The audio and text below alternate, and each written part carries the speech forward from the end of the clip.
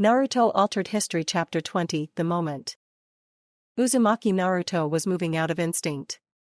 One moment he had been in the arena, and the next, he was performing a shunshin to the balcony.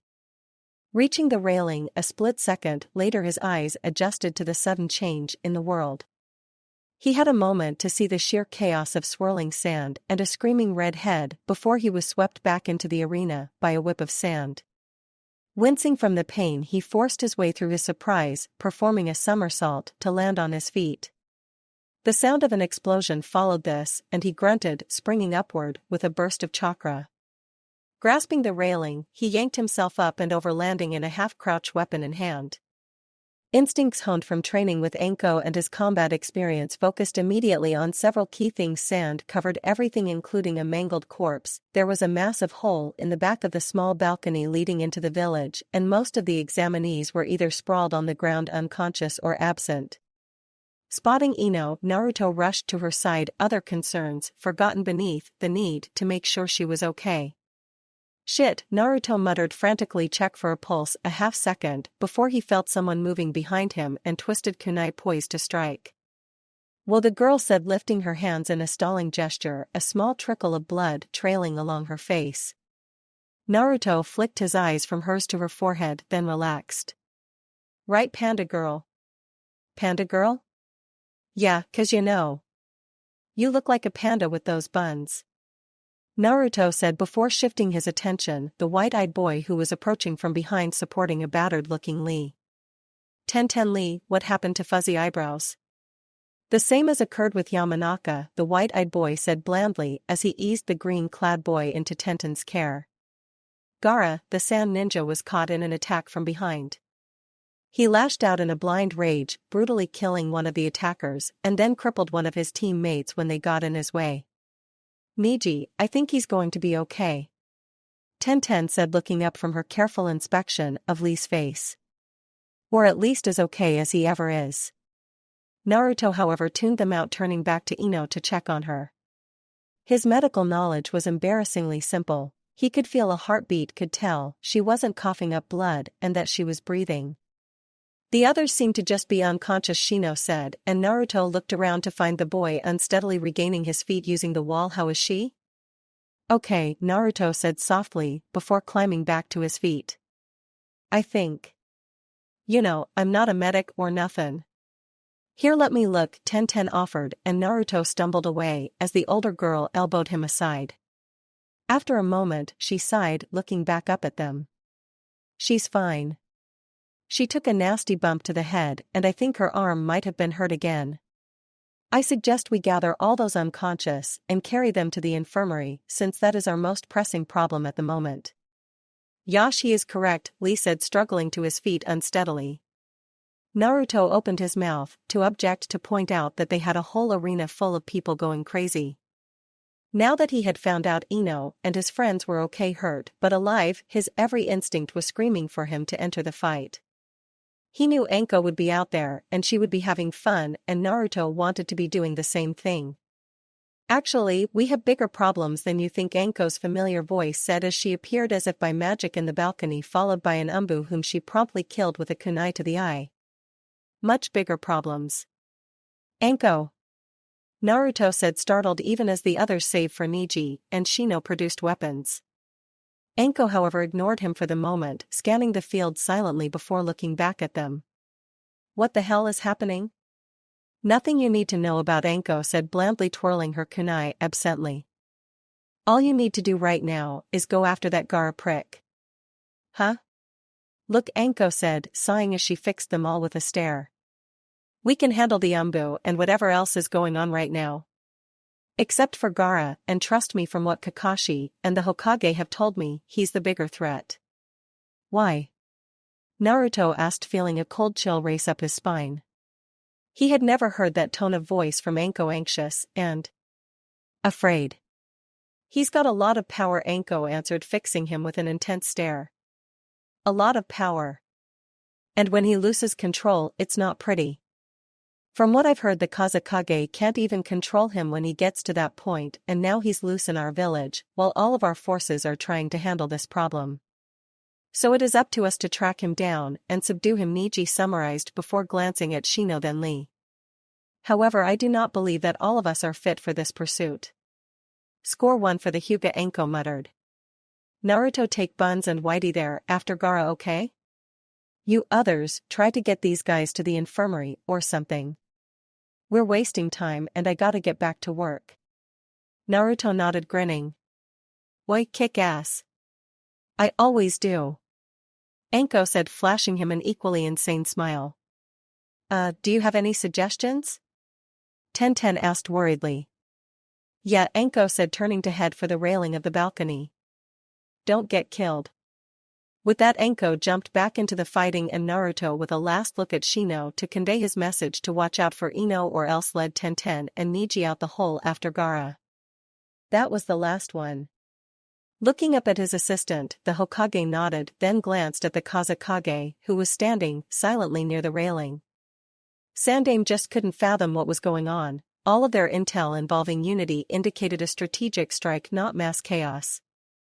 It made no sense, but at least they had managed to get the daimyos and others to a secure room. Find the Umbu commander, and Sandaime trailed off, rubbing at his left arm to dispel a sudden pain. And see what else needs to be done. Myself and the Kazekage will try to help the villagers. But Hokage-sama, I'm the Hokage, I'll be fine. Now go. Watching as the man nodded and then hurried off the old man's side, approaching his much younger counterpart. Kazekage Dono, I believe we should provide what support we can. I have my own priorities, the Kazekage said curtly, his eyes scanning the arena before widening in surprise. It appears, Hokage Dono, that your village has more to fear than merely dealing with these fools. Are you referring to your son? Yes. The Sandaime paused, then closed his eyes, taking deep, calming breaths. Although his left arm was throbbing with pain, he shoved it aside for a moment. His village was facing its greatest threat, an unstable boy with a demon sealed inside him. Is there anything you would suggest, Kazekage Dono? Prayer, the Kazekage said blandly. I am sure that your Umbu are aware of the danger he poses. Hopefully they can subdue him. If he is forced too far, I fear this village will have to weather his wrath. Turning away, the Sandaime rubbed at his chest as the pain from his left arm spread. His breathing was growing labored, and he knew without being told what was happening to him. Still, he had a responsibility to his village, he had to protect its people. Glancing at the Kazekage, who was staring aimlessly at the battles raging below him, the Sandaime started off only to stumble, growing dizzy. No. Shaking his head, feeling a chill sweep through him, the Sandaime forced his way through the dizziness and continued on with his task. Still, he knew his days were shorter than even he had anticipated. He was Hokage, though, damn it, and he wasn't going to give up until he saw his job done. Anko grinned, her heartbeat pounding in her ears as she threw herself into a diving crouch, followed by a cartwheel. Dodging the hail of kunai that punctured every inch of the space she had occupied, she worked her way ever closer. She heard the curse of the rogue Umbu a split second before she struck, knocking his arm up as she crouched and spun, driving the kunai between the armor plates. Damn. You. The rogue hissed as Anko slammed her palm into her weapon to drive it in deeper before yanking upward.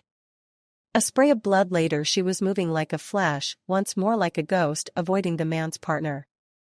Her adrenaline rush was in full force, coursing through her as she danced her way through another storm of metal. Spinning into a coil, she launched herself into the air, dodging even more weapons. They came dangerously close to piercing her. She could feel the wind from the blades, but she managed to avoid that fate. Coming down, she drove her foot into the man's mask, cracking it. Then with a pivot, she pushed off at an angle, slamming a front kick into yet another rogue Umbu. He hit the arena wall, then stumbled forward once more, and Anko calmly drove her kunai into the hollow of his throat. It was her precision as an assassin making her movements smooth and silent. Grinning, she looked around, eyes flashing in excitement as she tried desperately to find something else to attack. She was back in her element, and she wanted to hold on to the moment for as long as she could. Spotting a familiar tuft of white hair a short distance away, about to be caught in a pincer movement, Anko shot her hand forward. Senia Joshu. A second later, she grimaced as snakes erupted from her sleeve and hurtled across the space to entwine the ambusher. Yanking her arm, she jerked the man off his feet, then twirling her arm and the man overhead, she sent him crashing into another group of Rogumbo. Grinning in satisfaction, Anko joined Kakashi as he finished his other opponent. I didn't know today was my birthday. Wah. The masked Umbu commander managed deflecting a stray kunai. Well, all this. I thought I'd have to get my jollies just watching Naruto kick that Sasuke's ass. Anko chortled, deflecting yet another stray weapon. You never change, a new voice said shortly before the owner appeared with the fall of a rogue who had been approaching from behind. Ibiki. Anko said happily, staring up at the scarred man. Anko, the interrogation expert, returned with a small smile before looking at Kakashi. I just got word that we've settled most of the outer areas. Good, Kakashi said, scanning the immediate area. Anko herself frowned, her mind turning toward a nagging feeling she had. Something that she had been avoiding thinking about ever since the battle had started. Something that was only growing in strength as she watched the skirmish between Unity and the Umbo. Why the hell are they doing this? Because they want one ruler, Ibiki said sarcastically. No, Kakashi said, glancing at the man. I believe Anko was referring to why they are attack en masse. After all, the modus operandi has been small scale. Assassinations, playing things close to the cuff. Now they've gone public. And they're utterly ignoring the fire daimyo. Yeah, Anko said, shaking her head as she tried to think about what they were attempting to gain. She could see nothing, and then remembering that she had sent Naruto after Gaara, she felt a knot of concern settle in her stomach. You better send a few people after Naruto. Why? Kakashi asked, glancing at her. Gaara, Ibiki said, simply glancing between the two. He was attacked and went after his attacker into the village. When I arrived, most of the examinees were out cold. So you sent Naruto after him, Kakashi summarized almost blandly. Did you send anyone else? Yeah, the Hyuga, and that girl with all the weapons. Well, that would be a solid team, Ibiki said with a smirk. A boy capable of holding his own against Orochimaru for a few minutes, a genius that can track, and a weapons expert. True, Kakashi admitted before sighing. Well, they'll still need help, Anko said with a scowl. I wouldn't worry. Sasuke is on his way to Itachi to deliver a message to find Gaara. Kakashi explained, his eye curving upward happily. Best case, Sasuke dies after delivering the message and Itachi arrives so they get the backup needed. Worst case, that Lil Jutsu thief gets killed before he delivers the message, forcing Naruto and his team to handle it alone. Anko teased. Is the copycat Kakashi upset that someone stole his special jutsu? No, Ibiki said, chuckling. Surely not the great copycat Kakashi, who's copied over 1,000 moves. Sometimes I wish the Kyuubi had just eaten you too, Kakashi said blandly. Being eaten isn't so bad, Anko quipped with a teasing grin on her face, amused by both men's blushes. I find it rather enjoyable myself. With that, she darted back out into the fray, shoving her amusement to the back of her mind as she killed a distracted rogue in passing. Among the cacophony of clashing weapons and jutsu, Anko darted and weaved. In the space between heartbeats, she danced, bringing death and destruction in her wake, grinning a maniacal grin that only Naruto and Orochimaru had ever seen. Her jacket was shredded, her fish netting ripped in places, and still she lost herself in the sheer joy of the slaughter. Yet despite her business with bringing as much death as she could to her enemies, she kept checking the link between her and Naruto. Because she knew Gaara was not the only thing they had to be wary of. What Naruto had inside him was potentially more dangerous. More importantly, however, she kept checking to make sure the closest thing she had to a brother was still alive. That was the 15th body, Naruto thought darkly as he followed Neji away from the rooftop. They had been at this for nearly an hour, trying desperately to catch up with Gaara, especially after they had discovered the first body. You would think it'd be enough to kill your attacker, but no, the boy was leaving a trail of corpses behind him, each more gruesome than the last. To make matters worse, Naruto could still see skirmishes going on as they raced after Gaara. True, it wasn't like earlier in near riot, but still. Naruto had to keep beating down his urge to deviate from his path and help settling instead on the occasional Kage Bunshin. Still, he wondered how he got himself talked into this.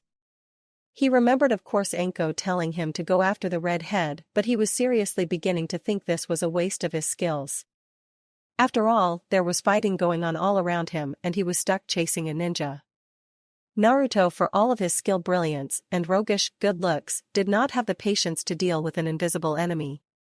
Turning his gaze away from yet another brawl between Konoha and the blonde forced his mind onto another topic. Mainly Sakura, how she could have still cheered Sasuke, and how he had finally accepted what Enko had told him so many months ago. Naruto had never really known her. He knew she could be bossy and a tad violent, but he had always believed she would at least be able to see past a crush for the important stuff. Instead, she was still blindly devoted to that prick of an Uchiha, and Ino was still hurt and Naruto wanted to make something bleed. Still, he couldn't help but realize something very strange about how things were going. That Yuke had Sakura and Ghosty, the boy currently acting as a tracker, had Panda Girl. At the rate things were going, Naruto would end up with either the psychotic bitch or something's been bother me, Tenten said, her tone anxious, utterly unaware that she had just derailed Naruto's thoughts. Oi, what about? The loud ninja asked, shoving his thoughts and annoyance to the back of his mind. We know our specialty's weapons and tracking, but not yours. What exactly do you specialize in? Huh? Why do you need to know? Because the more we know, the better our strategy. Neji said, attention never wavering from straight ahead. Naruto blinked, then stared at her, curiously, before shrugging. He had never stopped to think about what exactly he specialized in. Not taijutsu, that was for sure. Ninjutsu? Well, he was strong at that, but that didn't feel right. Thinking about it, he frowned ever so slightly, wondering if there was some clue he had overlooked. Well? Naruto stopped and scowled, remembering that Ino had taken after Hayate and that Lee had claimed that without someone named Guy, he would be nothing. If you specialized in whatever your sensei specialized in. Naruto looked back over his skills. Well, it didn't feel entirely right, but it was close. Assassination. I specialize in assassination. What? Tenten said softly, eyes wide. Considering what I have seen, Neji said seriously, without turning his head, you have the skills to support such a specialization. However, I believe it would be more accurate to say you specialize in combat and tactics. Whatever, Naruto said. He hadn't spent a lot of time around the white-eyed boy, but Neji irritated him. He always spoke as if he knew everything. He couldn't imagine how this prick and Hinata from the academy could be related. Still, at least he wasn't as big a dick as Sasuke. So Naruto-kun, Tenten said, taking over the conversation once more. Who exactly was your sensei? Plus, I've never heard of a family or clan with your name. Naruto almost told her that it wasn't his real family name, that he was really in Namikaze, but that wasn't right. Whatever he felt for his dad, the man had erased that name for several good reasons. I'm an orphan. Oh, Tenten mumbled, looking away slightly. Well, what about your sensei? I mean, I know that the Uchiha and his team had Yuhi Kurenai, and we've got Mado Guy. I would hazard Gekko Hayate, Neji said blandly, judging by how the Yamanaka girl handled her sword. Well, when I was transferred to the team for this exam, he was. But then my sensei took over for some reason. Naruto offered, shrugging. I might have asked why, but you met her just now. Enko is your sensei? Neji said, his tone turning cold, then at Naruto's nod it became glacial. Mitarashi Enko, student of the Sannin Orochimaru? That Enko? Yeah, Naruto said, blinking. You got a problem with her? She and her sensei killed several of my clan while developing their taijutsu style, Neji grated out harshly. What the hell do you know about it? Naruto said angrily, his mind replaying everything Enko had said to him a few months ago. Pampered little bastard. Don't talk to Neji-kun like that. Tenten said angrily. He is a member of the Hyuga, the strongest clan there is, and he has every right, not another. My clan is the strongest, bastard. Naruto said, voice rising in anger. Plus, like she's sorry for all that shit.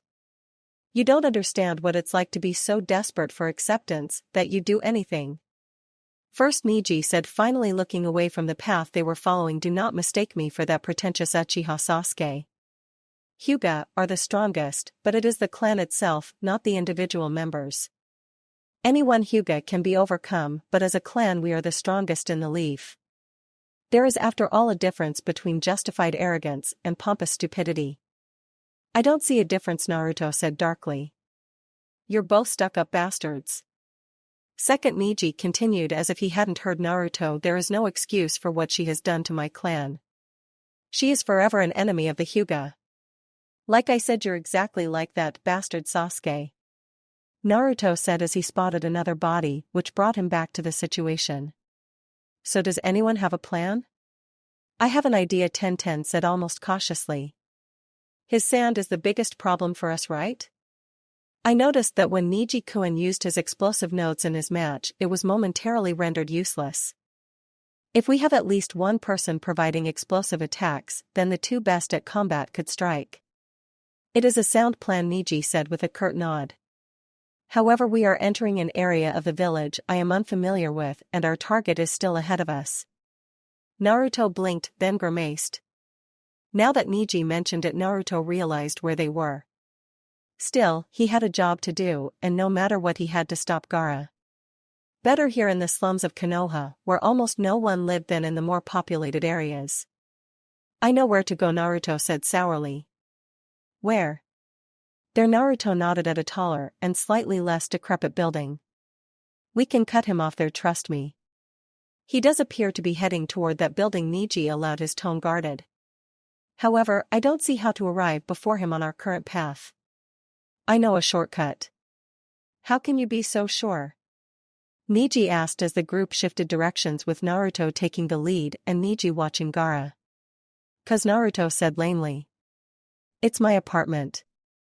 Hinata couldn't believe what her world had become. In a matter of minutes, she had gone from watching the match between that awful Sasuke and Naruto-kun to trying to evacuate the villagers during an apparent revolt. It was mind-boggling. Still, the heiress was thankful that at least the enemy were ignoring them, and she hoped that Naruto was safe.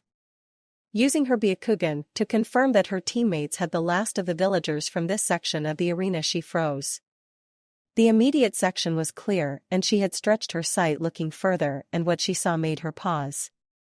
It was impossible to say what shocked her more, the fact that 3 Academy ninja were purposely attacking a group of Rogunbu, or the fact that the Hokage was struggling toward them. Focusing even more on the scene that had frozen her, she felt her mouth gape slightly. What medical training she had, one of her stronger points, told her that the Hokage was seriously hurt. Asuma-sensei, Hinata said in her whisper-like voice. Still, the bearded man heard her. He had learned long ago to keep her close by since she was not a combat type. What is it, Hinata? The girl winced as one of the academy students took a hit. There are 3 academy students in the next section attempting to engage Rogue Umbu, and Anu the Hokage is rushing to intervene. However, he looks very bad, Asuma-sensei. Shikamaru. Choji. Asuma shouted almost immediately. Follow us. A minute later, Hinata was racing alongside Asuma, feeling a knot of worry forming in her stomach. The Hokage had engaged the Umbu already, but the more she saw, the more certain she became that he was very unwell. A second later they arrived with Shikamaru using his family technique to bind the Umbu, Choji rushing forward to grab the 2 nearest children, while Hinata moved to tend to the unconscious boy and Asuma moving to take care of the 2 Umbu. They were a very efficient team after all. The minute it took for Team Asuma to arrive and take matters into their hands, the Hokage had finished his first Umbu. Then he stumbled and clutched a seat for support. Hinata was there in a heartbeat, followed by Asuma, who was chewing his cigarette nervously. Anu, are you okay? Hinata managed reaching out to help the old man to a seat. He brushed her off, a weak smile on his face. I'm fine, just fine. Not as young as I used to be is all. He paused, taking a sharp breath and rubbing at his chest weakly. Are there any other villagers? No, Asuma said, reaching out to put his hand on the old man's shoulders. Maybe you should sit down, Hokage-sama, get some rest? No, the old man said thickly, trying and failing to continue supporting himself with the seat. Hinata reacted a split second behind Asuma, both shinobi, grabbing the old man, to attempt to arrest his fall. Hinata's mind was flashing through the basic medical information that she had, taking note of the rubbing of his chest and the shortness of breath. Paleness and sweat. Anu Hokage-sama. Is your left arm Anu, is it hurting? And no. Well, it's nothing really. Sandaime said, his eyes flickering to her before back to Asuma. Shit, Asuma said, hurriedly taking the man into his arms and standing. The Jonin spared a moment's attention on the two males of his team holding the other two hurt and irate academy students. Shikamaru Choji, bring those two. Hinata, bring that other one and follow me. We have to get to the hospital. Yes, Hinata said, shoving her nervousness down, aware that the Hokage's life now hung by only a thread. Gathering the unconscious boy into her arms, she followed after Asuma, fighting the urge to tremble and fall apart. Still, she was a Konoha ninja, and right now her Hokage needed her to be strong. All she could really do besides tending to the boy in her arms and rushing after Asuma was offer her prayers. The sand moved silently, the whispered voice craving blood as it raced unnoticed parallel to the fleeing ninja before whipping around and arching up to form a wall. The ninja hit the wall hard, and before he had a chance to recover, the wall of sand collapsed, encasing him within a cocoon of sand. The man's shout of surprise became a scream of pain and terror as the sand tightened around his body like a massive fist. Standing on the opposite rooftop, arms crossed, Gaara watched with a maniacal grin on his face and a sadistic joy in his heart. The crunching of bone as it snapped from the pressure, the gouts of blood and bellowing screams as the ninja hemorrhaged. It was such a magnificent and beautiful thing, and lifting his hand methodically, he felt his mother cry out for the release of even more wonderful blood. He squeezed his hand, slowly crushing the final dredges of life out of the man. Grinning, he snapped his fist shut, finishing his gruesome display in a spray of blood and sand. A shiver delight raced up his back while his mother feasted in delight, and without warning his head throbbed and his body screamed to release his full power. He struggled against it, he didn't want to now, but the earlier blast had awoken the spirit that dwelt inside him. Collapsing to one knee, he clutched his head and squeezed his eyes, grimacing as he fought for dominance. It was a losing battle. He could feel his armor of sand cracking, crumbling, and the voice of his mother urging him gently into just letting go. He was losing control, he was losing. Losing. Opening his eyes, Gaara looked up as 3 Konoha ninja arrived. A sick and dark amusement welled up from the spirit that was claiming his mind. Even more of his armor chipped and then peeled away, and Gaara couldn't help the deep ominous chuckle that escaped him. What the hell is wrong with him? I am unsure if this was a wise course of you that are strong, you that have ambition, you that has companions. Once I have destroyed all of that, only then can I feel it, can I be alive. Gaara managed through a slavering desire for death and destruction. With a silent roar, his mind shattered and the sand consumed his arm, wrapping and twisting around it, shaping half of him into a blue-veined monster. Come. Let me feel it. Scatter. The white-eyed boy said. A split second later, as Gaara lunged, his deformed hand whistled through the air to destroy a part of the roof and capture the brown-haired female. Gaara paused, drooling with anticipation as he gazed around in a mad delirium. Are you afraid of me? Afraid of my existence? Like hell. One of his toys shouted before the female in Gaara's grasp exploded. Gaia. Gaara screamed, his monstrous arm torn apart from the blast until a dark humor welled up from inside him and he began laughing while his arm began to reform. I see, so that was it. What the hell? Another brown-haired female said, freezing in surprise. Gaara homed in on it immediately and his arm shot forward, extending as it went, absorbing the weapons it encountered. A moment later he felt the heavy thunk of meat as his sand impacted against her. Roaring, he squeezed, earning a scream of pain. I want more. Gaara screamed at the sky and the gods themselves. He was rewarded as a several rapid chakra-enhanced palm heels struck him, followed by kicks, a leg sweep, and an explosive note attached to his arm to free the girl. Reeling Gaara stumbled from the blows and explosion before falling through a weakened section of the roof. Even as he fell, Gaara began to tremble in anticipation of seeing even more blood. Naruto couldn't help but wince as he watched Neji tear into the deformed Gaara. Those blows had to have hurt monster or not. The look on Neji's face alone had been enough to convince Naruto never to hurt Panda Girl. Still, he was a ninja and for the moment these were his teammates, so at the last minute, realizing that Gaara would pull Tenten down with him through the roof, Naruto had darted forward and used one of his few exploding notes to blast the sand arm and free her. No sooner had he caught her and landed than Neji was there and already taking over. Moving away, eyeing the hole where Gaara had fallen, Naruto waited. Uzumaki-san, Neji said after a moment studying the prone girl's body, Tenten needs medical attention immediately. I don't think we can. Naruto began, turning to look at the boy and then paused. Admittedly, emotions were not easy to read for him, especially in this Neji guy, but Naruto could see something. Naruto knew it was different from what the boy normally displayed. He wasn't even sure what it was, but he knew. Is she okay? She's bleeding internally. I think her ribs have been broken, Neji rattled off seriously even as he climbed to his feet, cradling the limp body in a rather heartbreaking fashion. There's an Umbu heading toward us, however they are several minutes away. Okay, Naruto said. Teammates kept each other alive after all. We'll head for them, then come ba. Whatever else he was going to say was cut off as he was knocked off his feet as the section of roof behind him exploded, allowing the twisted form of Gaara to reappear. Naruto recovered first in time to see Gaara lunging for a stunned Neji and an unconscious Tenten. It took only half a heartbeat to react, a shunshin which was surprisingly painful. Later he was between Gaara and his two teammates, slamming a jump round kick into Gaara's face, which sent him hurtling across the rooftop. Landing in a heap, breathing heavily, he glanced at Neji and Tenten. The boy seemed to have recovered and was scooping Tenten up. Uzumaki-san, we should retreat. Naruto shook his head, watching as Gaara regained his own footing. You go take her and get some help. I'll keep Sandy here busy. I am not sure this is a wise plan, Neji countered even as Naruto created Kage Bunshin and had them charge Gaara. Turning, Naruto fixed him with a stare, the sort of stare that would do Enko proud. Oi, I got this. You go get her help and then get me some. Yuzu, go.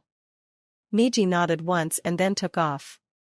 Naruto had a moment to consider what he had just done and then, using a blade of wind, managed to deflect a blast of sand.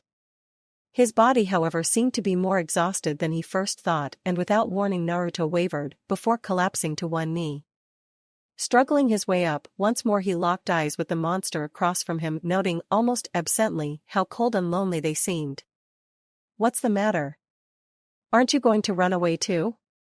The deformed ninja across from him taunted, saliva trailing from his mouth. I don't run away.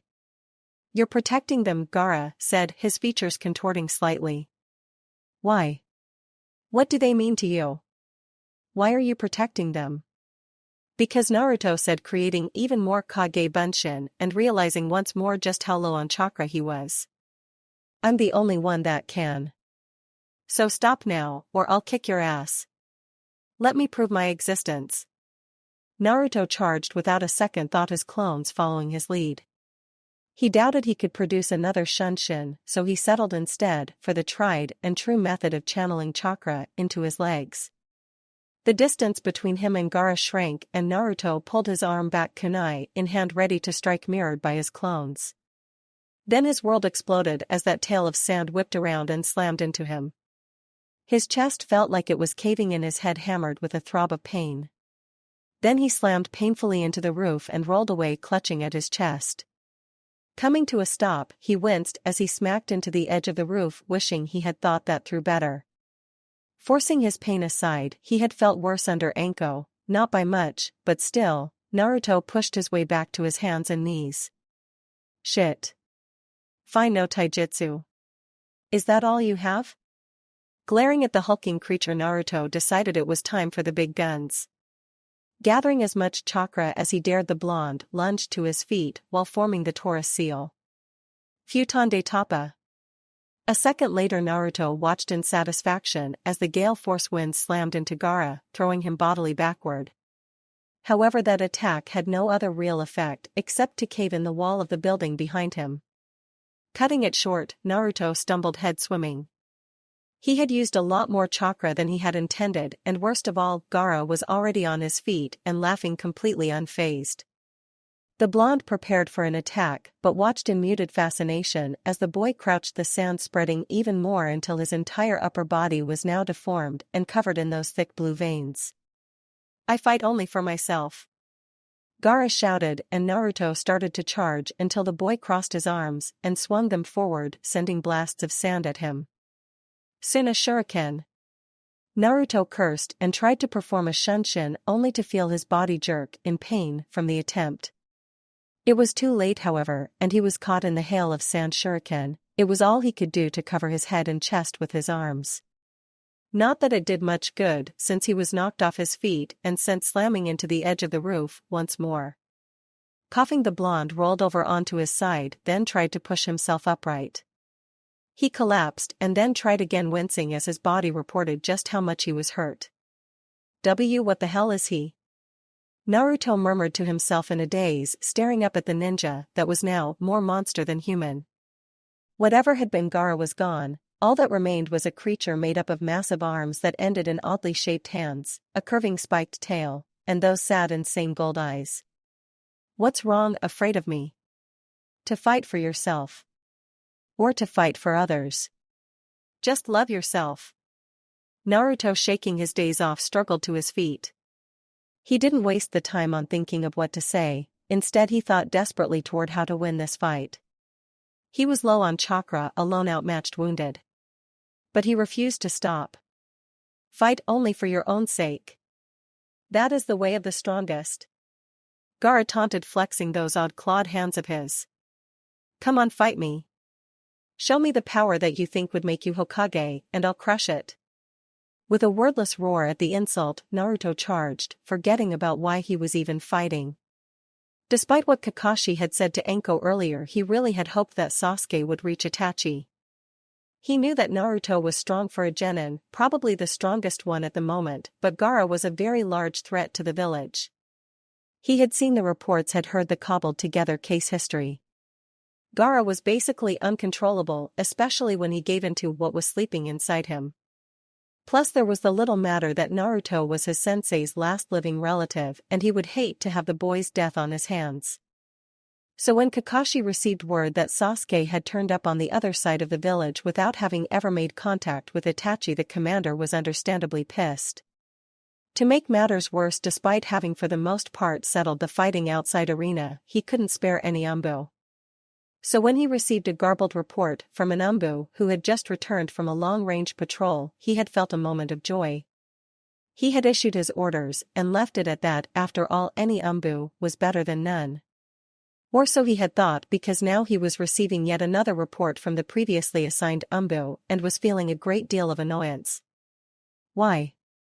Because the umbu he had assigned to relieve Naruto was busy playing nurse to Neji while rushing Tenten to the hospital. To further increase the commander's irritation, apparently a new outbreak of unity was occurring near said hospital, where the Hokage was currently being attended to after suffering a heart. He had managed to send Ibiki to gather Itachi and his team so that they could handle the unity near the hospital. Which meant he was now actively hunting for the only person he knew that could take 2 spare green recruits and provide decent backup for Naruto. Mitarashi Anko, who was currently slaughtering anything that even came within striking distance, and she did not see as a friend. Ducking the slash of his own enemy, and then shoving a kunai through their throat, he studied her between opponents, thankful that Naruto would never know how accurate he was in calling her a psycho. Stepping and spinning to slip past another attacker's guard, Kakashi shoved a poisoned kunai into their ribs and continued on toward Anko. His Sharingan could make out the faint traces of blood flecking her skin and hair, and he shivered. She was brutal. Then again, she had earned the nickname Reaper for a reason. Kakashi parried a block, knocking the arm up while slamming a front kick into the rogue umbu's chest. By the time the man landed and rolled to a stop near Anko, Kakashi had covered the distance, kunai slashing through the air. The rogue tried to regain his feet and block at the same time, but missed, allowing Kakashi to drive the blade into his collar, then spinning jam it between the armor plates of another. Nice, Anko commented, a sadistic grin in place as she slaughtered another rogue umbu. Thanks, Kakashi said wearily, glancing around at the arena. He winced, knowing each name and face of the dead that were littering the area. I need you, not now, Anko said, eyes darting to another rogue umbu. But after we're done here, you can have me. Not like that, Kakashi said. Anko Sasuke never made it to Itachi. He got sidetracked and Naruto's alone, fighting Gaara. He was surprised by the sudden shift in her attention along with the sheer malevolence radiating off of her. What? Neji and Tenten were injured and Naruto covered their retreat, Kakashi explained, motioning for the two umbu he had selected earlier. I don't have anyone to spare. Most of us have to stay here, and the military police are straining to keep the villagers under control and unity pockets from spreading.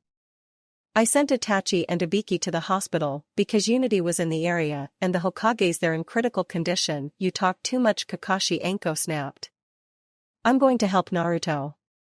Then, as if he had no say in the matter, she took off, killing anything that got in her way.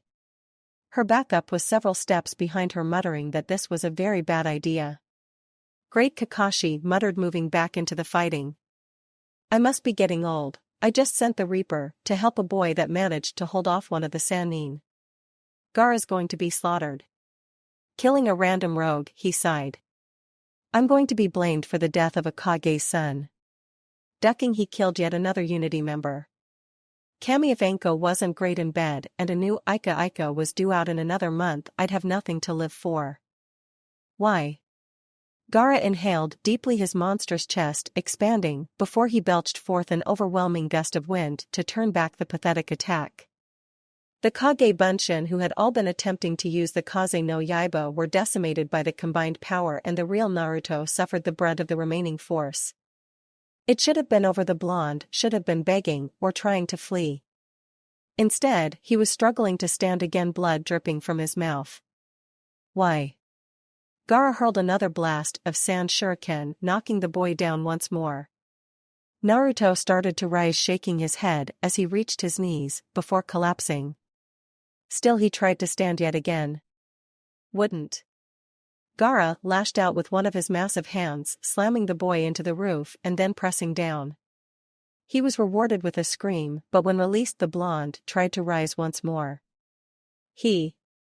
Gaara roared and launched himself through the air, but his prey dodged to the left and tried hit him in the face with a blade of wind. Reeling from surprise, Gaara lashed out, satisfied to hear a crack as some bone was broken. Turning, he glared at the figure, who was struggling upright. Stay. Gaara hesitated, watching his mind, unable to comprehend what he was seeing. He stumbled, head throbbing, as he remembered his uncle, remembered what it used to feel like when he believed he was loved. When he had something precious. Gaara lashed out in a blind fury, decimating the buildings around him and the boy before him. Down? Gaara felt his breath coming in shorter stabs, his mind and heart tearing themselves apart as he tried desperately to understand why this Naruto would keep getting up. Why didn't he stay down? Why didn't he beg? Why didn't he run away? Why didn't he fight for himself? How could he be this strong? Why was he this strong? I'll never. Naruto hissed through clenched teeth, his hands balled into fists. Gaara lashed out, not knowing the answer, but knowing how to silence the disquiet growing within him. If he killed this boy, he could prove his existence. Could prove that he was right. That you had to fight for yourself. He launched sand shuriken after sand shuriken, blast of wind after blasts of wind slammed the boy into the roof with his hands. Sprays of blood, screams, pain. None of it suited his shattering mind. It only got worse as Naruto tried, failed, then tried to stand again. I won't give up. Even if I die, I won't lose. Naruto slurred, blood dribbling from his mouth. You're not going to beat me. Why? Gaara raged, knocking the boy down yet again. Why? Why do you get up? Why do you keep fighting? Are you fighting for those that abandoned you? Love? Whatever the reason to fight for others. You can't beat me unless you love yourself. I fight for myself. That is my strength. He watched as the blonde rolled over, coughed up blood, and with shaky legs stood. He watched as the boy stumbled and tried to maintain his balance. Why are you going so far? You should run away. Why do you keep getting up? Why are you going so far?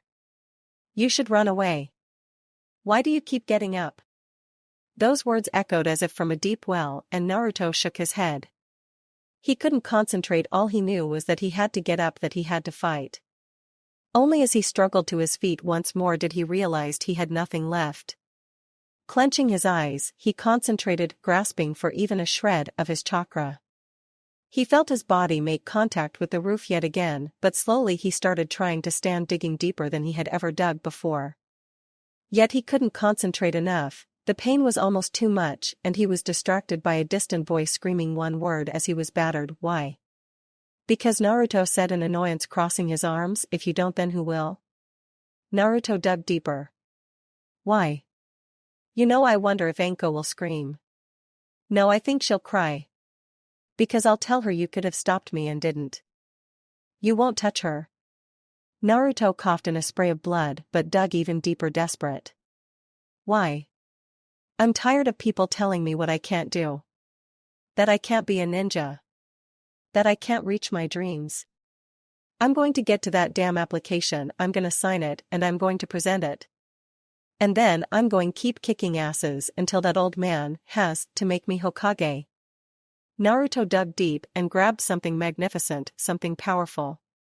Why? Because he would be Hokage someday. He couldn't stop, would never stop fighting. He had to keep getting back up, because he had to protect his village. For my precious people, Naruto's mind screamed in answer, because I'm going to be Hokage. To a Hokage, every single person in the village was precious to him, and he had to protect them. He was not going to let Anko, the old man, Irika Inoshino, or anybody else down. He would protect them. Naruto held what he had found tightly, and he could feel his power. A chakra equal to when he had fought the Kumo Iki, equal to when he had fought Orochimaru, it was coursing through him. His body no longer hurt, the pain was fading, and the exhaustion. Slowly, still unsure of himself, Naruto stumbled to his feet one more time and met those odd, lonely golden eyes. Why do you get up? Gaara roared in a berserker rage. Because I'm going to be Hokage. Naruto roared right back, charging as he formed his favorite seal. A second later, 10 Narutos filled the roof, attacking in unison. Gaara stumbled from the first onslaught, caught by surprise with the boy's new enthusiasm. Naruto didn't let up. He kept hurling clones at the boy, then hastily rapped a kunai with an explosive note as he charged along with several clones, roaring a distraction. Uzumaki Naruto Kage Bunshin body slam. Gaara rounded, lashing out with both arms, catching and crushing numerous clones, allowing Naruto to use others as a springboard to clear the boy and come down in a crouch behind his enemy. Landing, the blonde winced and then created another Kage Bunshin to throw him clear as he left behind every explosive note he had left. There weren't many, but the amount should get some sort of response. Naruto hit the ground round, twisting his body around and rolling from the impact as the first note went off, setting off a chain reaction that engulfed the hulking monster in an explosive cloud while destroying the few remaining clouds he had left.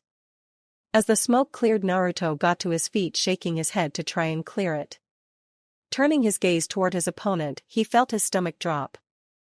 There was another massive hole in the roof, and the monstrous form of his enemy was disfigured, but it was already reforming and seemed to be expanding. He needed more. That form was too powerful, but he wasn't sure any of his techniques would actually do any serious damage to that damn thing. So the solution would be, Naruto realized with surprise, peeling Gaara out of it, and if a single technique wouldn't do the job, then, lifting his fingers, Naruto created a dozen Kage Bunshin. Without a word, they charged the stunned enemy and took up the Taurus seal.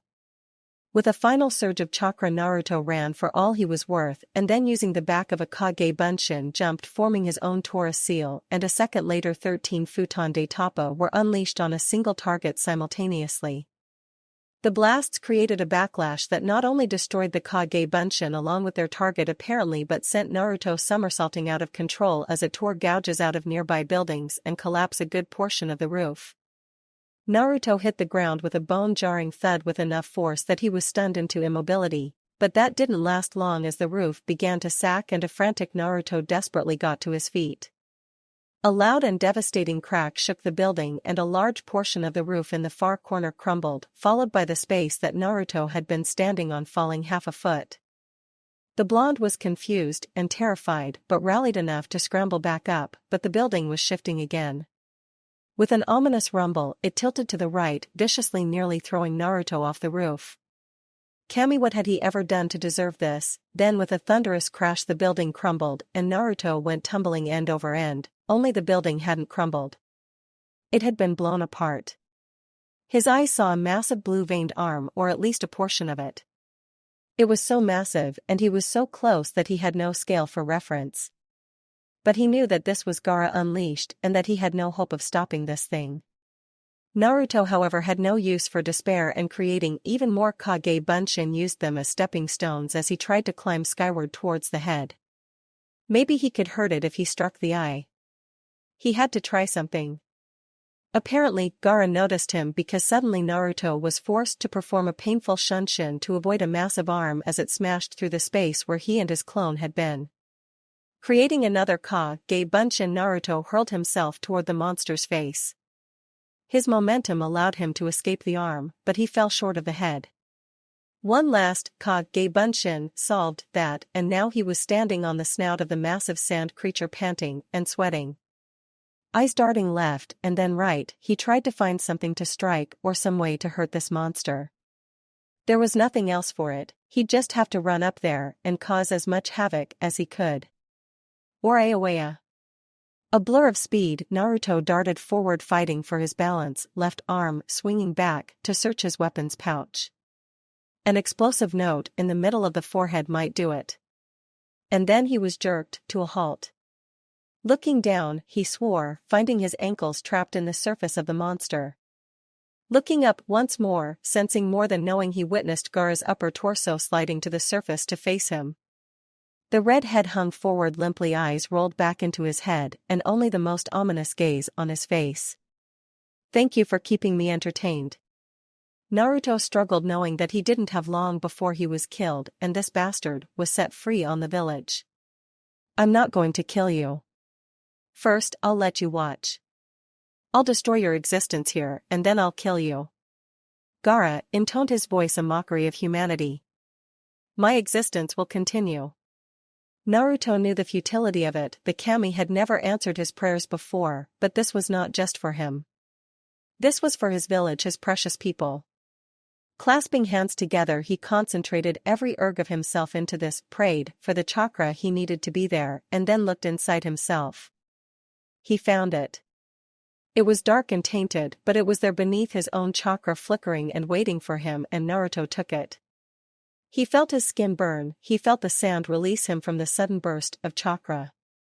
Without hesitation, he started forming seals that he had never formed, had never thought he could use. He only had one shot at this. With a sudden movement, he was off a shunshin so fast that even a Sharingan would be unable to follow a burst of power strong enough to shatter the remaining windows in the ruins. One shot, that was all he had. Naruto knew it instinctively, the way others knew how to breathe. This was his only chance to use the seal that perverted sage had taught him. "Ya!" Naruto shouted, thrusting the activated Gogyu Fuin towards the surprised boy's stomach. The sand, which had been surprised into inactivity, burst forth, grasping his ankles desperately with bands, and another band around his waist. For one horrible moment, Naruto thought he had failed, that he had been too late. Then there was a small flash of light as his outstretched blue and red glowing fingers connected with Gaara's stomach. Those insane eyes stared at him in disbelief, then looked around as if unable to believe what was happening. It took Naruto a moment to realize the truth, but the monstrous form that Gaara had created out of the sand was crumbling. Cracks were spreading like wildfire, and then suddenly it was gone. All that existed was air, loose sand, and two boys falling to the ground. Naruto hit the ground like a ton of bricks. It felt as if every bone in his body had been broken. He could hear people moving in, but he knew he couldn't stop yet. He had to make sure Gaara was down, that he couldn't hurt anyone else. Pushing himself to his hands and knees, despite the blinding pain in his ribs, arms and legs, he paused, desperately breathing through his pain. Not yet. Gotta get up. With one massive heave, Naruto forced himself upright, stumbling from the momentum, but managed to keep his balance. Wrapping one arm protectively around his torso, his vision red and swimming, he stared at the prone form of Gaara. He couldn't tell if the boy was dead or just unconscious, but he had to do something. It took all of his willpower, but the blonde managed to put one foot in front of the other. It was so hard, but he struggled his way toward the boy before he toppled forward. Thankfully, he didn't hit the ground. Instead, he was caught and eased onto his back. "You can stop now." "You won," Anko said firmly, but with a definite hint of pride. "I won?" Naruto asked, staring at Anko. "Yeah." Anko flashed him a grin. "You kicked his ass." "I always do, psycho." Naruto managed, and then happily let his exhaustion take him. Legends don't die, they just fade away.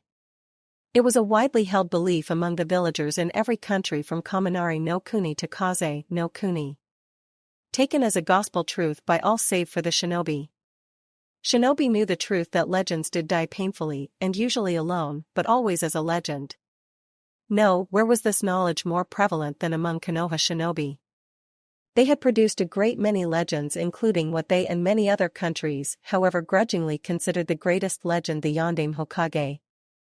A hero, a legend, strength and power unmatched. Supreme in the last great shinobi war and the final victim of the Kyuubi no yokai. They had been witness to the legend's triumph and his crushing death.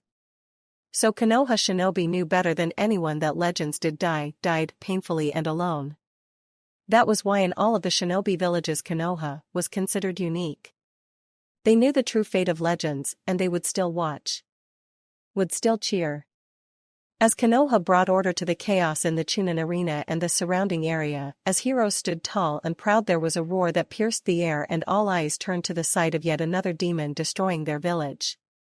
Fear had gripped the hearts of many. Panic and terror. Old forgotten memory wounds from the Kyuubi's attack were ripped open as they beheld the monstrosity. Who did they have to stand against it? The Umbu were exhausted, fighting against a rebellious faction of their own organization. The military police were stretched thin.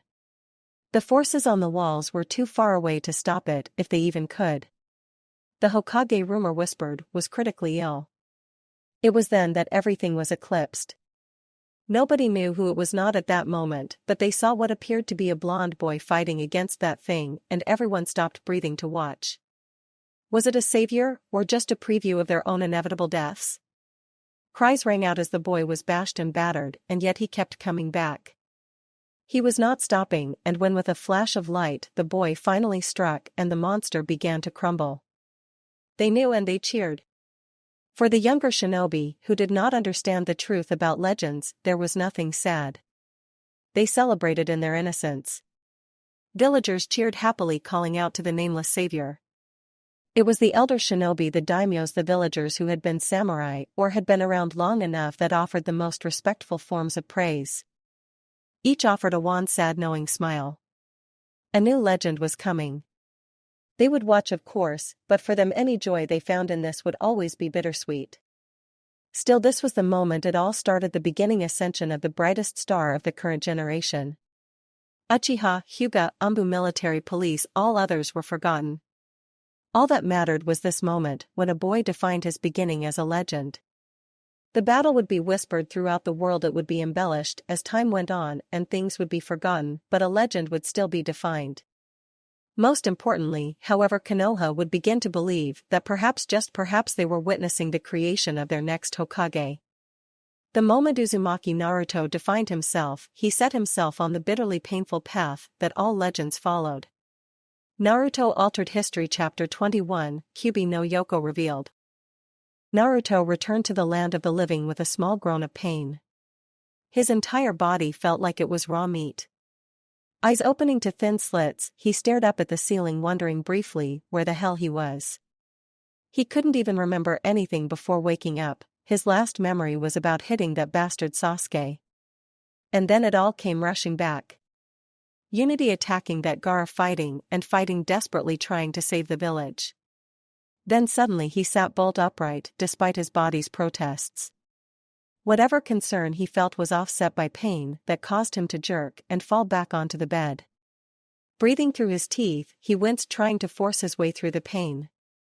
Cammy, why did it hurt so much? After what felt like an eternity, the pain receded and he took careful stock of his room. It was sterile white, like a million other hospital rooms, lacking pictures and a TV. In general, it lacked every object that would grant visitors or patients some comfort. If he was alive and in a hospital, then Konoha had to be safe, right? He had to have one. He could not have survived if he had failed. While struggling upright once more, he froze as the door opened, allowing the light from the hallway to spill into the room and reveal a woman dressed in white with the familiar leaf symbol on her hat. The woman froze, eyes wide, clutching the doorknob tightly. Recovering, she entered the room, letting the door swing shut as she approached his bed. "How do you feel?" Fine, Naruto said, surprised at how weak his voice sounded. Taking a moment to perform a silent check of his body, he frowned, realizing just how much he hurt. "Well, that's good. Kiyoshi-sama has you on some powerful painkillers. What's wrong with me?" Naruto demanded, twisting for a glass of water only to wince. Multiple fractures, at least 3 shattered bones, mild trauma to the spine, and bruising of internal organs.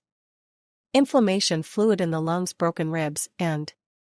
The nurse paused, checking his chart. Semi-collapsed chakra pathways, and that's after you've been in intensive care for a week. What? Naruto shouted in disbelief. The good news is, the nurse continued, setting the chart aside as she moved around his bed. Kiyoshi-sama said that you would heal faster once your pathways recovered and your bloodline kicked in. But I can't just... Naruto started to protest until the nurse cut him off. "Please stay still while I check you over," she said, forming unfamiliar seals that caused her hands to begin to glow softly with chakra. Naruto felt a warmth spread through him as those glowing hands passed over him, the chakra remaining a constant blue. "Well, your pathways are back to normal, it seems." The nurse paused, her eyes widening slightly before she allowed the jutsu to fade. She stared at his arm for a moment and then glanced at his face in surprise. You're regenerating." "Oh," Naruto muttered with a snort. "So can I go?" "No," the nurse said curtly despite her surprise. "You've suffered severe trauma to your body, you need to give yourself time to recover. Even if you regenerate everything, now you have to give your body a chance to rest. Straining it could hurt you even more severely." Naruto sighed, flopping his head against the pillow. Great, he was trapped here for a while, or at least until the nurse left him alone. Naruto did not like it here. It was too much like being cornered, and his survival instincts told him that was a bad thing. Shaking it off, while watching her scribble on his chart, he sighed, wondering about his friends and Anko. Do you know if Ino or Anko or anyone got hurt?" "Don't worry about that," the nurse said, seriously, reaching out to pat his shoulder as she checked a machine. "You've done more than enough for us, let others worry about the village and wounded for now." "But no buts." "What the hell does that mean?" Naruto shouted, blinking rapidly.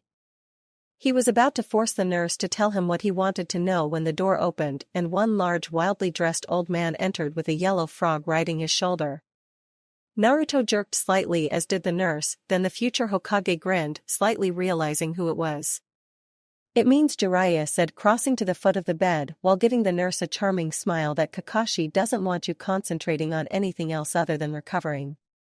"But Anko's fine," Jiraiya said, abruptly ignoring the nurse's glare. "Actually, the heaviest casualties were in Umbu and the military police." "Excuse me," the nurse said, "but Kakashi-sama has issued strict orders not to reveal." "I know," Jiraiya said with a shrug. "But he deserves to know this stuff, he did save the village after all." Naruto blinked and then wondered what that was about. The nurse didn't seem happy, but she did finish quietly before walking out of the room. Reaching up to scratch the back of his head, Naruto turned his attention back to the man and the chubby yellow toad perched on his shoulder. Wait, what's that frog? He's a toad, Jiraiya corrected absently as he sat down in a chair near the bed. His name is Gamatotsu. Hiya. The toad said, happily jumping toward the bed and smacking the side. A second later, he managed to struggle his way up to the boy's lap. Got sweets? Naruto blinked and then looked at Jiraiya, who looked annoyed. Looking back at the yellow toad, the ninja wondered what in the hell was going on. He's a bit strange, Jiraiya admitted. However, he's good for spying. Sorta in the right situation. As long as you can give him sweets. Okay, Naruto said, staring at the frog, who just stared right back. So why is he here? Because he's been checking on a few things, Jiraiya said cryptically. Anyway, I think you'd be more interested in having some questions answered. Naruto scowled, knowing the man was keeping something hidden, but he couldn't even begin to guess what it was. Anko? Like I said, she's fine, Jiraiya said with a sigh. She's been coming by every day for the last week or so, checking up on you. However, she's out on a mission right now. Just a quick checkup on a few important details. Naruto breathed easier at that, at least she was safe. He'd never admit it, but she was like a sister. Or at least how he always pictured a sister being. Putting thoughts of her aside, he turned back to finding out about others. Ino-chan? Shino? What about Panda Girl? Far as I know, they're all relatively okay, Jiraiya said. Ino's been asking about you, seeing as you're not allowed visitors below Jonin. High security ICU and all. Huh? High security? Naruto repeated blankly. What did that mean? Well, you did save the village, Jiraiya smirked. That entitles you to the same security measures as the Hokage, who of course is just down the hall. Oh, Naruto repeated before staring at Jiraiya in shock. The old goats. Is he okay? No, Jiraiya said, his good mood fading. He's far from okay, Naruto.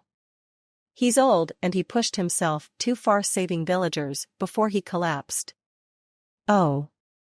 Naruto looked down, his eyes stinging slightly. He fought the tears back, shoved his sadness down, and then sighed. Which actually explains why I'm here, Jiraiya said after a moment. As bad of shape as he is in, Sarutobi-sensei can still pull through. He couldn't be Hokage anymore, but he could still live, serve as an advisor, or whatever. We just have to find Tsunade, who is a legendary medic. Then why aren't you out there? Naruto asked in confusion.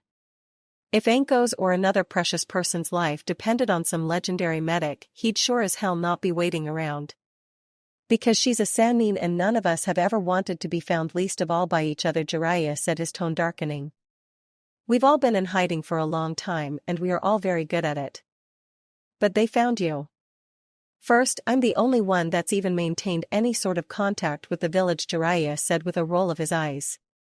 Second, I let them find me. Trust me, if I wanted to disappear, not even the kami could find me. Naruto snorted, not quite believing it, but accepting that it was a possibility. After all, the same man had trained the yondaime and himself. So the man might actually be able to disappear completely. Sighing, the blonde looked out his window, wondering what else to ask. After all, he knew all he wanted to know. What else was there really? So tell me about your fight against Gaara, Jiraiya said. Looking back at the old man, he frowned. Why the hell did he want to hear about that? Not that Naruto wasn't going to tell him.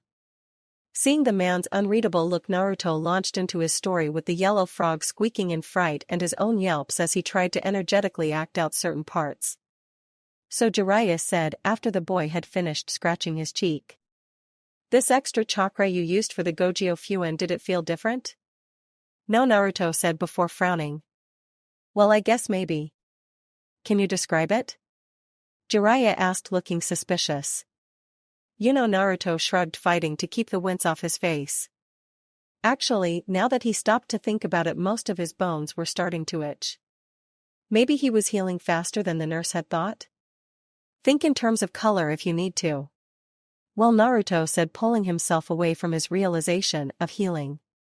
I guess. It was red? I see, Jiraiya said, nodding before grinning.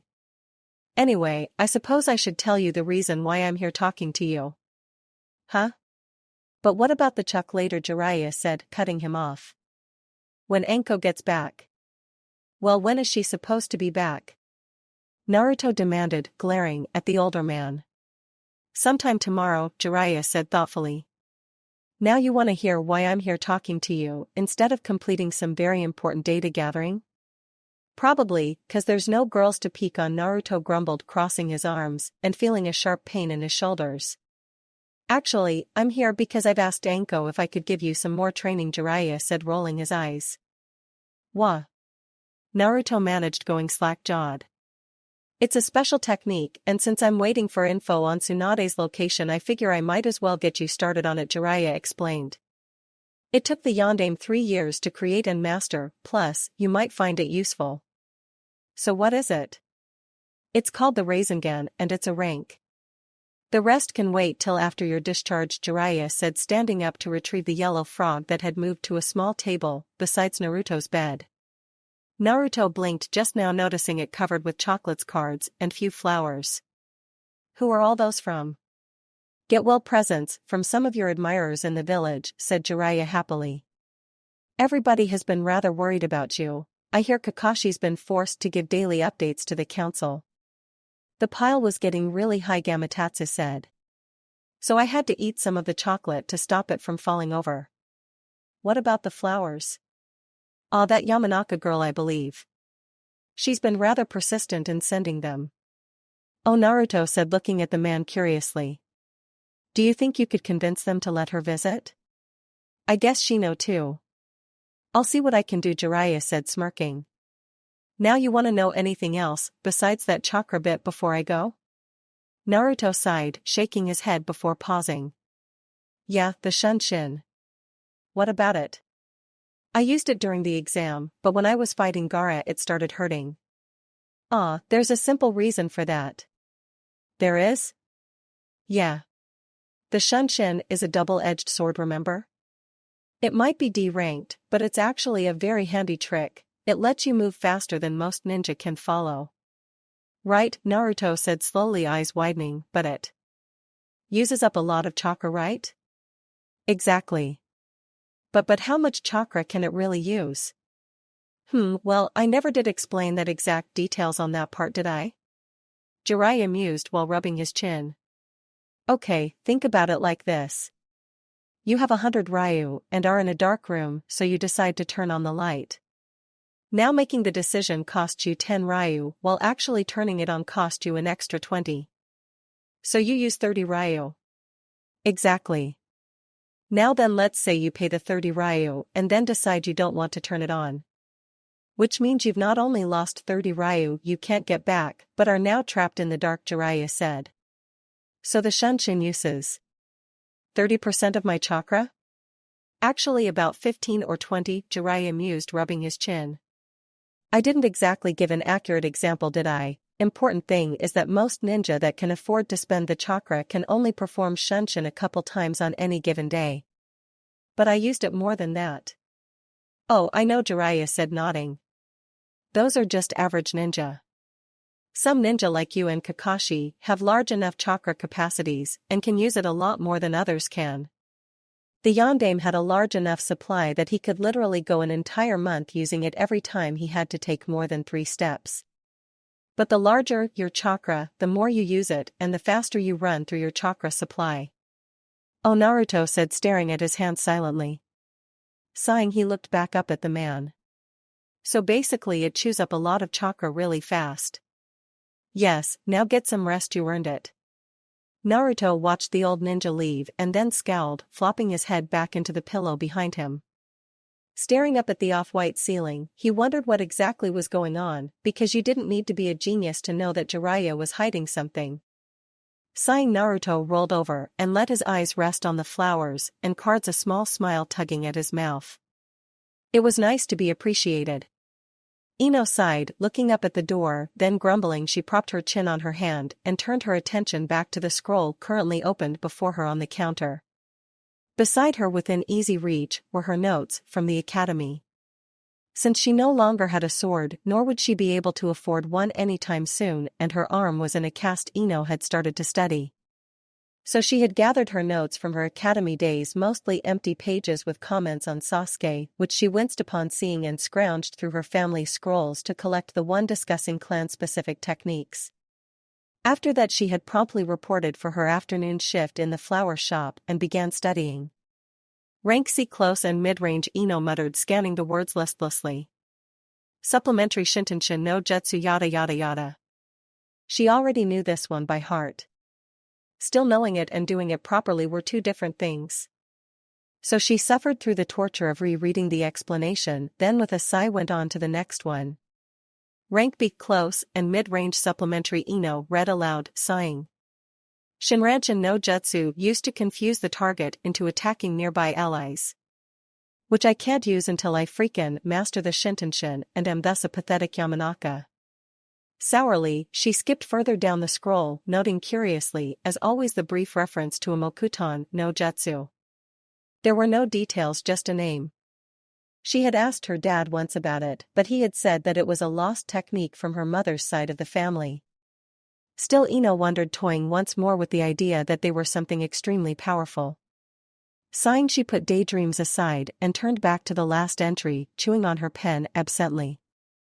Rank A long and mid-range supplementary, Ino breathed, already feeling a bit overwhelmed. Shushuku Kidai no Jutsu, a complex genjutsu. It is both an audio and visual genjutsu, which causes the target to believe that the user is not moving until the point of contact, when the user appears to cover the distance between them in the blink of an eye, creating the illusion that the user is moving at speeds exceeding Shunshin no Jutsu. Ino studied the details, wrote them down, and then sighed. It would be a while before she could hope to accomplish that technique. If she could, it would be the coup de grace for her kenjutsu style. Finished with her notes, she awkwardly resealed the scroll with her one good hand and turned to refreshing her memory on the chakra and stamina building exercises from the academy. Finishing with her refresher, Ino glanced at the clock and then decided it was time to make Naruto's flower arrangement, as had become her routine. Halfway through, she was disturbed by the bell ringing, and she looked up with a sigh. "Welcome to Yamanaka Flowers." "Hey," Sakura said in return, sounding slightly subdued. Ino snorted and turned back to her flower arranging. The girl had stopped by a couple of times during the last week, the first time to apologize for cheering Sasuke and taunting her.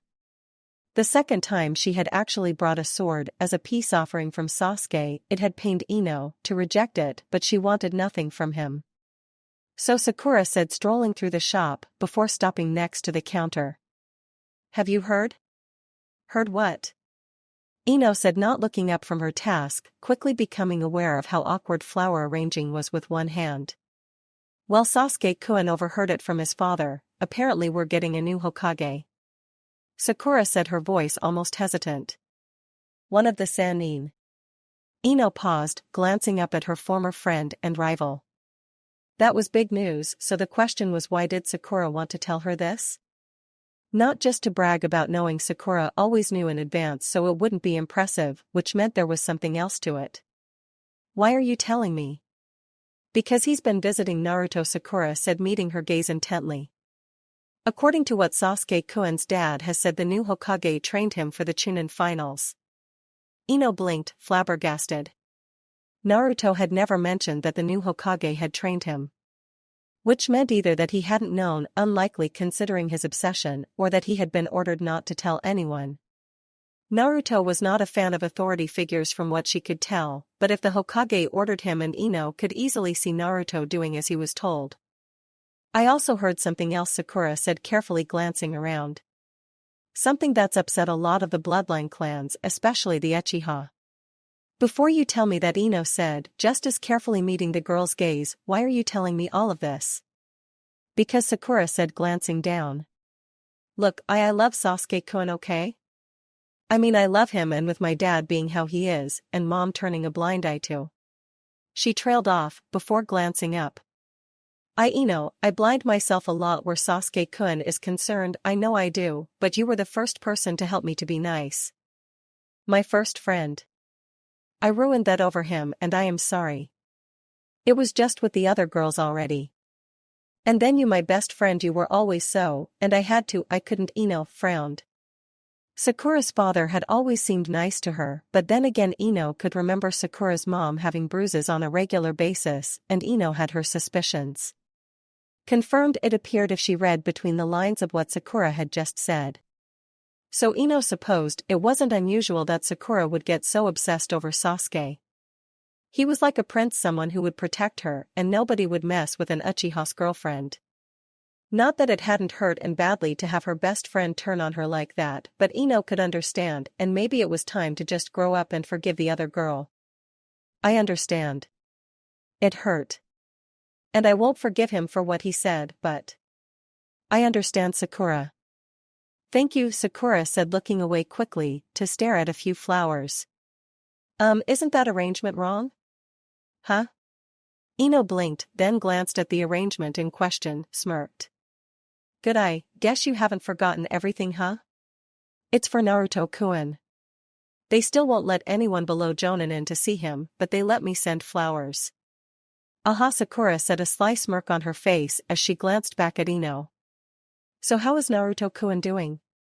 Surely you've heard something? Watch it, forehead, Ino growled, back, shooting the girl a warning look. Sakura grinned in turn. Sure, Piggy, sure. Just remember there are a lot of girls interested in him now that he's helped save the village. Goody for them, Ino snapped foully. Anyway, Sakura said, shifting topics. That news I was going to tell you, the one that's got the bloodline clans in an uproar? Apparently it's over a new bloodline that's been discovered belonging to one Uzumaki Naruto. Naru. A bloodline? Ino repeated in surprise. So I've heard, Sakura said with a nod. The bloodline clans are upset because the Hokage's office and Kakashi-sama have refused to let them in to speak with the boy. Sasuke-kun explained that each clan wants it mixed into their own, since it would make them that much more powerful. Whoa, Ino said, blinking. What sort of bloodline is it? I don't know, Sakura admitted with a scowl. Sasuke-kun stopped after telling me, but that was due mostly to his brother Itachi-san showing up. That's Major, Ino breathed, sitting down heavily on the stool behind the counter. She stared off into the distance, not really seeing anything. Being trained by a Hokage, she could accept not being told, but this. Naruto had a bloodline? That wasn't something you kept quiet. That was something you shared with your team, no matter what. I know, Sakura said, leaning against the counter and glancing curiously at her notes. Oh, did you hear that? Kiba asked Hinata out. She sort of froze up and then admitted that she was actually already dating Choji. Kiba's been hitting his head for the last week over that. Ino managed, vaguely trying to wrap her mind around what she had learned. Why hadn't Naruto told them? Told her? Maybe, well. Sakura did say it was only recently discovered and Naruto was an orphan. It was possible that the boy had only recently found out. This could actually be expanded to blanket a whole area, Sakura said after a moment. Picking up the discarded pen, Sakura scribbled a few changes. Eh? What are you talking about? Ino asked, dazedly looking at the other girl. This genjutsu, the Shushuku. It can be made to blanket a whole area in that effect, Sakura explained without looking up. Too bad it only works for a Yamanaka. Wait a minute, Ino managed, snapping out of her stupor, to stare at the other girl. How do you know it can be changed like that? I'm specializing in genjutsu, Sakura said, blinking as she finally looked up. Though Kurenai-sensei started me a bit on medical jutsu too. Which reminds me, I have to get to the library and check out those medical scrolls. Setting the pen down, she pushed off the counter and headed for the door. Wait a minute. Ino said, eyes wide, as she was reminded that Sakura's forehead wasn't just for show. The pink-haired girl read a lot and had a good memory too. Seeing Sakura's interest, Ino shifted nervously before asking her question. Sakura, have you ever heard of Mokuton Jutsu? Mokuton? Sakura repeated thoughtfully before nodding. Yeah, it was a unique brand of jutsu belonging to the Shodai Hokage. Apparently nobody else has ever been able to use it, it's even rumored to be bloodline ability. Ino felt her eyes widen, her mind flashing back to her family scroll. Thanks Sakura. Just where'd you read that? Biographies of the Hokages by Kagehinata Kishimoto. Sakura said, walking out the door. Ask Naruto for it, he was the last one to check it out. Ino stood there unable to process everything that she had learned. Secret bloodlines, new possibilities of being related to a Hokage, her former and current friend being a genjutsu expert while learning medical jutsu, and being in love with a complete bastard. It was just too much. She could manage to say one word. Kami.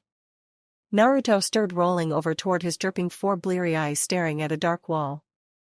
Blinking several times, he sighed before sitting up and looking at the door. He'd slept most of the day, waking up every so often when a nurse came in to check up on him before removing some bandage or needle that he didn't need. He'd be fine by tomorrow, or at least he thought so. Getting out of bed, Naruto had a moment of triumph, and then all too soon his legs went rigid in pain. With a curse and cry of pain, he collapsed back onto the bed, breathing heavily. Okay, so he'd have to take things slowly. Forcing his way through the pain, he sat up once more, then carefully climbed to his feet, mastering himself. Now that he was up and moving, albeit slowly, he was realizing just how sore he really was. He honestly felt like he'd had a house dropped on him. Well, he probably wouldn't be doing any training tonight, damn it, but he could probably do with a quick walk. Just to stretch his muscles. That first step was almost impossible due to his knee, sending a shooting pain through him. The second was just as bad, but after those his legs seemed to work through the pain. Opening the door, he shook his head to fan his hair, then slipped out of the room. Pausing, he looked around the hallway, which was dark and deserted save for an umbu outside his room and another room further along the hall. Other than that, there was the nurse's station, empty except for yet another umbu at the other end of the hallway. Naruto also became aware that all three ninja focused on him the moment he appeared. He had trained with Anko after all. He had originally planned on slipping out of the hospital for his walk, but somehow he doubted he'd make it very far if he tried that. Actually, Naruto doubted he'd be able even to go towards the nurse's station at the moment, which meant glancing at the other umbu-guarded room. He hesitated. He knew who was in there, Ero Sanin had told him. That was the Sandame's room. Sucking it up, Naruto turned and headed for the door, aware of the ninja watching him intently. Would they grab him? Well, it would only be natural, he supposed. The umbu didn't even seem to move as he approached, didn't flinch as Naruto passed within arm's reach and reached for the handle. The boy hesitated, uncertain of whether he should enter or not. Not because of the umbu, but because he had this horrible image of the Sandame and he wasn't sure he wanted to see it. His last real memory of the old man had been him smiling from behind his desk. Still, Naruto was a curious person by nature, and he couldn't help himself. Opening the door, he gulped, stepping into the room quietly. It was dark, the only source of light, the eerie glow of a night light. Naruto, however, had fixed his gaze on the bed where the Sandame was lying. He could just make out various tubes and wires. It would look horrible with the lights on, that much was obvious. Shuffling forward, he gulped, wanting to leave. Still, he approached the bed in silence, coming a stop just short of the end, staring at the still figure it contained. It was dark, of course, and the light was eerie, but Naruto still decided the old man wasn't supposed to look so frail. This was the Hokage, strongest ninja in the village. He shouldn't look like this. It wasn't right. It was horribly wrong. Reaching up, he rubbed his eyes, trying to hide his tears. Sighing, he edged closer, staring at the old man, sadly reaching out to touch his hand. It was cold, clammy. It felt like death.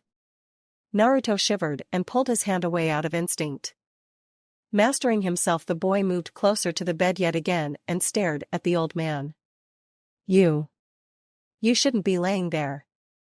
You're the Hokage. But still, he's only human, a new voice said, startling Naruto. Jerking, the blonde spun, ready for anything, but froze, finding himself staring at the silver-haired umbu commander. Masked pervert? I really wish you'd stop calling me that. Kakashi sighed, hands in his pockets. Come on, let's go back to your room before Kiyoshi-san comes down here and shouts at us. Alright, Naruto said, shuffling toward the door. Wait, freezing. Naruto blinked, glanced at a startled-looking Kakashi, and then turned back to the bed, surprised to see the Sandaime staring at him. The Hokage weakly motioned for the boy to come back, and gulping, Naruto did just that. Stopping near the bed, he shuffled his feet, trying not to stare at the tubes in his nose. Naruto, the Sandaime said, staring up at him. You have to understand, nobody can choose how or when they die. Only how they meet death, and most importantly, if they can keep their precious people safe just a little longer by dying. But Naruto said, then looked away. Naruto deciding how to face death is the true strength of a shinobi, Sandaime said softly, before taking a deep rattling breath. Now you should head back to bed. Kakashi, stay for a minute, okay? Hi, the Umbu commander said, patting Naruto's shoulder. Naruto felt his shoulder slump slightly, knowing that the Hokage had told him something important.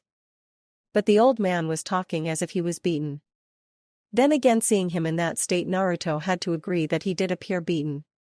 Shaking his head, the blonde shuffled toward the door, once more vaguely thinking of going back to bed. He stopped, however, as he heard the Hokage croak his name yet again. Yeah? For a moment there was nothing but the rasping breath, and then the Hokage spoke. Naruto. I'm very proud of the man you're becoming. And? The Hokage paused, a shuddering gasp filling the moment. I can't wait to see what kind of Hokage you'll be. Naruto stood there as if transfixed. He was being acknowledged as a future Hokage, and not only that, it was the Hokage acknowledging him. Naruto wasn't sure why, but he felt 10 inches taller and just that much closer to his dream. He'd show the old man Naruto was going to be the greatest Hokage ever. He promised. Entering the darkened office of the Hokage, Kakashi paused, remembering the countless times he had found both the Yondaime and the Sandaime sitting in the darkened space. In a way they had both explained, the darkness was comforting. The masked man conceded that they had a point, but he still turned on the light as he crossed the room. Pausing at the desk, he stared at the paperwork, then turned his gaze to the chair. Somehow it felt so wrong to be in this room, to be taking up this responsibility. He had never wanted to be in this position, but the Sandaime had feared that Tsunade would refuse the job and had decided to act in the interest of the village while he could. Easing himself into the chair, uncomfortably aware of the hat that was resting on the desk, Kakashi sighed, closing his eye. How had it come to this? How could he be the Godaime Hokage even though it was unofficial until after Tsunade officially rejected the offer? Shaking his head tiredly, he opened his eye once more and carefully set the hat aside. He couldn't bring himself to even try it on, he was just a placeholder. Even when it became official and he was the Godaime, he'd be nothing to remember. Just a mediocre Hokage stuck between those who had come before him and the one who would follow. Still, for the moment Kakashi was Hokage, and he had a responsibility to the village. Tenzu had assured him that repairs, interrogations, and other items regulated to Umbu were in good hands. Kakashi didn't doubt that, but Tenzu was a bit young for such responsibility. Not that there had been much choice. Kakashi had to have someone he could trust fill in for him as commander. Sighing, he turned his mind to other matters that were now his responsibility to tend to. Take for example, the fact that the Kusa daimyo had been assassinated by Rain Ninja during the whole Unity fiasco. Then there was the fact that they were now down several experienced Umbu and military police officers. Oh, and he couldn't forget that little matters of Suna's silence concerning Gaara, the leaking of Naruto's bloodline, and the assassination attempts on the Hokage and Naruto. Plus the final approval for the results of the Chunin exam. How had he ever gotten himself into this mess? Sighing, Kakashi decided he would do the only thing he could at the moment: the Chunin exam results. All the votes were in and tallied. All that remained was for Kakashi to apply the Hokage seal on each sheet to confirm the promotions or the failures. Selecting the folder that was resting almost forlornly on the edge of the desk, Kakashi rubbed at his eye. Opening the folder, he wondered briefly if there would be a sheet for Gaara, but somehow Kakashi doubted it. Flicking through the pages, he pulled the profiles of the Sangenin to the top, mildly surprised that only one out of the 2 pages he found marked for promotion. He briefly scanned the sheet before glancing at the attached picture. Her. Yeah, she was ready for promotion. Applying the Hokage's Hanko on the page for Temari's promotion, he confirmed her as the first new Chunin. Confirming the other Sand Nin's failure, Kakashi moved on to the Konoha ninja, and winced, wondering why the kami wanted to torture him. Team Guy right off the bat, and as if that wasn't bad enough for failing any of them would result in a visit from Guy. The very first failure was Rock Lee, Guy's protege. Kakashi felt safe in assuming he'd pissed off some deity, somewhere somehow. Still, the votes were tallied, but Guy was going to hound him to death because of this. Feeling a chill run down his spine, he sighed and confirmed it. Thankfully, the other 2 had been promoted, which was good since Kakashi wanted to avoid use of the initial Lotus as much as possible. Convinced it couldn't be any worse, Kakashi moved on to the next team and felt like crying. Team Kurenai and Naria promotion listed. Kami not a single promotion? Sakura at least should have been promoted. She had shown just enough ability for the rank. What were they thinking? Kakashi mumbled in disbelief, but knowing full well that it was most likely due to the new stigma of being associated with Uchiha Sasuke. He hated that the other 2 would suffer for Sasuke's arrogance, but Kakashi couldn't do anything about it. Still, he did take some comfort in this turn of events concerning Sasuke's failure. Personal feelings aside, and there were several personal feelings, Kakashi was aware of the reason for his failure. Despite showing good judgment by offering Ino the chance to forfeit several times, Sasuke lacked a very important quality for a Chunin. If promoted, he would be expected to lead a team, but his sheer arrogance and ability to alienate so many people made him unable to perform that task. Plus, he had shown his willingness to steal from fellow Konoha ninja, something Kakashi tried to avoid himself. That was not a quality that instilled trust. So Uchiha or not, he deserved to fail. Still, as he confirmed the results, he wondered why it had to be Yuhi Kurenai's team. Yuhi Kurenai was perhaps the most self-righteous, sanctimonious sensei he had ever met. Of course her heart was in the right place, but she had driven the Hokage insane, harping about Anko and her training. Now that he had failed her entire team, he was sure she would be at his throat for the next 6 months. Which left Team Anko and Kakashi side, aware that he could be risking the anger of the single most dangerous sensei of the lot. Well, Kakashi mused silently. As long as Naruto hadn't failed, he doubted Anko would feel a need to gut him. Ino failed, but Kakashi made a mental note to keep an eye on her, maybe point her out to Tenzo later. The skill she had displayed was impressive after all. If her opponent had been anyone else, she would have probably passed.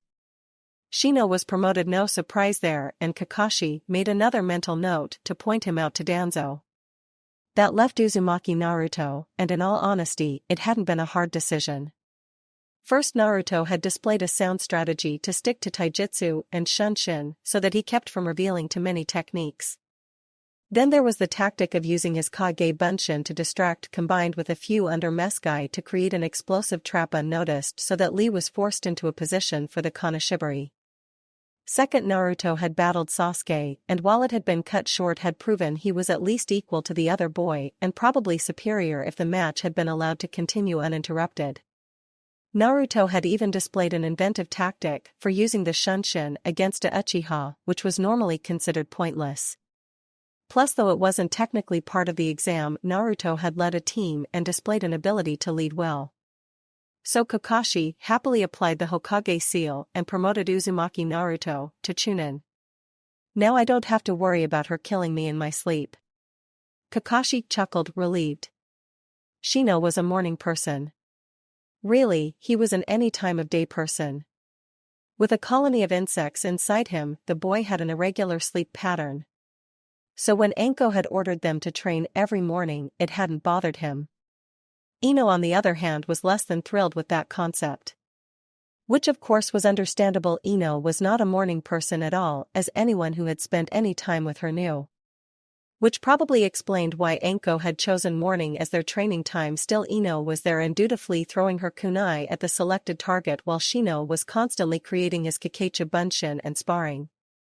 He was discovering that the more often he performed the move the faster it became and the better his family responded to Kikyo-chan's directions. Complimenting her since she expected it from him much like Ino was beginning to expect it from Naruto, he began a brief sparring match. Ducking a left hook, Shino moved back, while willing his family to form a wall, to absorb the blow. The clone slammed into it but managed to retreat before the wall could entrap it. Which was fine since Shino had already laid a trap by disguising even more of his family as a stretch of grass. The clone just barely managed to avoid that as well, rebounding off a tree, sending a crashing wall of bugs at him. Shino countered with his own wall yet again, then weaved his way backward, thinking about his next move. He was so caught up in this that he was caught flat-footed by a small concentration of bugs that slammed into him like a brick. Stumbling from the blow, he was caught off guard once more by a left-right combination to the stomach and face. Tumbling backward, Shino rolled, forcing his way through the pain and regaining his knees with enough time to catch the clone's arm. A second later, Shino concentrated and forming a spear of bugs slammed it up and through his clone's chest, which resulted in a burst of bugs as it was destroyed. Panting from the exertion, it was hard to fight when you were essentially divided. He regained his feet. Like that was really impressive. Turning his gaze to Ino, Shino pushed his glasses up slightly. Thank you. You were doing well with your weapons from what I saw earlier. Yeah, but I keep thinking about hate, you know? Shino paused, then nodded slightly. Yes, he could understand that. While Hayate had been his sensei, Ino had been much closer to the man.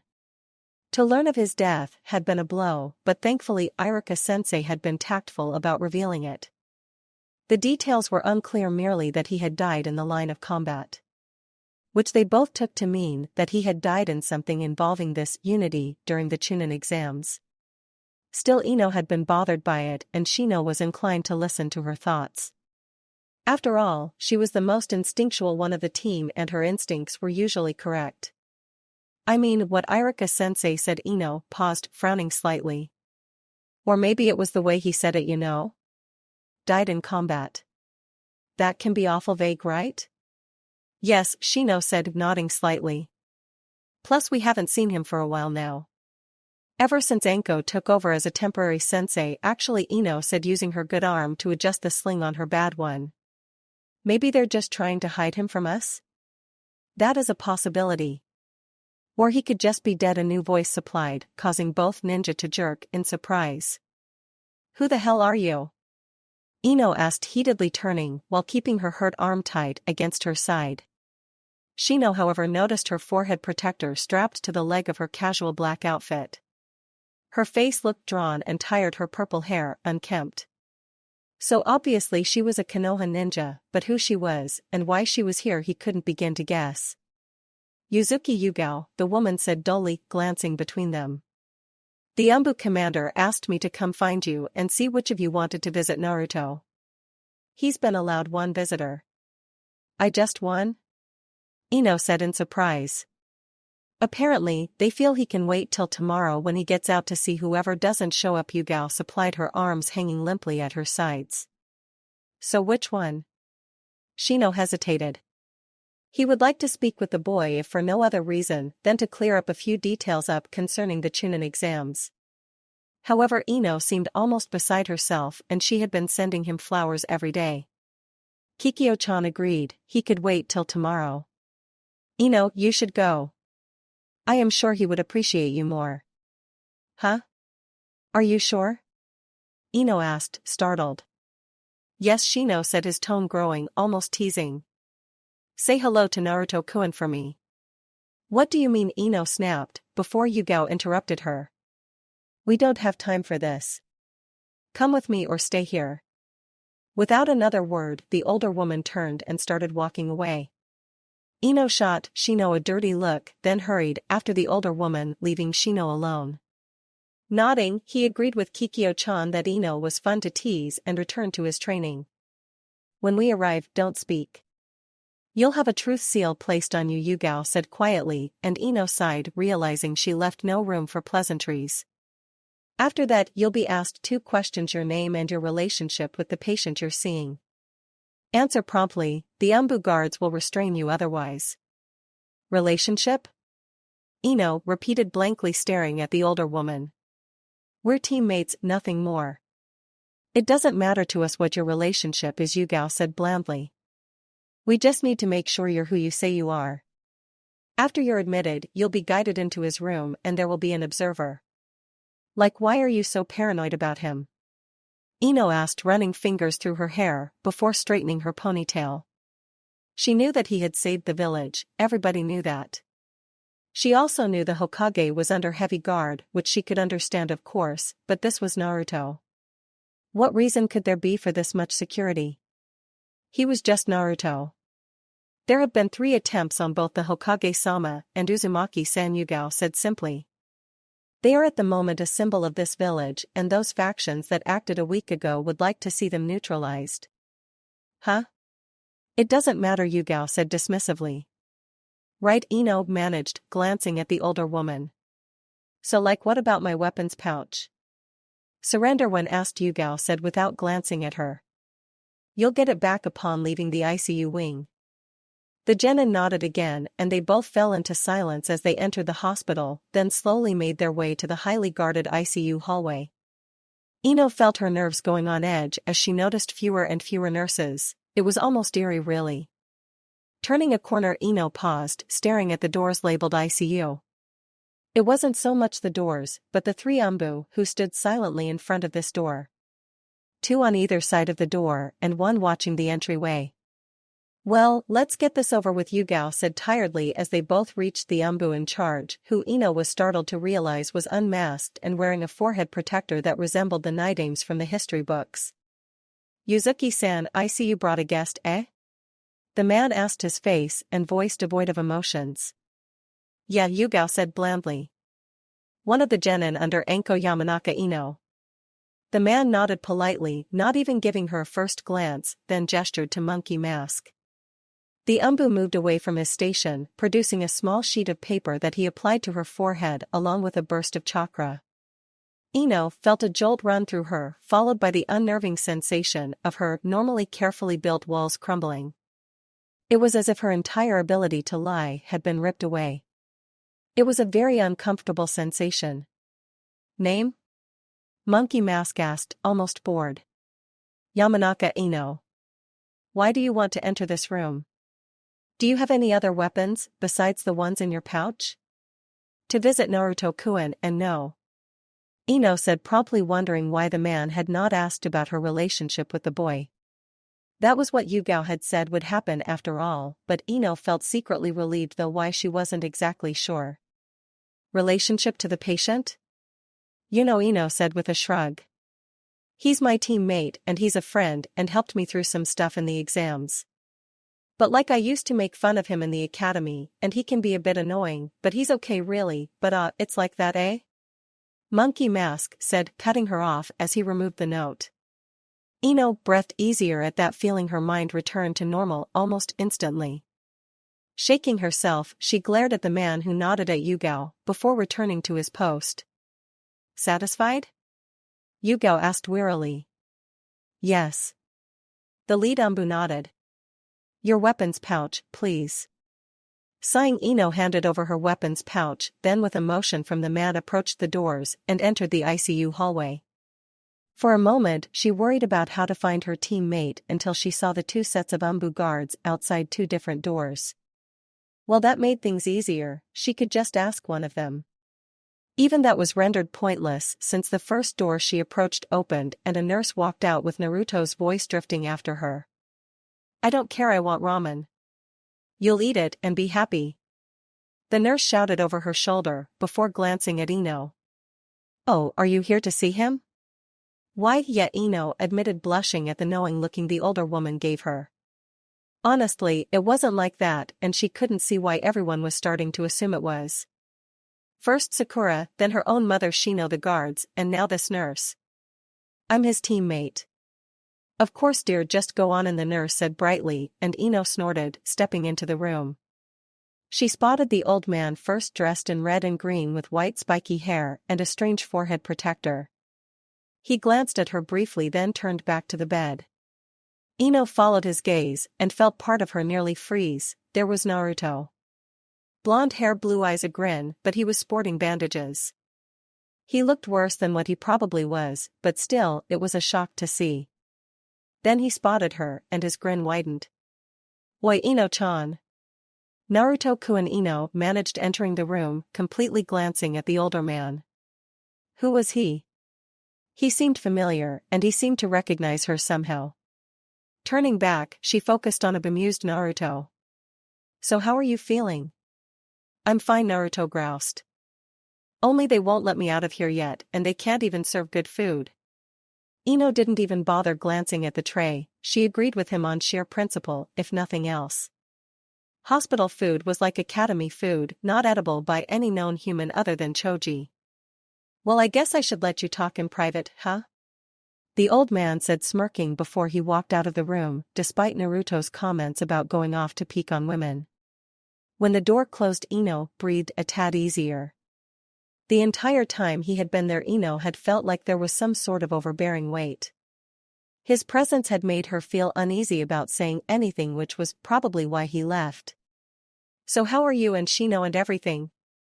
Focusing her attention back on Naruto, she raised an eyebrow, considering that innocent look he was giving her. Then she smacked him upside his head and fixed him with her glare. "Baka!"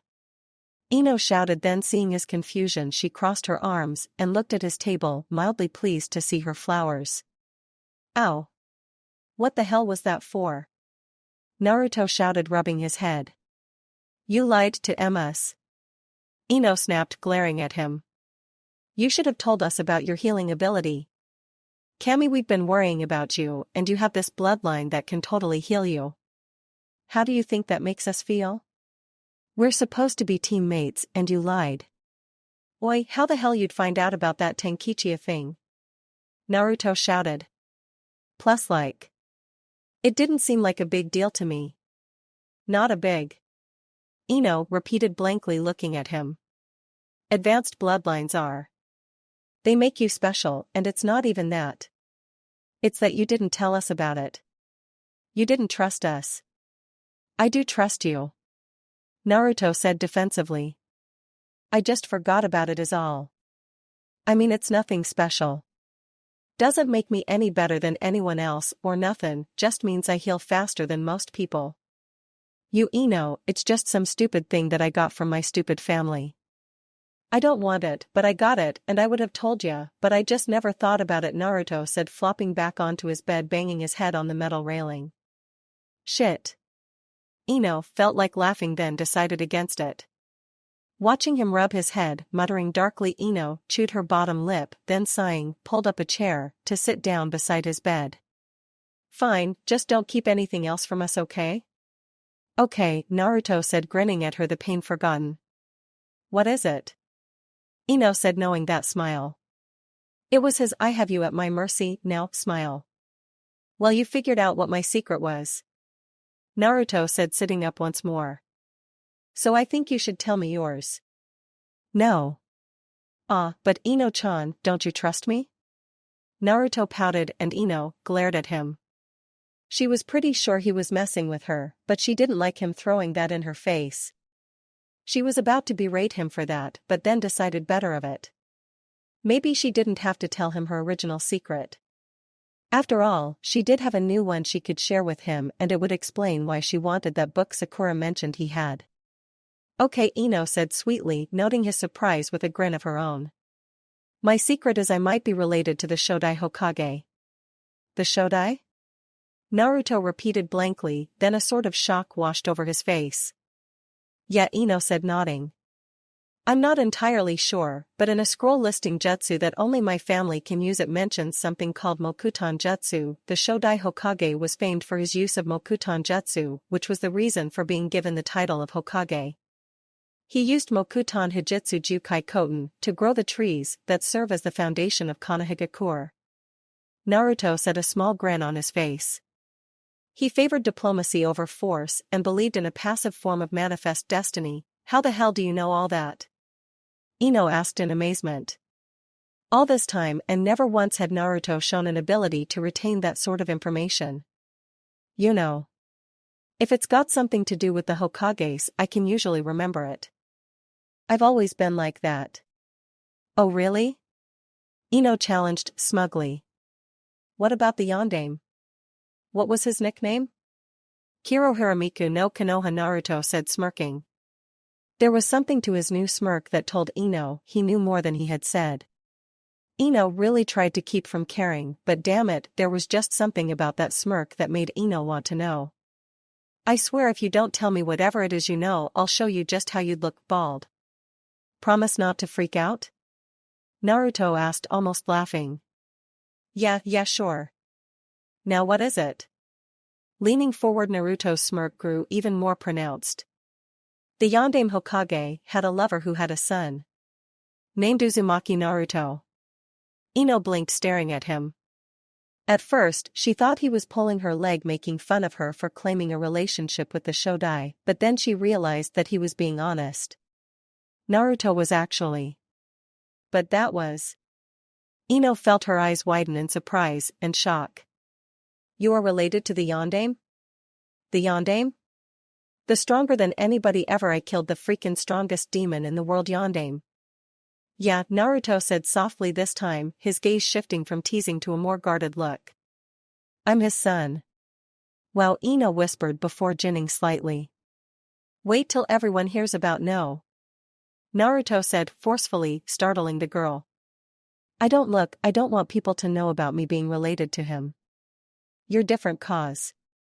You know, Shodai and stuff. But I don't want others to know. But. Naruto, this is huge and everyone will treat me like Sasuke. Naruto finished for her sourly. Thanks, but no damn thanks. I just don't get it, Ino sighed, shaking her head before perking up. If it were me, I'd be bragging all over the place.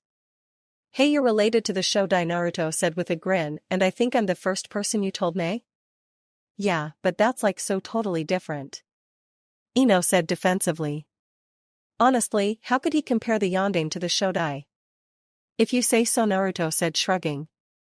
Oh, plus she'd be related to the Nidaime too. Huh? The Shodai was Nidaime's older brother. Naruto explained, amused. Didn't you know that, Inoheim? Ino blinked, giving him strange look, then snorted. Whatever you say, Naruto Uji. Seeing Naruto's startled glare, she smirked, that'd teach him to make fun of her. So who was that old man you were talking to? Oh, that was Ero Sennin, Naruto said with a snort. That's his name? Nah, his name is Jiraiya, I just call him Ero Sennin. He taught the yondaime, but he's a damn pervert. Wait, Ino said, startled as the name echoed through her mind. You're being trained by a Sannin? Is he the new Hokage? Well, he's a Sannin and he is training me, Naruto admitted, scratching his head. But I don't think he's the new Hokage. Maybe it'll be that woman he's supposed to be bringing back to heal the billy goat? Woman? Yeah, Tsunade. Tsunade? Ino supplied in amazement. Yeah, she's some sorta legendary medic. But isn't. Wait, Ino blinked, then began to grin in a rather disturbed fashion. Boo-hoo, if she's that Tsunade. What are you talking about? Naruto. I have a great-aunt named Tsunade, and the Shodai had a granddaughter taught by the Sandaime, who became one of the Sannin, right? Yeah. Naruto said, eyes widening slightly as he connected the dots. Ino grinned even more, leaning forward to rest her elbow on the edge of his bed while propping her chin in hand. Then if they're the same person, I have proof I'm related to the Shodai Hokage. Which means maybe you don't want others to know about you and the yondaime, but I am so going to rub that bastard Sasuke's face in it. Ino, Naruto said, perfectly serious, despite his own wicked grin. Please don't tell him unless I'm around. I want to see his face as he craps himself.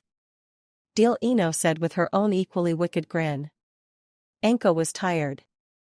She was sweaty and in a slightly foul mood. The mission, a rushed rank assassination, had taken more time than she cared to dwell on. When she had left, Naruto was still unconscious, but recovering, and Anko would deny it to anyone who asked her, but she loved Naruto. There was just something about him, something special. So yes, he was very precious to her, and when something precious of hers got hurt, Anko got pissed off. A pissed-off Anko tended to equal high body counts in a very bloody fashion, which probably explained the mission. But she was still pissed off at Kakashi, and even more so at Sasuke. Kakashi should have known better than to use Sasuke, but he had been making do. Sasuke, though that little shit, should have known better than to ignore an order. If it wasn't for the politics of Konoha, he'd most likely be sitting in a cell for ignoring a direct order. However, both were just lucky for her concern over Naruto. It was all that had kept either Sharingan user from being killed in a very bloody fashion. Just thinking about that day, she could remember the way her heart had seemed to stop when he'd gone slack in her arms. It had felt as if a part of her had been ripped away. Still, things had turned out fine. Well, except that Naruto was still unconscious. Pushing those thoughts away, the fear of losing him, she entered the nearly empty mission hall and presented her report to the on-duty ninja while leaning against the table. "So any news?" "Not really," the ninja said, glancing at her nervously, before turning back to his work. Uzumaki-san woke up. But that's about it." "He woke up? When?" Anko asked, startled, cursing the mission. "Yesterday. Jiraiya-sama has been visiting him. Honestly, most of the village is feeling better now. I mean, he saved us, and if we lost both him and the Hokage..." The ninja paused, his gaze pensive. "Well, it just isn't worth thinking about, is it, Anko-sama?" "No," Anko said, turning away. "No, it's not." Exiting the room, she made a beeline for the hospital. He was awake and alone while Jiraiya had been to see him, but that didn't count. Naruto had been alone, and she should have been there for him and not just for his waking up. She felt the same way about his fight against that Gaara boy. She should have been with him. Should have helped him. Damn it. Shaking her head in self-disgust, she weaved her way through the streets, reaching the hospital in an alarmingly small amount of time. Even more alarming were the various umbu she spotted all over the place, hidden from the general public, but not from her. Anko felt their attention as if fixed on her, was aware of the intent that washed over her. So they were on guard. That was good, because if anything happened to Naruto, or the Hokage, they'd be dead before they knew it. Entering the building itself, she was surprised to find the familiar figure of Jiraiya still dressed in his gaudy outfit and horned forehead protector, leaning against the wall. He looked as if he had been expecting her, which Anko mused he might have been. Picking up her pace, she crossed the admitting room, quickly uncaring about the scowls she was getting from a few nurses. "How is he?" "The Gaki?" Jiraiya said with a shrug. "Fine as can be expected. Been asking questions and wondering where you were. But he's okay, right?" "Yeah, he's probably completely recovered by now," Jiraiya said. "He's got that unique condition and all. Anyway, we should go up. I promised to explain things to him when you got back." Anko didn't respond to that, instead starting off, leaving the older man to hurry after her. He'd asked about her? Well, that was good to know. That meant Naruto still cared. Plus, her respect for Jiraiya went up another notch, if that was possible. He had refused to reveal the secret to the boy without her being present. That was a point in his favor and earned him a permanent spot on her list of people who were qualified to keep breathing. Passing through the security checkpoints, Anko wondered how Naruto was going to react to the news. If he was anything like Anko believed he was, he'd react with a stoic silence and an undercurrent of anger and hurt. She really wished they didn't have to tell him this. Hell, how did you even go about revealing this sort of thing? Anko had no clue, which explained why Jiraiya would do the explaining and she would be offering support. After all, he had accepted her, and she saw no reason this changed anything. He was still Naruto, just with a heavier burden. Nodding at the two umbu on guard outside the room, the Sannin and former assassin entered the room to discover one Uzumaki Naruto diligently making paper, throwing stars and throwing them at a wall. Anko couldn't help but grin in amusement. "Well, glad to see you've kept busy." "Anko," Naruto said brightly, a genuine grin on his face. "You're back." "Of course I am. I had to come back to beat you senseless for that stunt you pulled, Anko quipped, smacking him upside the head, aware of Jiraiya sealing the room from prying ears. Hey, I kicked that guy's ass. True, Anko said, nodding as she walked across the room and glancing at Jiraiya, who was finishing up and moving to join her near the bed. So Jiraiya has a few things to explain. I'll skin ya later. Oi, you can try, Naruto shot back before focusing his attention on the older man. So you're going to tell me about that chakra and stuff, right? I said I would, Jiraiya said, crossing his arms. There's actually no other way to say this. Naruto, the yondaime couldn't kill the Kyuubi, of course he did. Naruto said in confusion. Everyone knows that the yondaime killed the Kyuubi. No, Jiraiya said, shaking his head, he didn't. Or more correctly, he couldn't. It's impossible to kill the Kyuubi. But everything can be killed.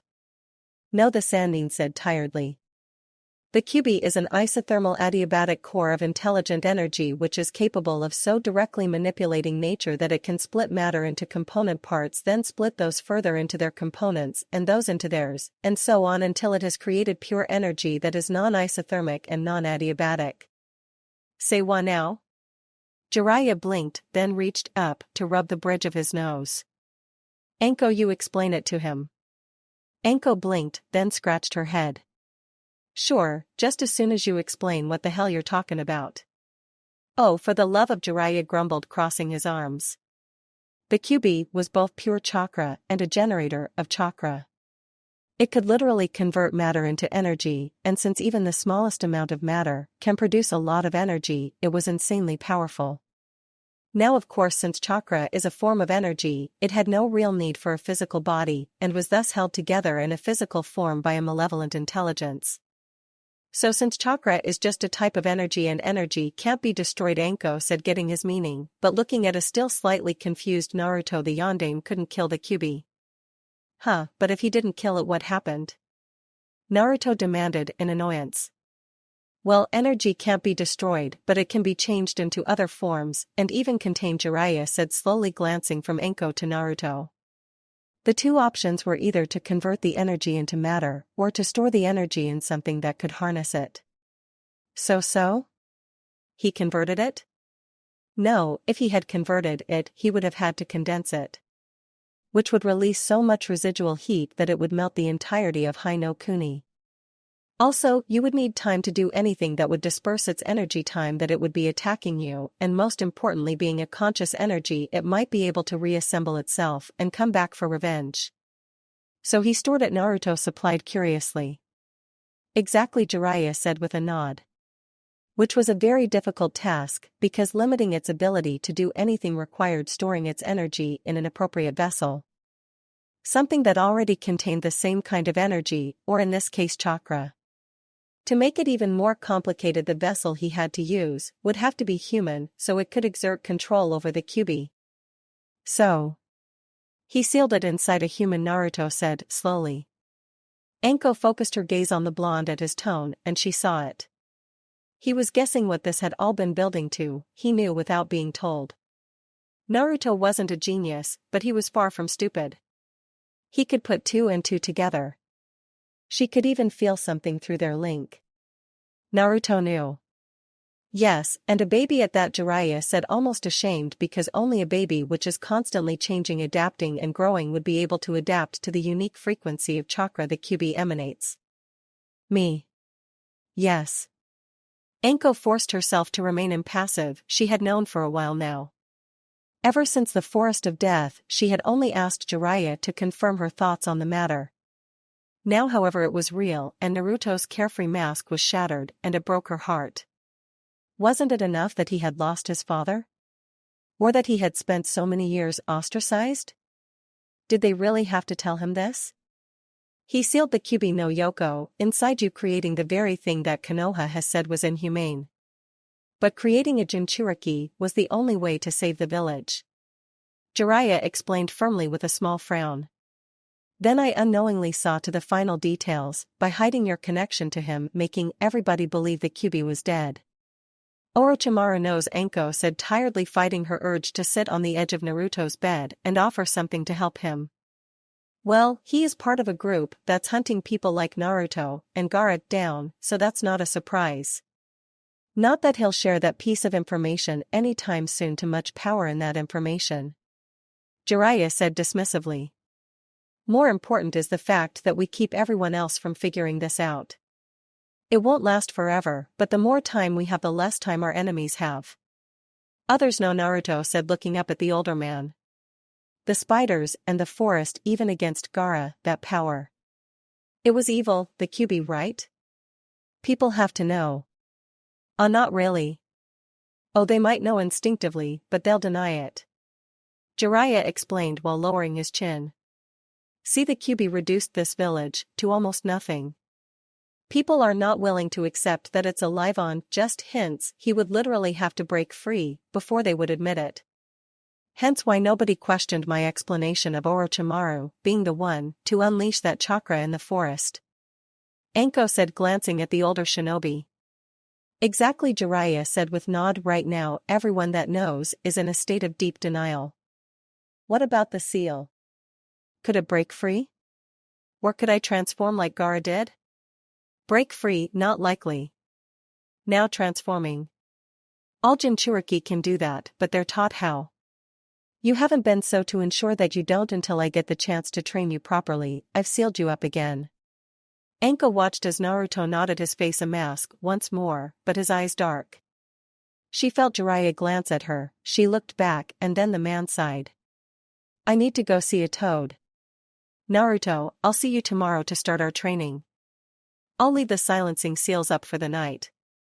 Naruto nodded again, and Anko watched as the man left the room. Letting a few moments pass, Anko studied her student silently. She even managed to block out that tiny voice in her mind asking how she could use him. Right now she had more pressing matters. Seeing his continued silence, but aware of his tensing shoulders, she sat on the edge of his bed, raising an eyebrow. Okay, what's wrong with you?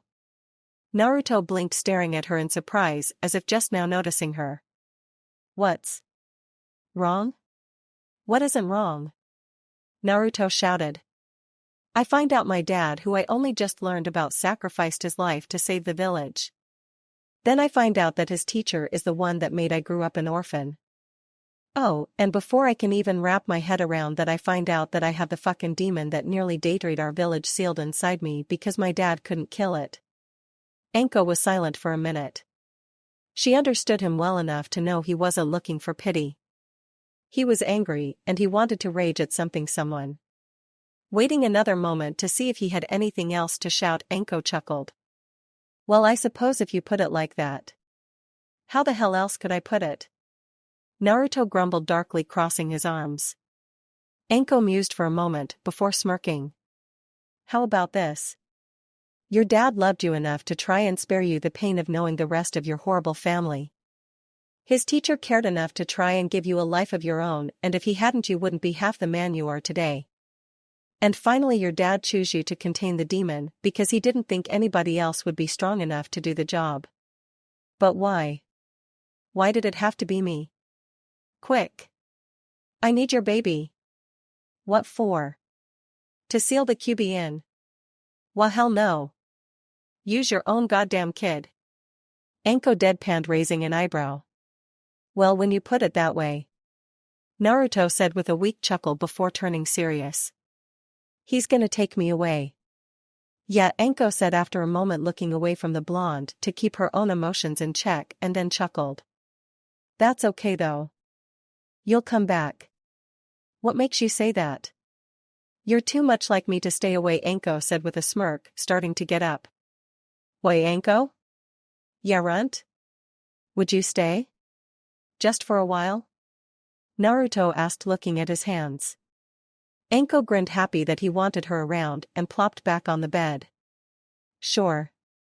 But just 'cause you got me in bed, don't think I'm sleepin' with ya. What? Hitori awoke almost instantly, his ears alerting him to the urgency of the approaching footsteps outside his room. Alert now and ready either to attack or retreat, he sought his wakizashi. The short sword would prove utterly useless in a fight, but it could buy him enough time to escape or for guards to arrive. The footsteps paused and the regent tensed, Was it a messenger or an assassin? If it was a messenger, what would they have to say that would be so urgent? Glancing at shuttered windows in the far wall, he could see a sliver of the sky, dawn, but overcast. It would rain soon, which was good as Kusa rarely had rain. Shifting his attention back to the door, he listened to the faint argument outside. A messenger then. Satisfied, he sat up, sparing the woman, one of the lightning daimyo's older daughters, a brief glance at her moan. She had been energetic, and she had previous experience that had been obvious. But still she had been exquisite, and he looked forward to another night with her. At the polite knock at his door, he shifted his attention, listening intently to the faint voice of Hitogoroshi, the captain of his samurai. Regent-sama? Yes, Hitori answered, easing his sword partway out of the scabbard as the door slid open. Seeing that it was indeed Hitogoroshi, the regent eased his wakizashi back into its scabbard. What is it? An urgent dispatch from the capital, the captain explained as he quietly entered the room, bringing with him a small oil lamp. Setting the lamp down, Hitogoroshi produced the scroll from his sleeve to offer it formally. Taking the scroll, Hitori checked the seal, then nodded at the samurai, his voice sharp with command. Wait outside and make sure that I am not disturbed. Of course, the samurai said, then bowing left the room, once more closing the door firmly behind him. Removing himself from the bed, the regent anxiously studied the seal of his brother before opening the scroll. The message inside was almost like reading chicken scratch, which was unsurprising since handwriting was one of many things Noga had never bothered to learn properly. Still, as Hitori deciphered the almost incomprehensible scratches, the regent had to admit that Noga understood the art of cryptography. On the surface, of course, was the news that Rain Ninja had assassinated their father during the Chunin exams in Konoha. That alone was enough to infuriate Hitori, but it was the secret message, the gloating message, that truly angered him. Noga was proud of his actions, and the premature launch of the plan claimed that it was an opportunity that they could not waste.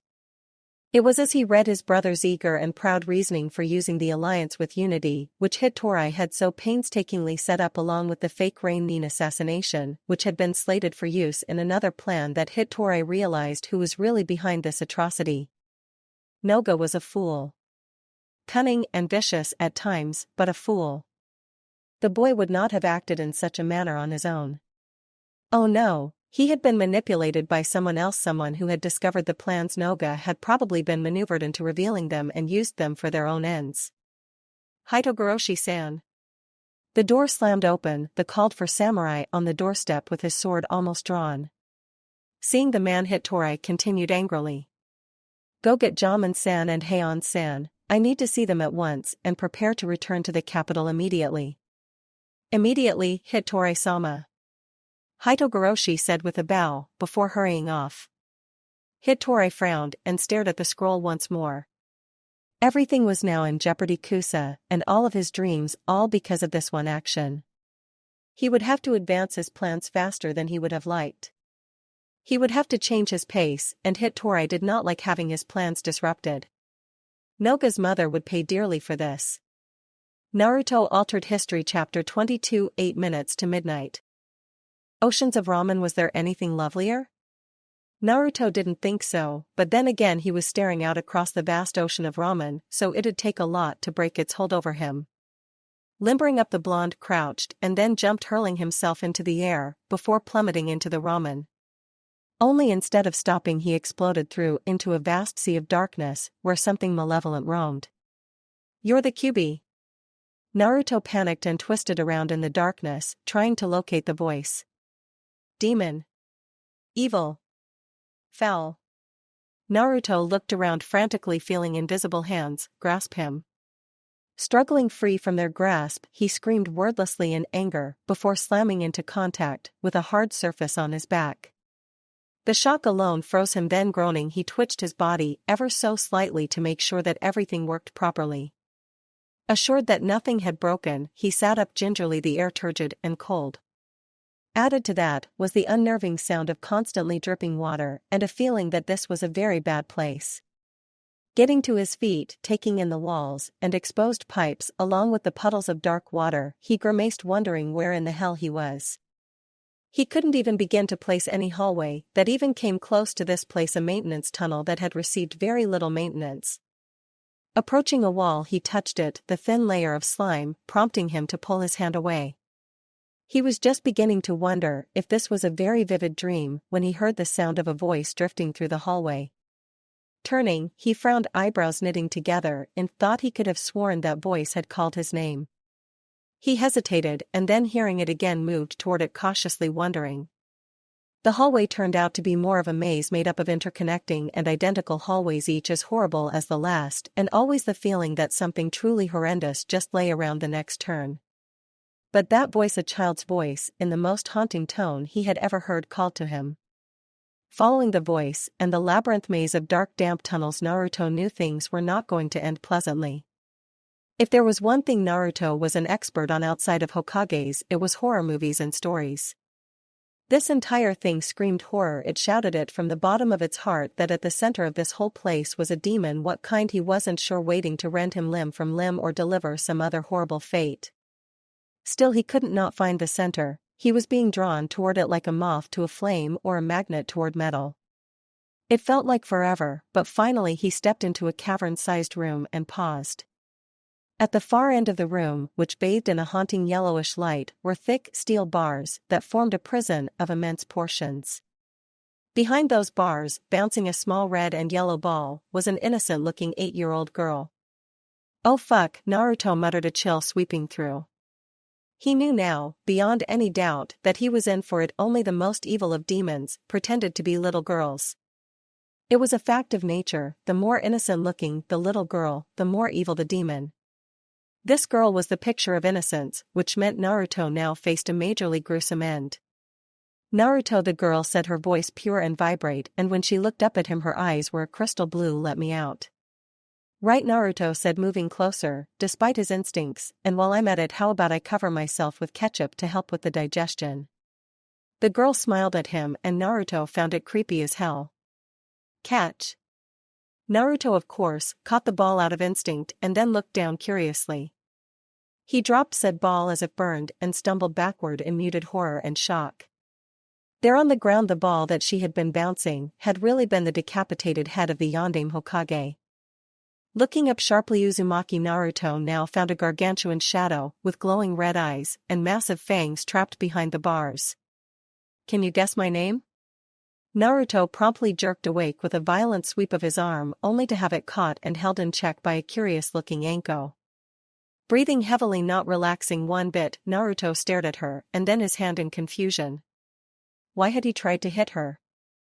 There was something stalking just beyond the edges of his befuddled memory, but he couldn't quite grasp it.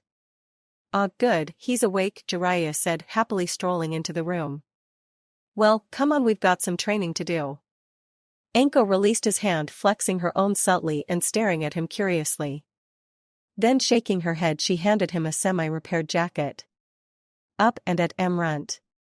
Grumbling, Naruto took the jacket and pulled it on as Anko cleared his table with a sweep of her arm. Depositing his gifts into a bag, she tossed it to Jiraiya before picking up another bag. Dressed now, Naruto stood popping his neck and wondering why they were leaving so early. Still, he didn't feel like asking, and instead followed the two now silent ninja out of the room, past the Umbu guards, and to the nurse's station. After more paperwork than he cared to think about, Naruto was finally released into the care of Jiraiya and Anko. His first instinct, of course, was to try and find some ramen, but instead he was guided out of the hospital, where Jiraiya created a clone to take the bag to Anko's. "Right, well, let's get moving, shall we?" The white-haired man said happily as Kage Bunch and Jiraiya darted away. "Nobody should ever be that happy this early in the morning," Anko muttered, following the man, and Naruto realized she was hungover. Knowing Anko as he did, he knew that she could be very violent if provoked. He also knew that it took very little to provoke her in this condition. So Naruto, being the considerate person that he was, made sure to stay at the rear of the group out of harm's way as he stumbled after the two, stifling his own yawn. As sleep receded, Naruto began to wonder once more why they had to start so early. He was also wondering why they couldn't give him some time to come to grips with what they had told him yesterday. "Oh hey, you're actually the jail for the demon that nearly killed us all. Now come on, you gotta train." Yeah, that was really conducive to his peace of mind. Snorting, Naruto leaped to the rooftops along with the other two, just wishing for a single moment to relax. Honestly, he had a lot to deal with. First, there was the fact that he was son to the Yondaime. He honestly wasn't even sure what his thoughts or feelings about the great Hokage were. There was resentment, of course, and pride, but now there was anger as well. A lot of anger. He tried putting himself in the man's situation, but he couldn't. Naruto was sure that he would have found a different way. That he could have killed or defeated the Kyuubi without involving an innocent baby. Naruto wasn't one for self-pity, but he couldn't help it. He felt betrayed, but still he tried to remember that the Yondaime had to have been desperate. After all, you didn't seal a demon into a baby, let alone your son, for giggles. You had to have no other option. Sighing, he shoved it all deep inside him along with the other things he had yet to deal with and instead focused on his surroundings. The sun was slowly climbing into the sky to his right, the two ninja ahead weren't talking. Looking at the streets below him, he frowned slightly, spotting the lingering signs of the fight. Kami, what was wrong with people? Why would anyone want to betray their own village? Leaving the treetops, the group moved into the semi-dark forest before entering a clearing with 3 training posts. Coming to a stop, Naruto sighed while stretching. Kami, he felt good. A bit stiff, but good. He hadn't actually realized how much he had missed training till this moment. Looking at the two, he grinned, stretching his arms out with 2 loud pops. Oi, so how's this work?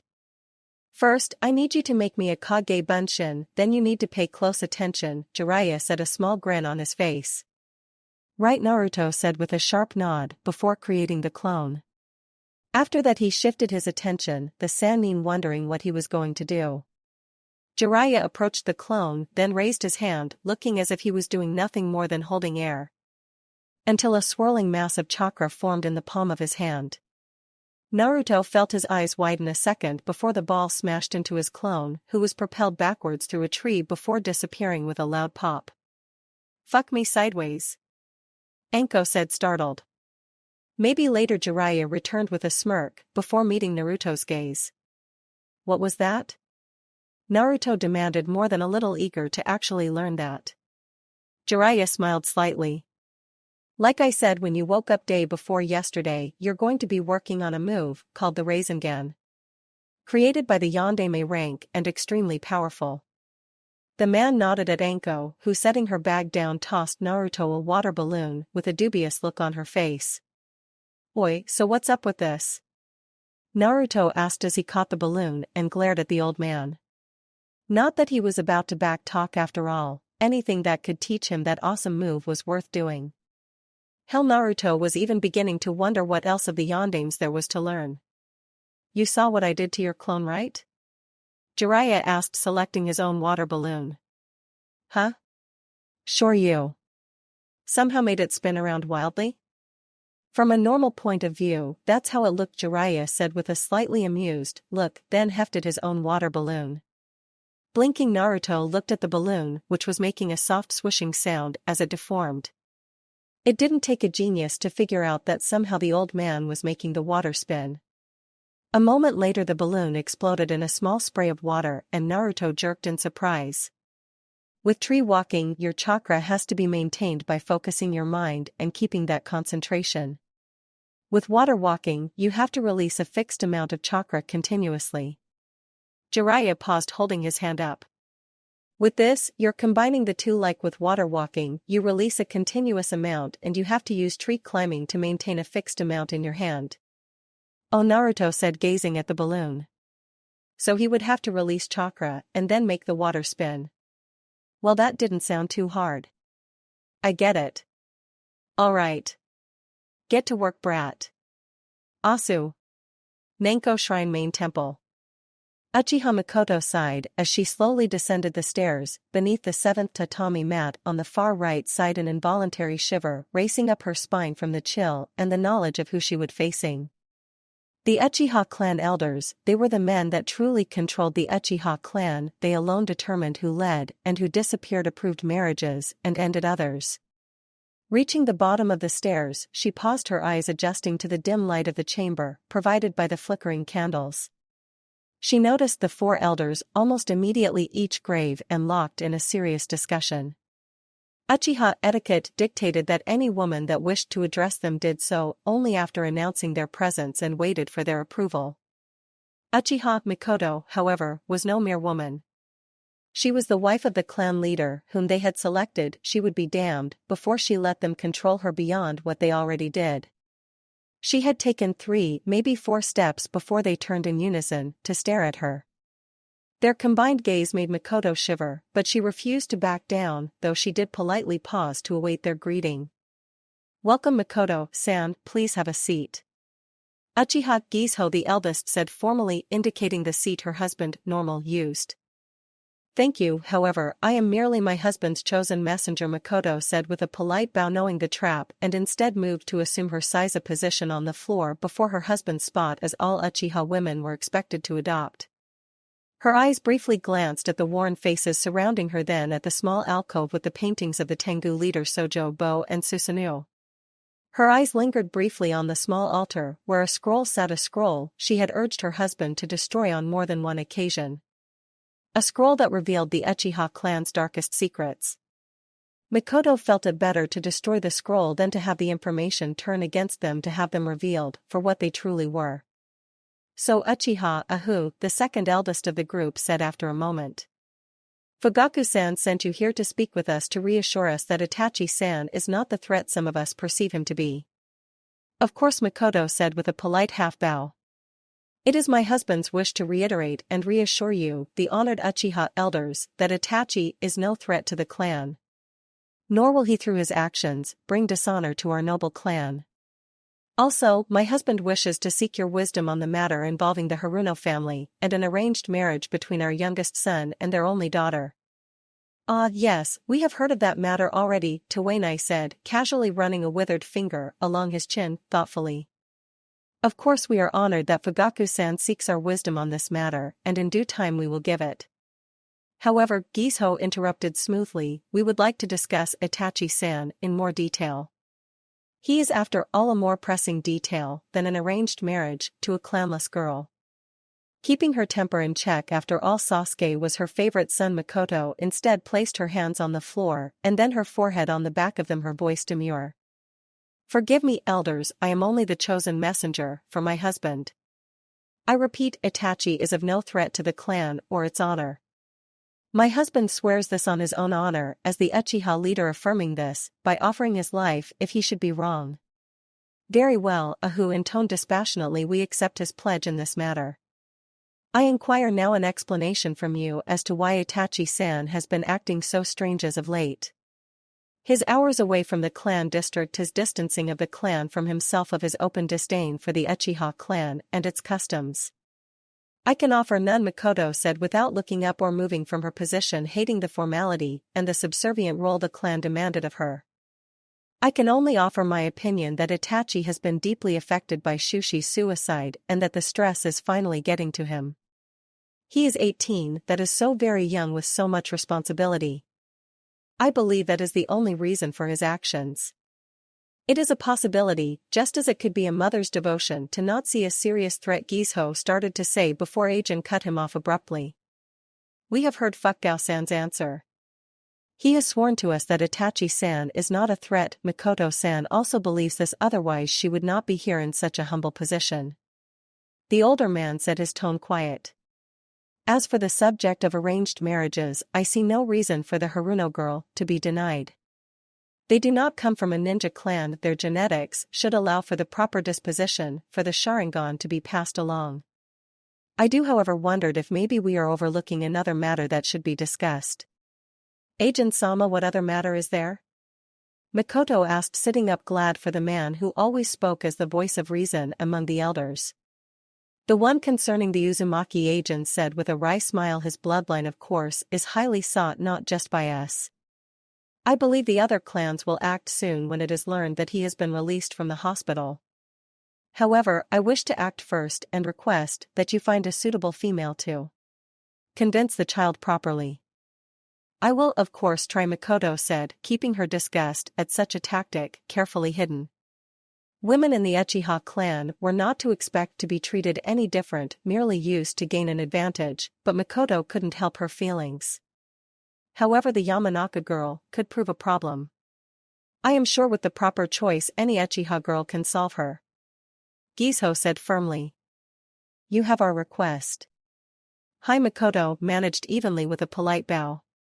I will see to it personally. Very well, Gizo intoned. There is still one other matter we must now address. It concerns Sasuke-kun and the reaction this village has had toward hearing such undiluted truth. Yes, you must explain to him that while he was quite correct in his assessment of himself and this village, it is unseemly to point this out to the others. Egos are easily bruised after all, when they hear such unapologetic truth. Of course, Makoto demurred, sighing in annoyance at these old men and their continued platitudes. Still, she was there until they decided to finish, and she had no choice but to bow and agree. And she was all weird and everything. Anko's insane. Kami, I don't see how Naruto-kun ever managed to stay alive as her apprentice. Plus, like how she dresses is a bit extreme. I know it's so totally the same with Kurenai-sensei.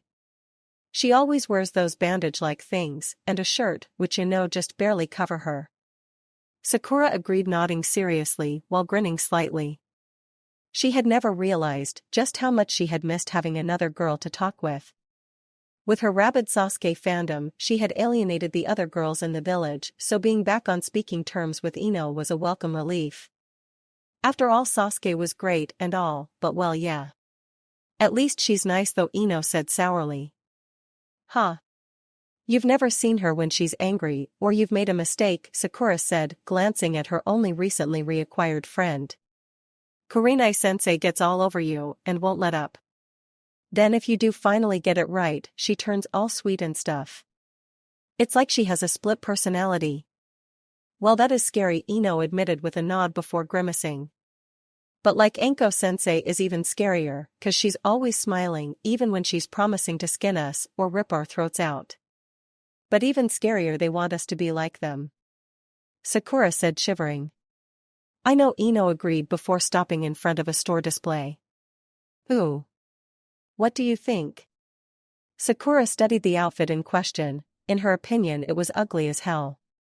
But Ino seemed to like it, and Sakura was aware of how tenuous this repatched friendship was.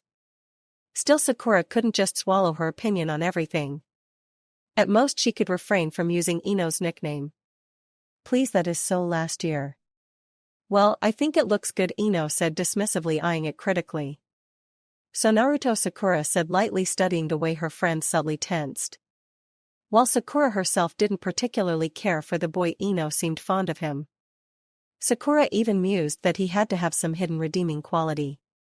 She was willing to consider the possibility since indirectly he had given her Ino back as a friend. We're just teammates, Ino said, curtly, not looking at her. Friends. So you've said, Sakura said breezily, with just enough emphasis on said to make it clear Sakura thought differently. But I meant, what's he like? All I remember is this goofball from the academy, kinda smart when it came to pranks, but annoying as hell. Actually, Ino said, a slight grin on her face. He's still pretty much like that. Most of the time he acts like a mischievous Kami. Other times he can just look at you and you realize there's more to him than you think. Like I remember when I made my first kill, Sakura supplied supportively at Ino's hesitation. Yeah. And he was the one that talked me through it, Only when he looked at me I felt. Ino paused, deep in thought. You know how sometimes you can feel intimidated and drawn all at once? It felt like that. Kami, it's hard to describe.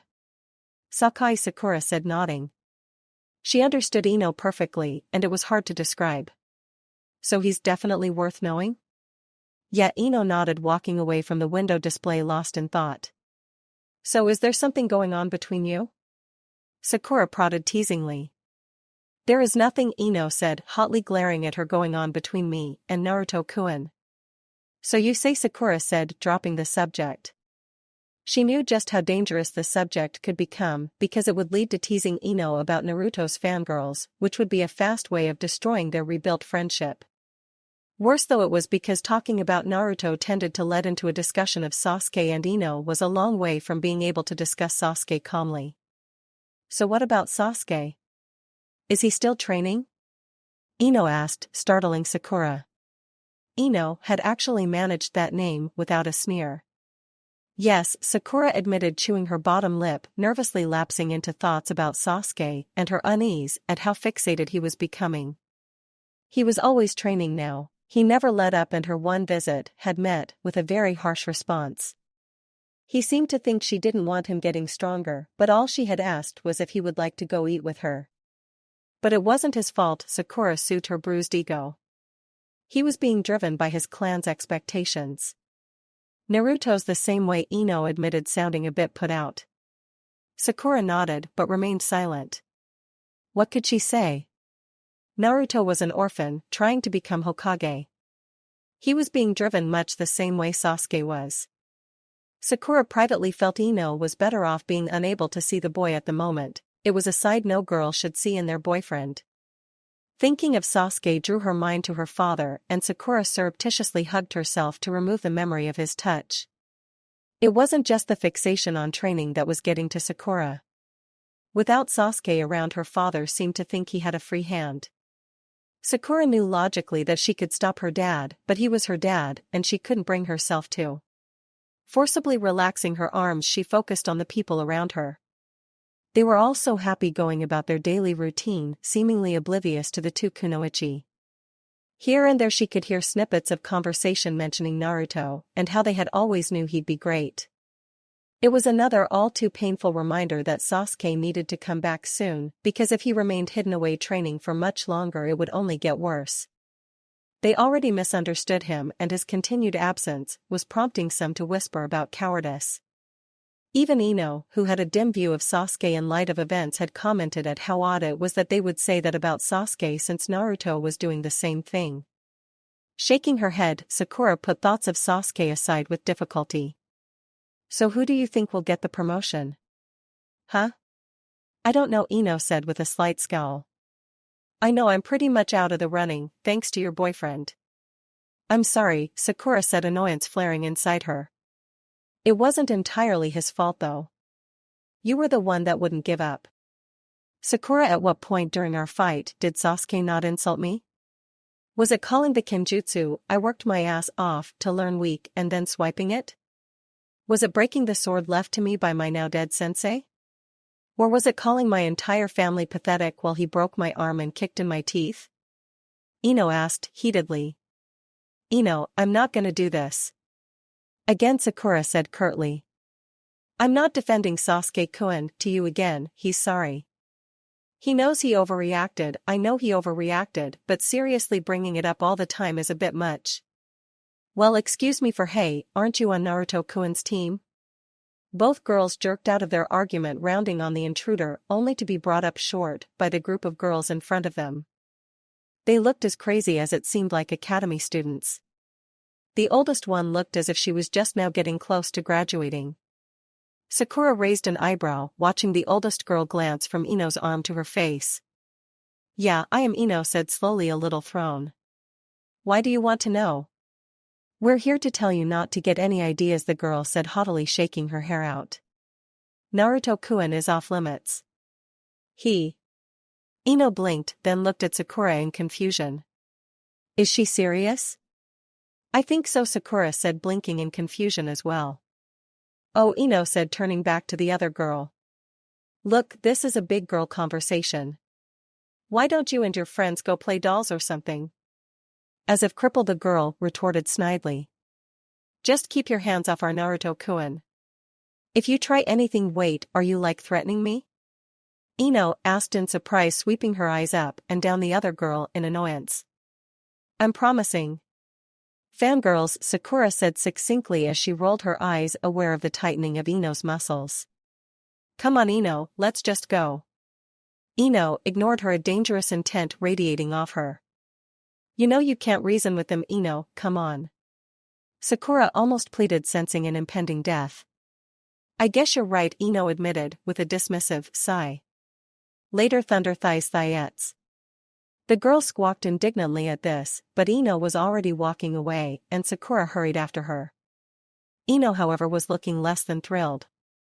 Which Sakura understood. She could remember her first few serious encounters with Sasuke's fangirls. Still, it provided the best chance to keep Ino from renewing their earlier argument. Are you jealous? No. Ino said, a faint blush creeping into her cheeks. I just can't believe those hogs. They will everyone ignore him all this time, and now just because he saves the village, they're all over him. How hypocritical. Besides, it's not as if Naruto-kun would ever actually like fangirls, especially ugly ones like her. Relax, Sakura said, her lips twitching in humor. So Naruto's got a few fangirls, you're only saying that because that means Sasuke has less. Ino snapped. Hey, I'm just saying. Though he might like the attention he'll get when he comes back. After all, you just said he was ignored before now. Kami knows how much attention he'll be getting now. Shit. Ino swore, causing Sakura to laugh. Oh, you think this is funny? How hard is it to find Sasuke, I'm sure even with his little speech there are girls willing to go help him unwind from all that training. No way.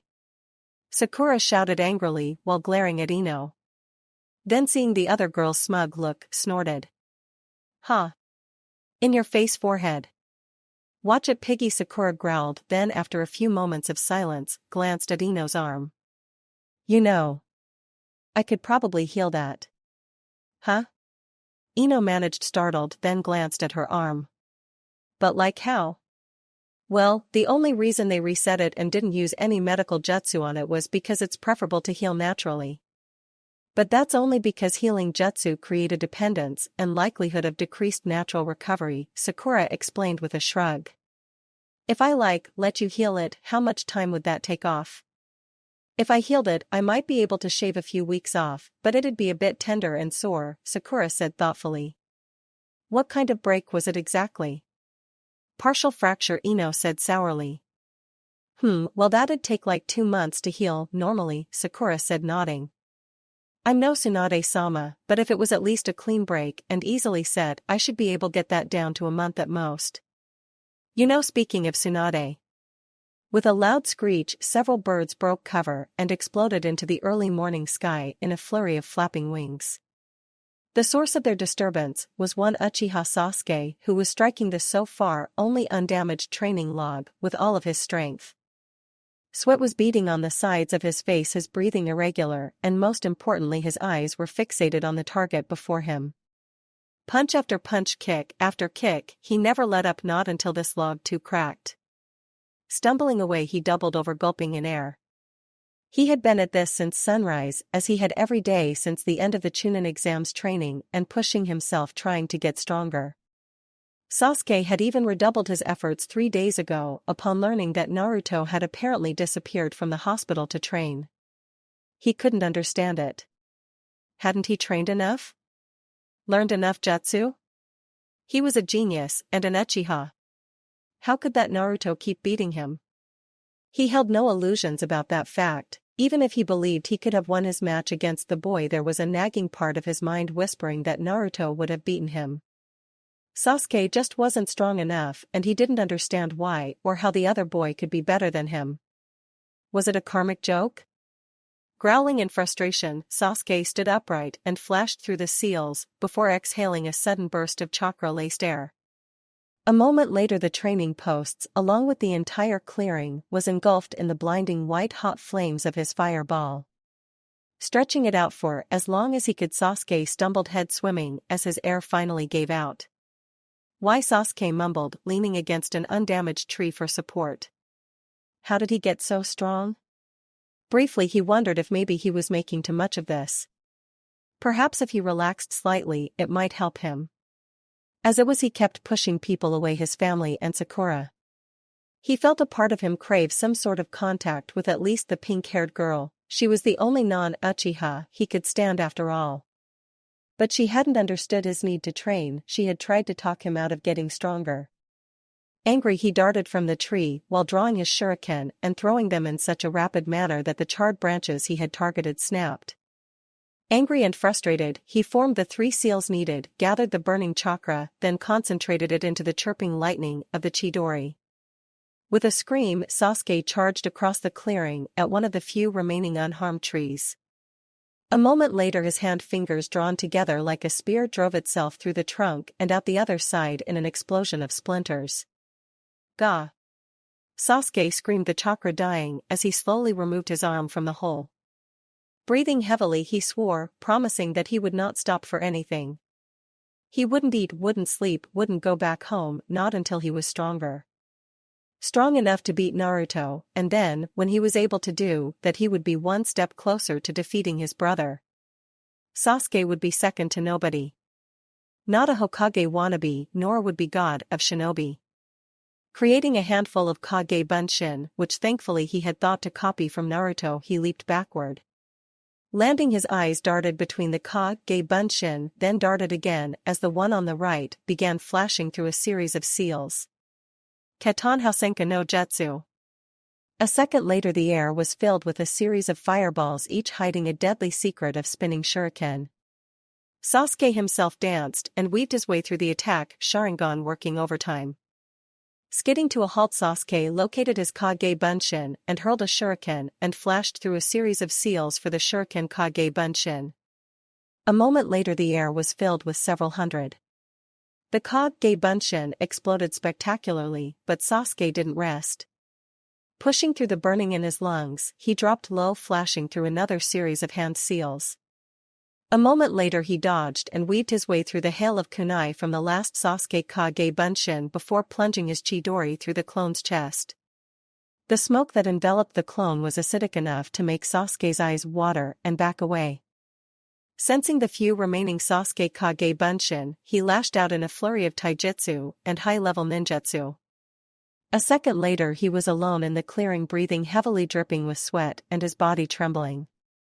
Why wasn't this working? He had been training for so long, trying to edge himself forward past Naruto. Trying to evolve his Sharingan beyond its 3-tomo stage like he knew Itachi had done.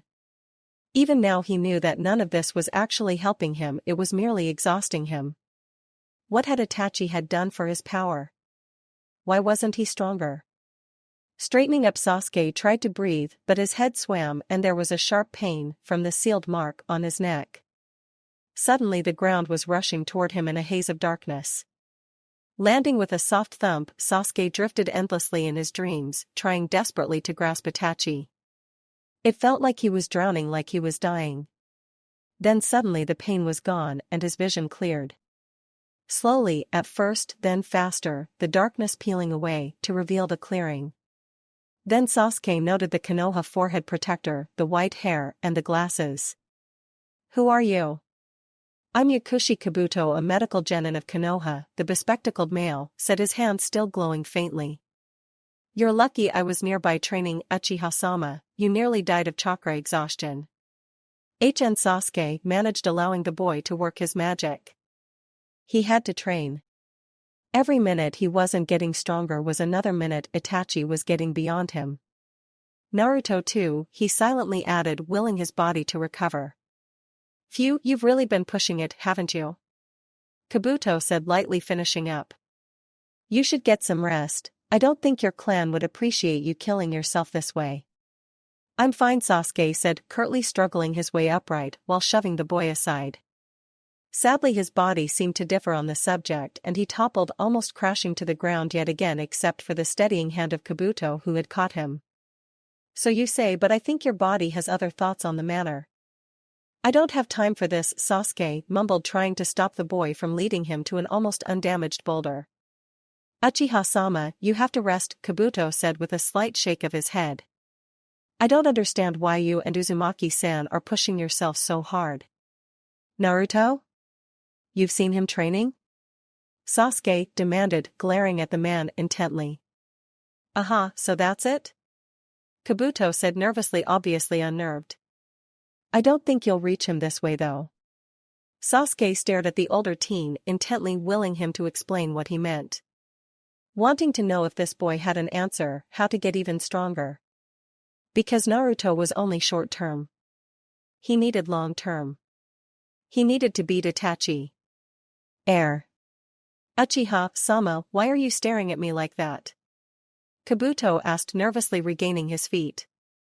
You said I would be unable to surpass Naruto this way, Sasuke said curtly. How can I surpass him? Well, I just meant you're both training nearly the same in intensity and amount, Kabuto explained with a shrug. The only real difference I see is your teachers rather than your training methods. He has both a Sannin as his teacher, and before that didn't he have a Sannin's former student? Sasuke narrowed his eyes, a crease forming between his eyebrows. No wonder that idiot was getting so strong. Sasuke needed to get equal instruction. But the only one who came close was Itachi, and Sasuke was not about to ask him for help. Nor would his older brother deign to help him even if he did ask. After Itachi, who else in this village was worth asking? Thank you, Yakushi-san. However, I must resume my training. I think you need to rest, Kabuto said firmly, and the next thing Sasuke knew, he was once more enveloped in total darkness. Kakashi felt trapped. He was not used to being forced to stay in one place. He should have been drifting around the village, keeping an eye on things, not trapped behind this desk. Plus, the paperwork never ended. He couldn't go more than 5 steps from the office without Chunin guards, and worst of all, he couldn't get 5 minutes alone to read his precious. He wasn't even officially the Godame yet, and he was already being deprived of his joys. Kakashi was truly beginning to appreciate the horrors of being a Hokage. Resisting the urge to bang his head on the desk, he instead looked at the shinobi arrayed around the office. There were Hamura and Kohara, representatives of the village council, and Hyuga Hayashi, sole representative of the clan council. Of course he couldn't overlook Guy. Kakashi almost winced, just remembering Guy's arrival, and Anko, who had taken to balancing one kunai atop another on her finger. Shaking his head, he looked up as the door to the office opened, and Izumo stuck his head in, confirming that even after 2 hours there were still only 3 shinobi waiting out there. Mitarashi-san, Koharu said, her patience finally breaking. Would you mind telling us where exactly Uzumaki-san is? Training somewhere, Anko supplied succinctly without looking away from her balancing act. Naturally, you didn't see a reason to interrupt him for this? Hamura asked, with a slight edge to his tone. Naturally, Anko agreed, oblivious. Just a ceremony, he's got the rank either way. That is beside the, Kohara started to say, before Kakashi cut her off. Bring them in. Izumo Kakashi sighed, standing as the door opened and the 3 new Chunin were led inside. Niji came to a stop on the left, looking aloof. Tenten was on his right, practically bouncing on the balls of her feet. Shino was the last, and as usual an enigma. So nice to see all of you, Kakashi said, I curving upward happily.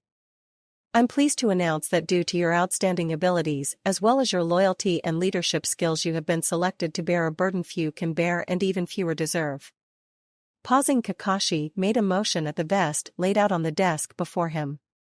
The rank of Chunin is very important. You now inherit the responsibilities of solving the problems that beset us all. Threats of war, ancient hatreds, increasing inequality, and deep divisions among our own people. He felt Hayashi stir slightly, and even Koharu and Hamura focused on him intently. It was almost intimidating, but Kakashi had been Umbu commander for a long time and a student of the Yondaime. This was nothing. Still, he decided to ease off the doom speech. Through your use of personal abilities and sacrifice, I am proud to usher you into the ranks of Konoha Chunin. From here on, you are each entitled to all privileges and befits of said rank, but remember that you must now take up even greater burdens to keep the roots of the great tree that is Konoha firmly rooted. Pausing one last time, Kakashi gestured at the green flak vests on the desk before each shinobi. On behalf of the Hokage's office and Hai no Kuni, congratulations on achieving your promotion to the rank of Chunin. As expected, Tenten eagerly grabbed hers and put it on, a satisfied grin on her face. Niji and Shino, however, took theirs and held them. Kakashi chuckled at that. He could remember doing that back when he had first been promoted to Chunin. He was pulled from his musings by Tenten, who had apparently decided to comment on the 4th vest. Why were there 4? Because Niji said blandly as he finally seemed to decide to put his on. Obviously 4 of us were promoted. The real question should be, who is the 4th person? Good point, Tenten conceded, putting a finger to her chin, thoughtfully. Well, it might be Sakura, or I guess the boy with the dog. Or Naruto, Shino supplied. Yes, he is most likely, Niji agreed, looking at Kakashi curiously. Why exactly is Uzumaki-san not present? He's currently occupied elsewhere, Kakashi said, his eye curving up once more. Now all of you get out of here, before I sick Anko on you. Unsurprisingly, Tenten bolted with a hurried bow. Niji inclined his head and walked from the room, and Shino remained motionless before turning and walking out as well. Chuckling to himself, Kakashi sat back down and sighed, glancing at the others who were already in a heated discussion about something. He considered making a break for it, but Azuma was already bringing the day's stack of paperwork. Kakashi couldn't help but whimper. Oi, so the secret was to spin it in more than one direction, Naruto said, holding the water balloon up in his left hand while manipulating it with the fingers of his right. He felt a bit like he was cheating, but he offset that with the fact that he had figured this step out in just 3 days. 'Cause if I just spin it in one direction, it just stretched flat but wouldn't break. Grinning at the white-haired man who was looking on with surprise, Naruto continued his manipulation of the balloon, causing it to become deformed and misshapen. A minute later the balloon blew apart, drenching Naruto's hand, but the boy never stopped grinning. Yes. He'd done it, he'd figured this out, and he was now one step closer to his dream. Creative, Jiraiya said in approval. So you use your left hand to spin the chakra, then grabbing it with your right use your fingers to manipulate the water into moving in different directions? Yep. Naruto said with a grin. I was getting really frustrated, and then I squeezed the balloon really hard and saw it deform. That's when I realized what you were doing. After that I just played around and came up with that. I could hit it too, but this way is a bit faster. Well, it's still pretty good for just being at this for 3 days, Jiraiya said, producing an orange ball. You got it in about the same time it took me. Now let's see how you handle this.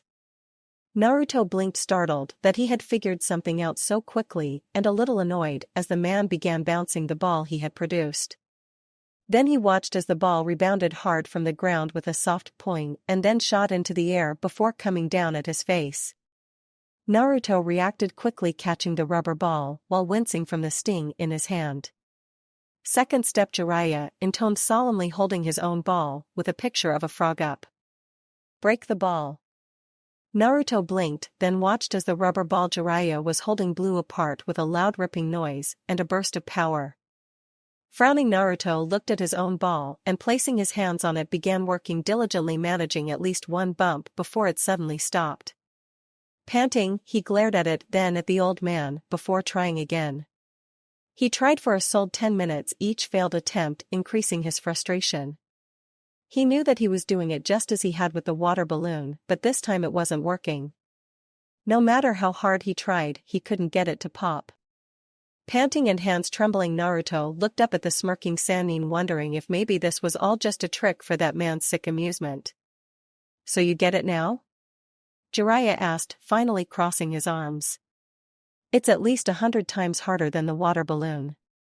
It took me 3 weeks to figure this step out, and the yondaime about 6 months. Of course he did invent the jutsu and didn't have anyone guiding him.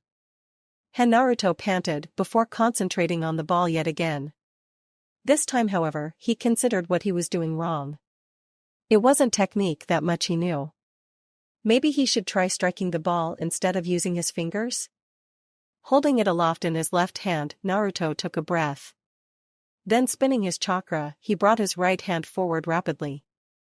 For a minute, he thought it was working. The rubber ball deformed, but then just as before it went smooth again. Gah! Naruto said loudly, glaring at the ball with pure venom. What the hell am I doing wrong? Naruto, the first step was to spin, Jiraiya chuckled. The second step involves adding power. This is the hardest step, because without water, you can't feel your chakra moving. So, I add power, Naruto muttered, glaring at the ball. This stupid thing was getting in his way of being Hokage. Plus he was determined to surpass the yondaime. Clutching the ball tightly in his left hand, he began pouring as much chakra into as he could while striking the surface. He wasn't sure how long he stood there doing this, but suddenly his hand was no longer just tired, it was beginning to hurt. A lot. But the ball was deforming, so he couldn't let up. I can't fail. Naruto muttered, pouring even more chakra into it. His head was beginning to swim, his arms to tremble, and his hands to throb with pain. Losing his concentration, he stumbled, then shaking his head, he caught his breath and tried again. Over and over, trying desperately to master this step. Every last erg of his chakra he poured it all into the ball until his vision blurred, and losing concentration he collapsed to the ground painfully. Breathing heavily, sweating, and unable to see anything but blurs, he lay there drifting on a sea of thoughts and half-formed dreams.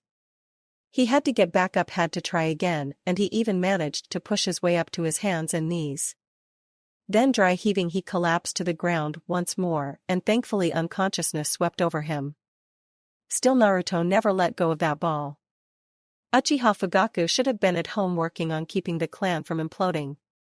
Itachi was getting progressively stranger, the others progressively paranoid, and Sasuke was beginning to worry both him and Mikoto. Well, more Fugaku than Mikoto, for the simple reason that Fugaku knew his youngest son was very obsessive about things. Of course, he also had to handle his duties as the head of Konoha's military police force, and things were getting even crazier there. Yet instead of handling all of that, he was sitting here after roughly 2 weeks of demanding a meeting, wasting his morning staring at Kakashi. The masked man had been a thorn in the Uchiha clan's side for 13 years, ever since he had been given that eye. Even Fugaku had a hard time dealing with the masked man. Obito had been his favorite cousin after all, and it was galling to have a non-Uchiha remain in possession of that eye. Kakashi had for the last 10 minutes been listening to Fugaku defend his Sasuke. Fugaku had pointed out that Sasuke had in a way been telling the truth. That Sasuke had just been carried away, as children his age were prone to do, and that he knew that not everyone were inferior to the Uchiha. The entire time Fugaku had explained all of that, Kakashi had listened, and Hyuga Hayashi, voice for the clan council, stood in the corner smirking. To say that Fugaku was upset would be the understatement of a lifetime. Thankfully, Kakashi was now as if he was repeating a speech from the Sandaime, accepting Fugaku's explanations. Fugaku was even beginning to think of how best to work this toward gaining access to the Uzumaki bloodline when his thoughts were utterly disrupted by one sentence. Still, you can understand why we can't allow Sasuke to be promoted, Kakashi said. Fugaku stared at the man incredulously, his every muscle slack. He shook his head to clear it, determined that he had misheard. Excuse me? It sounded like you just said you would not allow his promotion. Well, he insulted quite a few important people, and he showed no chunin qualities in either of his matches, one of which was interrupted before a final outcome could be determined, Fugaku said firmly. I'm not sure it should count in either one's case. Well, minus that then he came across extremely badly, Kakashi said blithely. Plus there is the simple matter that he ignored orders during a time of crisis, which I could normally understand, except that he went out of his way to do so repeatedly. But he saved several academy students and civilians, Fugaku countered. Yes, but he jeopardized thousands more by not informing Itachi-san of my message, Kakashi said nonplussed. The clans of course feel the same, Hayashi added indifferently. His arrogance was atrocious, his skills doubtful, and his reliability non-existent. Fugaku glared at the other clan leader, then turned his attention back to Kakashi. He had to figure some way out of this. Sasuke deserved his promotion much more than the Hyuga or the talentless weapons girl. As for how to convince them of this fact, however, the Uchiha patriarch had no clue. His only chance was to make it both political and personal. That would force them to grant the promotion. He hated pulling such an underhanded trick, but for Sasuke he would attempt it. I will concede that you've raised good points, Fugaku said carefully. However, please remember that Sasuke is a tad young and prone to saying rash things. He is, however, a capable leader, very talented, and he has the Sharingan, which would be an invaluable asset to a Chunin.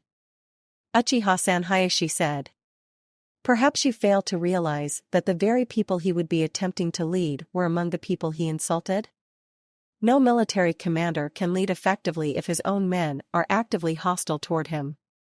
I think Hyuga-sen, you underestimate their ability to separate personal conflicts from the professional responsibilities as demanded of a shinobi. Fugaku countered, pleased that the idiot had provided the opening he needed. Of course you could be correct, since it seems that Hataki-san has allowed his anger over having his own technique stolen to influence him. It is an understandable reaction, but you can hardly hold that against Sasuke. Fugaku-san, the decision is not going to change, Kakashi said, cutting him off. Sasuke can try again in 6 months, but no one in this village is going to approve his promotion. Fugaku glared at Kakashi in disbelief. It was all he could do to keep from killing the man. He even envisioned leaping across the desk and decapitating him, but held himself in check. It wouldn't be worth the trouble, but now, if he could manage it and then frame the Hyuga, he'd not hesitate. Shaking his head, Fugaku got to his feet and walked out, darkly wondering what he would do now. The air was still, the only sounds that of rustling of leaves, the distant noise of Lee and Guy training, and the sound of metal weapons striking the hanging targets with an almost inaudible thump. Inhaling calmly, Niji forced the world away even more, attempting to make his mind a clam ocean. Empty the mind, be formless. Shapeless. He was serenely aware of the weapons striking the tree, outlining his seated form. Cradling his hands calmly in his lap, he concentrated on his breathing. Slow, steady, controlled. He could feel the connection to his body fading. And then in the emptiness of his mind, he was jarred by the sudden image of Tenten and a bloody kiss. Tensing ever so slightly, his mind jarred back into awareness of the world. Taking another breath, the Hyuga genius forcibly cleared his mind, creating the formless void from before. Breathe in, breathe out, forget the world. Calm, control, stillness. His body was falling away yet again, the noise of the world faded away. Then he was jarred back into the world once more by the memory of that bloody kiss, of her screams. This time he couldn't stop himself from opening his eyes to stare at the girl in question, watching her twirl a kunai around a finger absently. Beautiful, he thought before closing his eyes once more. Taking a deep breath, he expelled it heavily, berating himself. He should not be thinking of her like that, should not feel anything for her. She was not, he could not care for her in such a way. Yet he couldn't get that kiss out of his mind. She had thought she was dying, he rationalized, like he had for the last few weeks. She had a crush on him, he knew it. How could he not with his eyes? It was understandable that she would do such a thing. As her teammate, he had allowed it because he had thought she was dying. Yet now he couldn't let it, or the emotions it had stirred within him, go. He tried to focus on his meditation, on his breathing, but it was impossible. Tenten was dancing through his mind, and he felt a slight grin at the corner of his mouth. Niji-kun, are you okay? Jared, but restraining himself from showing a reaction, Niji opened his eyes to stare up at her, almost breathless at her beauty. Yes, Tenten, I am fine. Why do you ask? Well, you're just, a little different lately is all. Tenten said, kneeling across from him in that casual way she had. A moment of silence passed between them, and then Tenten raised an eyebrow. So what do you think was the real reason Naruto wasn't there? He was training, Niji answered, simply thankful that he had something to keep his mind off her and her nearness. Obviously he was in a place that he could not return from, and most likely he was absorbed in training. Yeah, true. He does seem the type, Tenten said thoughtfully, seemingly unaware of his attention. Still, he's pretty strong. Kind of like Lee. I mean, they're both orphans, and they're both making their own way. There are similarities, Niji allowed, closing his eyes. Though you two are making your own way, despite your family. Yeah, Tenten said in a low tone. You have come a long way, Niji said sincerely, offering her a small nod. Thanks, Tenten managed, cheeks tingling red slightly. Niji changed topics, aware of how close he had strayed to certain emotions. However, Uzumaki-san and Lee do differ in one area. Lee came from a known family, he has a family identity to cling to. But Naruto doesn't. Exactly, Uzumaki-san has no connections to any family. He has no history, no guidance outside of his sensei. Yet he has proven himself more than equal to any Hyuga or Uchiha. He has risen to an unbelievable height, seemingly from nowhere. Sounds like you respect him, Tenten said, raising an eyebrow. Maybe even a bit jealous? Respect? Yes, it would be foolish not to respect his strength. Much as it is foolish to not respect a tiger, Niji explained, closing his eyes. However, I am not jealous. His strength is dangerous. Without a clan identity to guide him, there is no telling what will happen. Are you actually worried? Tenten questioned nervously. Hi. He is likely to crumble under the weight of his own strength. You raise several good points, Tenten said with a small grin. However, you still haven't kissed me. What are yo meth? Niji managed totally off guard as Tenten leaned forward and kissed him. When she broke the kiss and sat back, she had a wide grin on her face and a knowing sparkle in her eyes. Now next time you have to kiss me, Tenten teased, and then climbing to her feet, she turned back to her weapons training. Niji stared after her, then absently reached up to touch his lips. Gladly he whispered, then cupping his hands returned to his futile efforts at meditation. Gah! Naruto cried as he collapsed in a heap yet again. His heart was racing wildly, his hand no longer even able to ache. It felt like the nerves had been damaged beyond repair, but he knew that if he waited a minute or so they would be fine. Still, 2 weeks of this torture, 2 weeks of just trying to pop one stupid rubber ball. He was just wasting chakra, no matter how much he poured into the damn thing. Plus that stupid concentration mark wasn't helping either. This has to be the limit, Naruto murmured to himself as he rolled over onto his back to try and ease his breathing. Drifting for a moment, his eyes closed until he felt something settle on his forehead. Opening his eyes, he reached up to discover that it was a leaf, which prompted him to chuckle as he stared at it sightlessly for several long minutes, remembering the academy. Irika had tried so hard to teach him concentration. He could even vaguely remember the story of the leaf. I should have listened to Irika-sensei back then. Closing his eyes, Naruto knew that he probably would stand a better chance of concentrating if it wasn't for the pain. It was like every time he let his chakra flow unchecked, the pain got worse and it destroyed his concentration. He had to increase his chakra until it exploded suddenly. He sat up, eyes wide, as his mind latched onto a solution. The pain was the key. If he increased his chakra right up to his threshold and maintained it there, he could concentrate. He had the answer. Getting to his feet hurriedly, the blonde clutched the ball tightly in his hands and closed his eyes, building his chakra while chanting concentrate silently to himself. It started small, stinging in his arms. Then sharper stabs. The pain grew and grew, telling him that he was close because he never once stopped concentrating. Not yet, he murmured, feeling the pain grow closer to what he sought. Eyes now clenched, he screwed up every ounce of his concentration on swirling the chakra in his hands wildly. Gah! Naruto shouted, eyes snapping open as the ball exploded. The force of the explosion lifted him off his feet and sent him hurtling backwards until he crashed to the ground on his side and skidded to a stop against Jiraiya's leg. Breathing heavily, unable even to see clearly, Naruto still grinned. He'd done it. Second stage mastered. Jiraiya said, a worried frown on his face. Ha ha ha ha, Naruto managed, focusing his eyes on the man. He was far too giddy with excitement stop and care why the man was looking worried. Let's get the third stage going now. Not right now, you need to rest. We'll get some ramen. At the mere mention of his precious ramen, Naruto was on his feet and running, a cloud of dust rising behind him. He had been doing a lot of training, a lot of fighting, and he had been denied the most perfect gift that the kami had ever deigned to bestow. Ramen, delicious, mouth-watering ramen.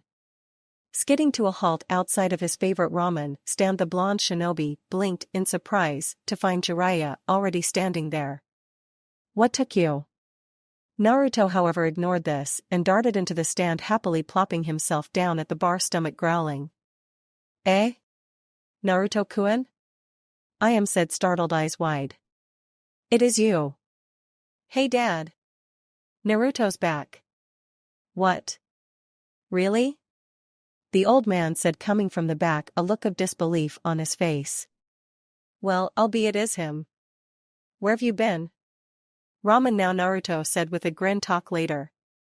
Of course, the old man said with a mock sigh, turning to his pots. So what would you like? I am asked with that soft smile she usually wore. 5 Hokage-sized miso ramens, 3 large 2 regular, and a small, Naruto said, drooling. Geez, are you really that hungry? Jiraiya asked, sitting down beside him. Watcha talkin' about Erosanin?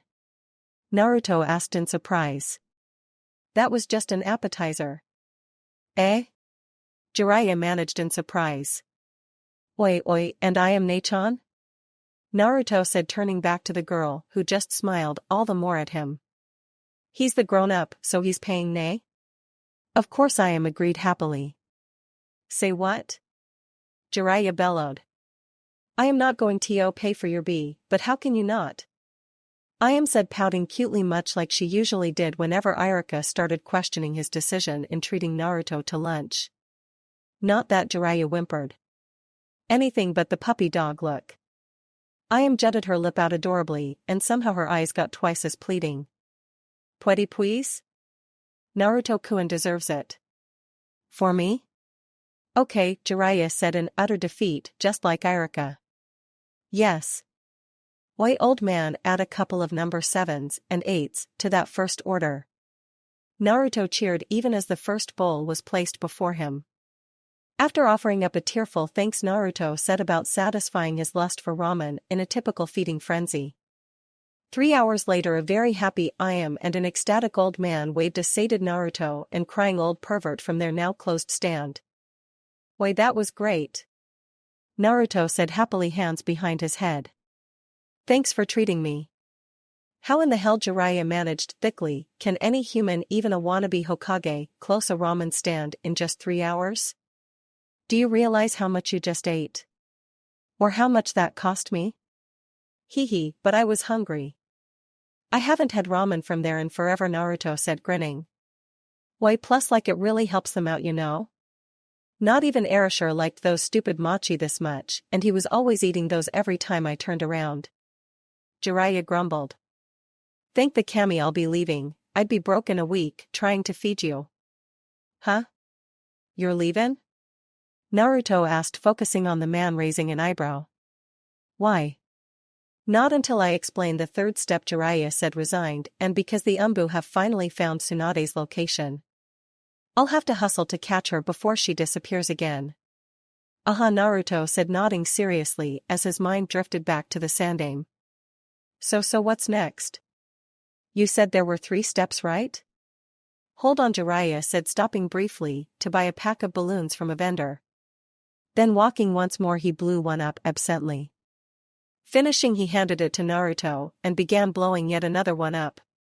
Another balloon? The first step was to spin, the second step was power. Jiraiya explained as they finally entered a nearby training area. Turning, he held his balloon up at eye level for Naruto. The third step is this. Huh? I don't get it, Naruto said, studying the balloon intently. It looked like nothing was even happening. What the hell, you're not doing anything? Well, I suppose that's how it looks, Jiraiya said with a chuckle before holding his other hand up. Here, tell me what you see now. Naruto blinked, then watched in amazement as chakra formed in the palm of his hand. Only it was a perfect sphere, with no bumps or deformities. It was beautiful to see, like a pocket-sized typhoon, and suddenly he realized what was happening inside the balloon. Oi, so that's what's happening in the balloon? Right in one. Fixing his attention on the balloon, Naruto felt overwhelmed. With all that chakra spinning, the balloon wasn't even twitching. It was obvious that the sphere had way more power and speed than when he popped that rubber ball. Okay, listen carefully since you'll be working on your own from now on, Jiraiya said, allowing the sphere to dissipate. This third step is combining all you learned from the previous 2 and charging it. Charging it? Basically, you spin your chakra as fast as you can while increasing your chakra to the maximum limit, Jiraiya explained, holding the balloon up carefully. The trick is you have to make a wall within the balloon and concentrate your power. So basically, Naruto deadpanned, I do all the spinning and power from before, but try not to pop the balloon. You have gotten quicker. Oi, but why bother? Naruto asked, scowling in thought. Honestly, the second step seemed pretty damn powerful already. I mean, it's just wasted chakra, right? So why bother? Watch, Jiraiya said, moving to a nearby training post. He gathered his chakra much like the second step, before slamming it against the post. The power dissipated, quickly leaving behind deep spiraling grooves into the training post. That was the second step. This is the third step. A second later, he shoved his hand forward, the chakra swirling into the pocket-sized typhoon as it connected with the post. This was followed by a cracking sound, and then the training post exploded into splinters. Covering his face, Naruto flinched back from the reaction. Recovering, Naruto lowered his arms, staring with wide eyes at what remained of the post, then looked at the man. Whoa. See if you can keep that typhoon of chakra in a sphere. The power doesn't scatter, Jiraiya said with a nod. The power becomes concentrated to an extremely high level. Looking at the balloon he was still holding, he narrowed his eyes before grinning thinly. This was at the big step, and it was going to be hard. Naruto wouldn't give up. This was for all intents and purposes a family technique, and however he may have felt about the yondaime, he wanted some connection to him. I can do this. Good. Now practice every chance you get. This step can be done walking down the street, eating, just sitting around. Jiraiya admitted, picking up his scroll and looking at Naruto. Remember, this is an extremely powerful jutsu. Don't use it lightly. Oi, do you have to leave right now? Tsunade Hime won't stay in one place for long, and the Umbu have been working hard to find her. I can't waste any time. You've got the jutsu, now you just have to master it. Alright, Naruto said, then grasping the balloon in his hands began concentrating. Everything else was secondary right now, all that mattered was completing this jutsu. A soft swish of noise, branches creaking and leaves rustling. A glint of bone-white porcelain in the moonlight. A lingering baleful aura filling the night as it came to rest on a telephone pole high over the Uchiha district. Crouching down, the armored figure tensed, then relaxed.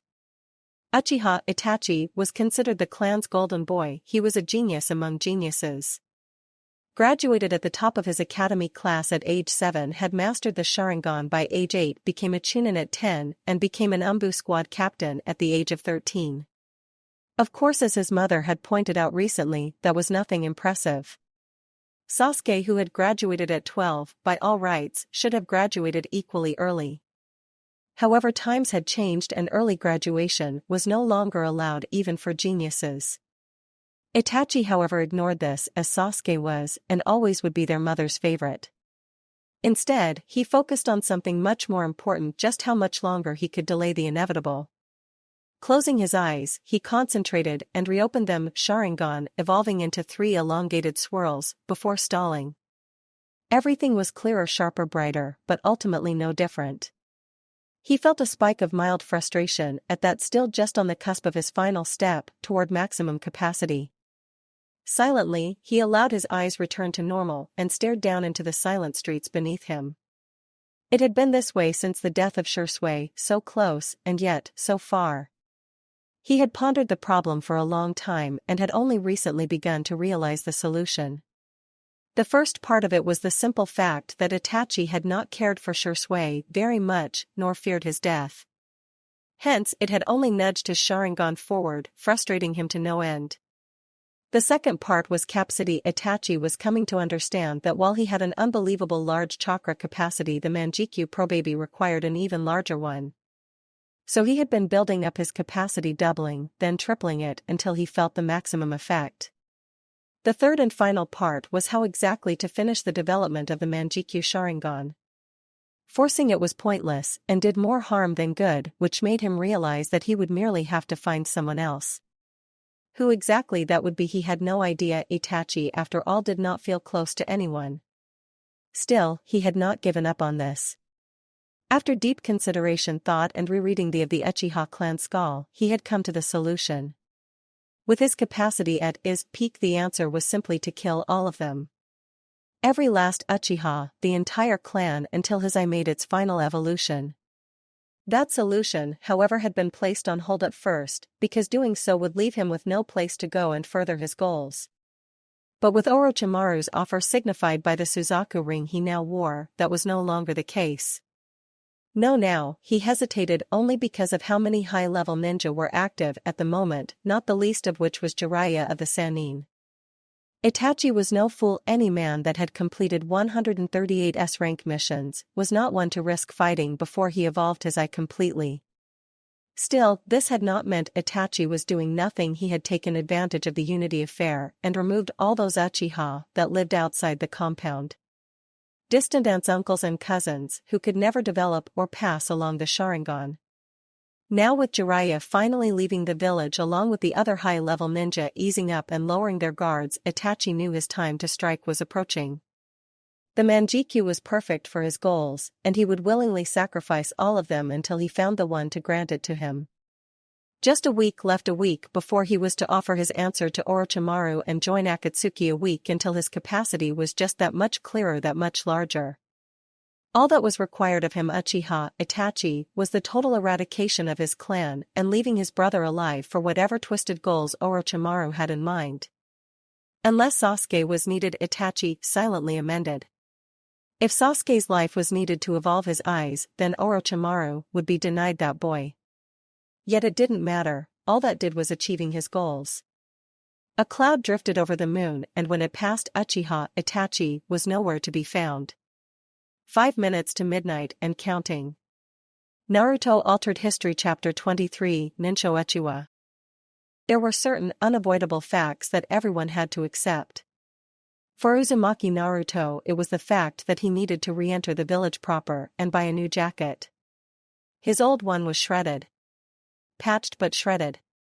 Also, he was hungry, and really, his training was now by all accounts to the point that he could do it as he went about his business. Hence, his total concentration on the balloon in his hand as he strolled down the street, unaware of the attention he was gaining. Not that it would have mattered to him, Naruto was used to attention. Of course, that was the attention of a troublemaker or an enemy plant. The attention he was currently receiving was just a step beneath hero worship. Thankfully, Naruto was indeed oblivious to this. For the moment at least. He was doing pretty well, or at least he felt like he was. So far he had managed to keep this balloon from popping. He didn't even want to think about how many others he'd wasted since Ero Sannin had left yesterday. Plus he had learned something pretty impressive. Once he got the bubble of chakra formed around the swirling chaos, he could maintain it with one hand. For a few seconds at least. This was proven a moment later as he finally removed his hand and attempted to keep it working with one hand. It lasted for a full 10 seconds, before it went pop, fluttering his clothes and rocking a few hanging signs. Sighing, he pocketed the broken balloon and produced a new one, resuming his training, before a hand landed on his shoulder. Jerking, Naruto turned ready to fight. Instead, he was brought up short by Kakashi, who had his infamous red book in hand and open. Just the ninja I wanted to see, Kakashi said, his eye curving upward happily. Why? Well, first to congratulate you on becoming a Chunin. Wait, what? Naruto interrupted, eyes wide and the balloon in his hands trembling as he lost focus. Didn't anyone tell you? Kakashi asked as his eye drooped. You were promoted to Chunin. There weren't very many of you this time, Ero. I'm a Chunin? Naruto shouted, his balloon exploding forcefully. The blonde ignored that and was now jumping around, screaming and causing all sort of havoc in the street. He couldn't believe it, he had made it. He was a Chunin now, and that meant he was officially one step closer to being Hokage. Halfway through his celebration and plans for a gorging on ramen, he realized that nobody had bothered telling him about this before now. Stopping, he looked at the white-haired man, frowning with narrowed eyes. Boy, how long have I been a Chunin? A while now, Kakashi admitted, looking up from his little red book. Is something wrong? Naruto, however, shook his head, keeping his face neutral. Internally, however, he was ranting and raving and most importantly plotting his payback. Someone should have told him. He could overlook Kakashi and Jiraiya merely because they had things to do with keeping the village functioning, but Ino and Shino? Oh, they were so going to get it. And Anko was definitely going to regret not telling him. Well, anyway, Kakashi continued, his eye curving upward once more. Congratulations on the promotion. As for the other reason I wanted to see you, I learned from Anko that your apartment was the one destroyed in the battle with Gaara. Yeah, Naruto said with a scowl, turning his mind toward that problem. All my stuff and everything. Well, Anko managed to get a few things out and I arranged to have them put someplace interesting. Kakashi paused, putting his book up. It's sort of a reward for saving the village. Really? Naruto managed, eyes lighting up. He was getting a reward for saving the village? Probably some new apartment, which would be great. Yep, just follow me, Kakashi said before taking off at a casual pace. Naruto quickly followed, mind churning as he searched his pockets before blowing up yet another balloon. That done, he began concentrating yet again, picking up the pace as Kakashi did. Several minutes later, Naruto was beginning to appreciate just how big Konoha actually was. They had passed through the more upscale areas, then through the marketplace, before finally entering a section that seemed to be nothing but forest. Then finally they exited that and came to a section of the village that was pleasant. No sign of ninja. No sign of any hostility actually. Each home was a two-story deal, a blend between traditional and modern. Same basic layout from what Naruto could tell, the picture-perfect neighborhood. Hell, the people were going about their daily lives with smiles on their faces, not even caring that there were two ninjas strolling down the street. Not many ninja come through here, Kakashi explained. This used to be Umbu housing, where families of Umbu members lived. Eventually, we moved them out and regular villagers moved in. They have their own community and very rarely venture into the main areas of Konoha. Oi, it seems different here, Naruto said, looking around, surprised to find a group of girls his age watching his progress with the sort of interest he normally associated with Sasuke fangirls. Well, of course it does, Kakashi said. These are all civilians, Naruto. They don't know much of anything that goes on in the rest of Konoha, and they're not overly interested in hearing about it. They want nice, simple lives, which most ninja find utterly boring. Oh, Naruto said, glancing to his left where he found a small child playing with a dog. So there's someplace I can stay? Yeah, used to be a kind of lookout station against Iwa back during the last ninja war. It was abandoned a little after that war ended, outdated really. It's where I had your stuff put, only available location. Without further ado, they came to a stop just on the outside of the neighborhood they had been traveling through, which meant they were facing the side of the smaller mountain and were surrounded by several trees. Turning back, Naruto could still make out the villagers as they went about their lives. Okay, Naruto said, looking around carefully. I don't see any place I can stay. Kakashi, however, merely pointed his finger skyward. Naruto blinked, then craned his neck to see what the masked man had to show him, and he nearly toppled over. Maybe 20 feet overhead was a round two-story building topped with a conical roof. It was suspended in the air by 4 slanted beams that ran from the mountain to the underside of the building. Wah! Naruto managed, taking a step back to try and get a better view of the building. The entire top floor was designed to serve as a training area. The bottom floor is mostly living space, plenty of room. Okay. Naruto said slowly as he glanced at the masked man. And you're just going to let me live here? Yes, Kakashi said simply. Why? Because you sorta own it, Kakashi chuckled. Sensei, the yondaime, bought it shortly after the war and did some renovations to make it livable. He liked the peace living here among the villagers gave him. It was his fortress of solitude, I guess. And I own it? Naruto repeated blankly, knowing that he was missing something obvious. You didn't just give away houses, especially not this type of place. Well, I figure better you than someone else. Besides, I never come out here, Kakashi said, handing over the keys and the deed. Just be careful, the Sandaime didn't remove some things for security reasons. There's no telling what you'll find in there. Naruto nodded, then looked up at the building, overwhelmed with the knowledge of owning it. Not only a building, but of own his family's house. He had inherited something which was just freaky for an orphan. And then Naruto's mind stumbled across a rather disturbing problem. Oi, how the hell do I get up there? Shunshin. Listening to the ticking clock, Ino sighed and glanced at her mom, who was busy fussing over the flowers. For a while right after the Chunin exams, things had been busy, but now it was painfully boring. Rolling her eyes, utterly bored, Ino turned back to her notebook and the notes it contained. Studying her handwriting, along with Sakura's notes, Ino mused over the explanation for the Shishuku Kidai silently. Since her Shintenshin had improved, thanks to her father finally walking her through the finer points, she didn't feel guilty about looking at the Genjutsu. Secretly, Ino even felt that she was close to being able to perform the Shinranshin, but she wasn't going to push it too much. Scratching the back of her hand, Ino nodded to herself. The concept was easy enough, maybe she should try it? Remembering her father's warning about not using it until she had more practice with the others, Ino decided trying it in the family shop would not be a good idea. Besides, she wanted to let her arm heal completely so she could work it into her training routine along with Kenjutsu. Her fingers twitched, just thinking about the kodachi that had been delivered to her a few days ago. The old man, Kawakami Musashi, had told her that Hayate had special ordered it for her.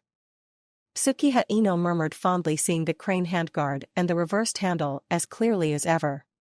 Added to her anxiousness to resume her training were the scrolls that Yugao had dropped off a day after she had received her sword. Ino had read the first one and knew that the others contained further knowledge of his kenjutsu, a kenjutsu that he now left in her hands. Hayate had given her so much, helped her find her own path, and there was a dull throb as she realized he was gone. Startled out of her thoughts about the blade and her former sensei by the sound of a jingling bell, she grumbled. Looking up ready to greet the new customer, she froze, discovering one Uzumaki Naruto standing in the doorway. He was looking around curiously, a balloon in his hand, a grin on his face, and wearing a tattered jacket. It struck Ino as odd that after not seeing him for nearly a month, he should just wander into her flower shop. "Why, Ino-chan?" Naruto said, starting toward her, his grin growing. "Huh? Ino, you know him?" her mom asked, pausing and watering the flowers to watch the boy curiously. "Yeah," Ino said, blinking. "Naruto-kun, where have you been? The whole village has been crazy trying to find you and stuff, plus you just left without telling us anything. Anko-sensei wouldn't even tell us either. Just had us training every morning." "Oi, I was training too," Naruto said, happily holding his balloon up. "See? Air." Ino stared at the balloon blankly, but decided to take his word for it. "Wait, so this is the Naruto I've heard about?" her mother asked brightly, and Ino saw the look in her eyes. "Well, since he turned up, I'm sure he won't mind helping Inoichi out and back." "Huh?" Naruto blinked, obviously trying to figure out how that worked. "Just go on back, dear," her mom said, shoving the blonde from behind so that he stumbled past the counter and into the hallway connecting to the back room. "Mom?" Ino hissed, glaring at the now bemused woman who was tapping her finger against her cheek. "What are you doing?" "Nothing," her mom said defensively, despite a knowing glint in her eye. "You are bored here, right? Maybe you'd like to go out for lunch?" Momino pleaded, almost afraid of what the woman was thinking. "He's just my friend." "I never said he wasn't." "But you're trying to get him and me to go out together for lunch," Ino huffed, stomping a foot. "I am doing no such thing," her mom said, grinning as the sounds of shattering glass and curses drifted from the back room. "I just asked if you'd like some lunch. Just go." Inoichi's voice suddenly shouted amid more noise of destruction. "Oi, but I came to see Ino-chan." "Take her with you then. Just get out." Inoichi shouted back a second before Naruto re-emerged without a balloon and looking disgruntled. "Oh dear," her mom said, hand on her cheek. "Perhaps you two should leave, maybe get some lunch. When Inoichi gets like this." "Mom?" Ino said accusingly, but the older woman merely smiled sweetly. Naruto, utterly clueless to what had transpired, was quickly ushered out the door by a furious Ino. She knew it would be pointless to argue with her mom right then, but this was so not the last of it. Shooting one last dark glare at her cheerful mom, Ino stepped outside to join Naruto. Self-consciously adjusting the sling her arm was resting in, Ino sighed. Her mom could be such a pain sometimes. Honestly, she and Naruto were just friends teammates. Still lunch would be nice, and she hadn't seen him for a while, maybe going out for lunch wasn't such a bad idea. So where should we go eat? Ichiraku. Naruto shouted eagerly, eyes alight. Again? Ino said, staring at him startled. Don't you ever eat anything else? Huh? Why? Naruto asked, setting off at a brisk pace. Ramen is the perfect food. Oi, and it has all these toppings. Fried rice, Chinese dumplings, seaweed, kamaboko, green onions, and even corn. Plus miso and pork, which is one of my favorites. Ino felt herself blush slightly at that, though she couldn't think of a reason why. Shaking it off, she grabbed his arm and jerked him to a stop. How about I pick today, okay? I know this place where they serve tea and good salads. Yuck. Naruto said, scrunching his face up. They're not that bad, Ino said with a roll of her eyes. Besides, it'd be good for you to eat something else. Remember, absence makes the heart grow fonder. Wait, but I don't need to get any fonder of it, Naruto said sulkily. Besides, ramen's never hurt me. Have you ever stopped to think that maybe the reason you're a midget is 'cause you never eat anything but ramen? Ino snapped back irritably, then almost winced, realizing what she had said. Oi, and maybe the reason you don't have tits is 'cause all you ever eat is vegetables? Naruto snapped back, glaring at her. Ino rounded on him, surprised that he was able to match her glare for glare. Any further argument was cut short by a loud and horribly familiar voice. Naruto. Ino. Turning, Ino winced as Kiba and Akamaru trotted up along with Yobin, the village's biggest gossip. Kami, this was not good, that girl would blow this whole situation way out of proportion. Why, Kiba? Naruto said brightly, apparently clueless as to who the girl was. You two out on a date? He, what can I say? It's animal magnetism. Kiba chuckled, dodging a swipe from girl beside him. I'll have you know I asked him to help me find my little sister. Yobin said, glancing between them. Speaking of dates, which this isn't. Ino interjected firmly. We're on the same team, it's not strange for us to hang out together. So Naruto's still available? Yobin asked, giving him an appraising once-over. Would you like to go get something to eat? Huh? Naruto managed, blinking. Well, I was sorta going, Naruto-kun, why don't you go on ahead? That place I was telling about is just down the street, Ino interrupted, hastily, knowing the glint in the other girl's eyes. Naruto, royally confused, shrugged and turning started off on his own. What was that about? Kiba asked, almost as confused as the blonde young man.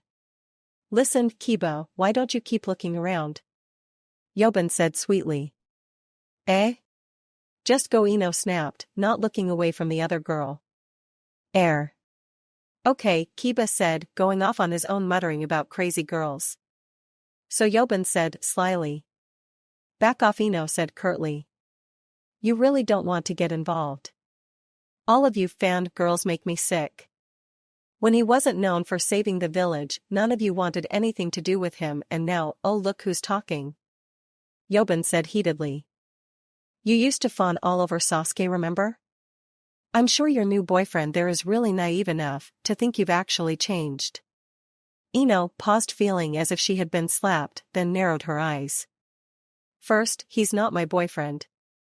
Second, when I fawned all over Sasuke, I was a stupid little bitch. Unlike you, and all these other girls that apparently never got the damn memo to grow up. That said, Ino rounded on her heel and stormed off. That had felt pretty damn good, that was for sure. Picking up the pace, she spotted a confused Naruto who was surrounded by several giggling girls. Ugh.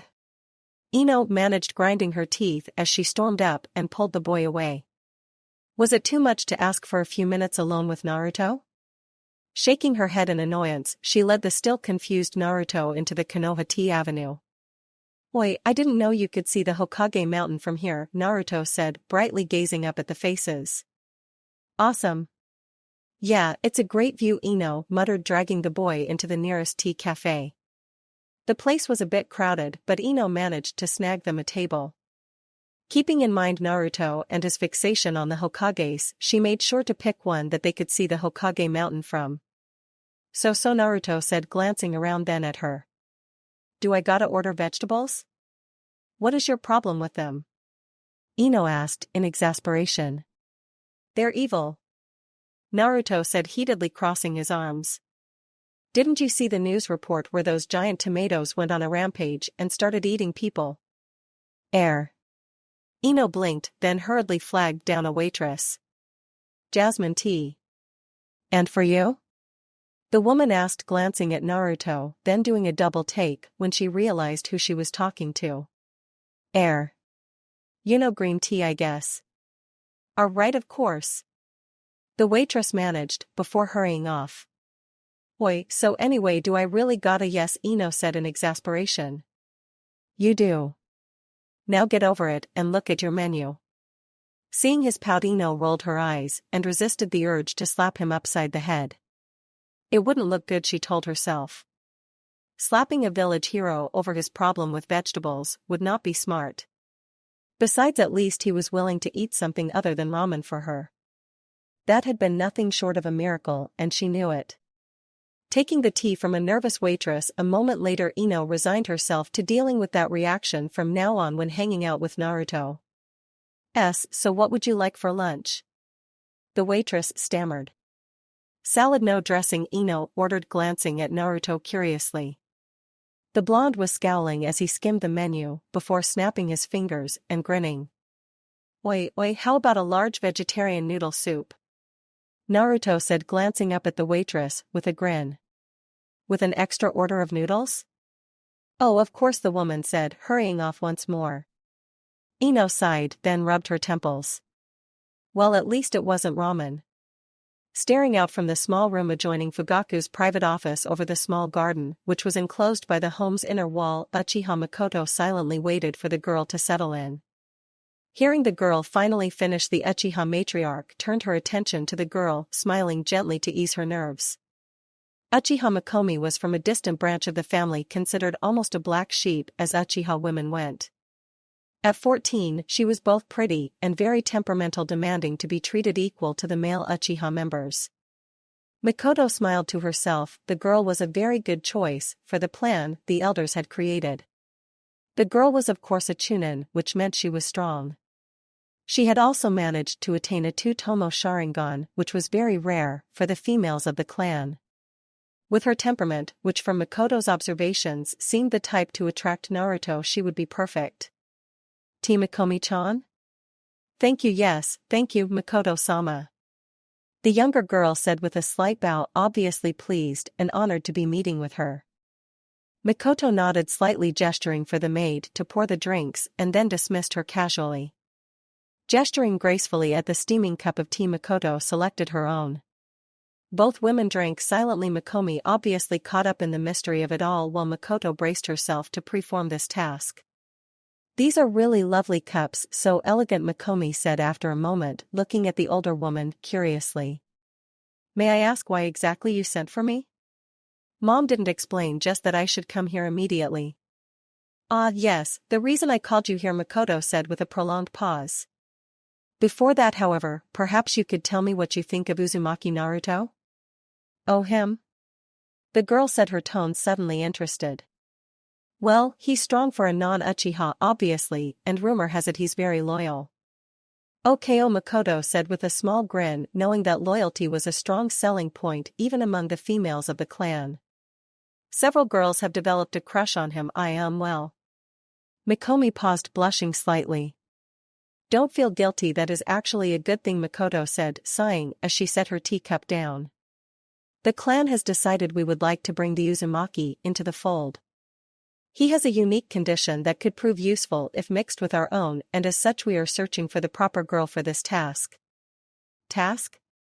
Proper girl? Makomi echoed, then looked shocked. You wish to arrange a marriage between him and myself? Well, not as such, seeing as he has no clan to deal with. Makoto clarified, noting the girl's sudden relief. All we require at the moment is that you seek to develop a relationship with him. Of course there are now other girls from the various clans that will be vying for his attention, though from what we can tell you only need concern yourself with the Yamanaka girl. I see. Mikomi murmured, sounding unsure and looking at the cup of tea, gulped audibly. What if I refuse? I mean, not that he couldn't be interesting to date, but well. I don't like being used as an object. I'm a human being after all, it should be my decision. I agree, the Uchiha matriarch said seriously. If it were my decision, I would of course leave it to you. However, it is not my decision. I have been ordered to find a suitable girl for this task. Therefore, I must order you to begin this task. However, I can give you time to consider the task. So, if I decide to say no, I don't have to do it? I believe that is what I said, Mikoto said, raising an eyebrow. However, why should you say no? Do you distrust the wisdom of our elders? Or of my husband? And no, of course not. Perhaps you doubt my judgment? That's not it. Mikomi said, waving her hands before her. It's just that being ordered to do this makes me feel like an animal. I'm a human being, my own person. It's hard to accept this, Mikoto-sama. That's all. If I could have time to think a day. Very well, Mikoto allowed, nodding slightly. You have until tomorrow to make your decision. If yes, then you apply yourself with all of your cunning. If no, then we will see what happens. Hi. Noga followed Heian along the corridor, feeling confident despite his gloved hand. The air was cool, almost damp, and it reminded him of the rains. It had been a week since Hittori had called him to the capital, and after numerous cancelled meetings, Noga was finally going to speak with his brother. Turning his mind away from such thoughts, he mused about his mother's mysterious disappearance. She had been so pleased with his initiative and with how nicely he had handled all the small details that had come up. Her disappearance yesterday had thrown him into disarray, but he hadn't had time to send searchers out. They turned another corner, and unexpectedly Heian opened an iron-bound reinforced door and led the way up to the inner room. Noting the samurai and ninja, Noga felt slightly nervous, but marked it off as nothing more than nerves. Crossing the inner room, quietly, he braced himself as Heian opened the last door and ushered him inside. The room was exactly as he remembered it. Dotting the walls were wall hangings depicting the standard half-crescent green and black symbol of the Kusa daimyo. At the far end of the office sat an ancient wooden desk, and behind it rested a massive chair that was more like a throne than anything else. Eye sweeping the room, he found his brother standing before a rack of scrolls, hands clasped behind his back. Noga smirked to himself. His brother had always been interested in reading and learning. Moving as if to join the man, he froze as Hittori spoke. Noga Nizan. It's a pleasure to see you. I'm so sorry to have kept you waiting. Regent-sama, Noga said, carefully aware of the danger he was now in. His brother was never that polite unless he was angry, and when Hittori got angry, he became as treacherous as a cobra. Oh, no need for formalities, Hittori said, smiling fondly as he turned to face Noga. After all, we are brothers, correct? Yes, of course, Noga agreed, watching the man like a hawk. Where are my manners? Hittori said pleasantly, ringing a small bell. A moment later, an unnoticeable inner door on the left opened, allowing a young woman to enter. Noga did a double take. She was very attractive with long brown hair and blue eyes. Her lips were highlighted seductively with red, and she wore of all things a kimono that was far too small and revealed a fading cloud umbu tattoo on the visible part of her breast. Asazu-chan. Noga Nizan, this my lady Suzuko, Hittori said conversationally as the woman slinked into the room carrying a tray of tea. Sazu-chan, this is Noga Nizan, who has helped me immeasurably. Hello, Suzuko said in a rather shy fashion as she began pouring the tea for them. Finished, she flashed Noga a flirtatious smile and then turning slipped out of the room. Noga stared after her as if hypnotized, and then snapping out of it focused once more on Hittori. The regent smiled and politely offered Noga the first cup of tea, which was the proper thing to do. Noga wisely declined, then watched with rapt attention as Hittori drank. Seeing no treachery there, the ninja carefully collected the second cup and took a sip. So maybe you are wondering why I brought you in today, Hitori said after a moment before moving around his desk to sit down and lace his fingers together on the surface. Well, it would be a very wise thing to wonder. I trust you, Noga said, preparing for the treachery in store. Oh, I have no doubt about that, Hitori agreed, lightly smiling. Yes, I too trust you. For instance, I trust that you were not manipulated into wasting my carefully laid plans. I trust that you understand just how dangerous it is in these times, which also means I trust you understand why I placed your revered mother under my personal protection. Noga stiffened, staring at his brother calculatingly. She is where? Safely tucked away in one of my private homes, Hitori said, nodding. After all, if our father, the daimyo, could be betrayed by his own ninja. I thought the rain, oh, didn't you hear?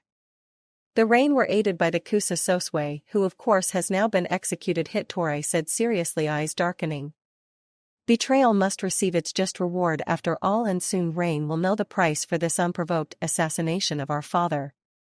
Hitori, Noga said slowly, wondering at this act. You do know that I acted in the best interests of our country, Hitori said curtly. Oh yes, I know all about you rushing my plans. I understand very clearly, brother, why you decided to act when you acted. However, it is easily handled, and in the end we achieved the same results. Of course, Noga said uneasily. Now on to why I wanted to see you today, Hitori said, producing a scroll. This is an order, one that you must bear to Kusa, appointing a new Sosue and new procedures I have in mind to ensure another such betrayal will never occur. Noga nodded silently, thankful for being allowed to live, then took the scroll.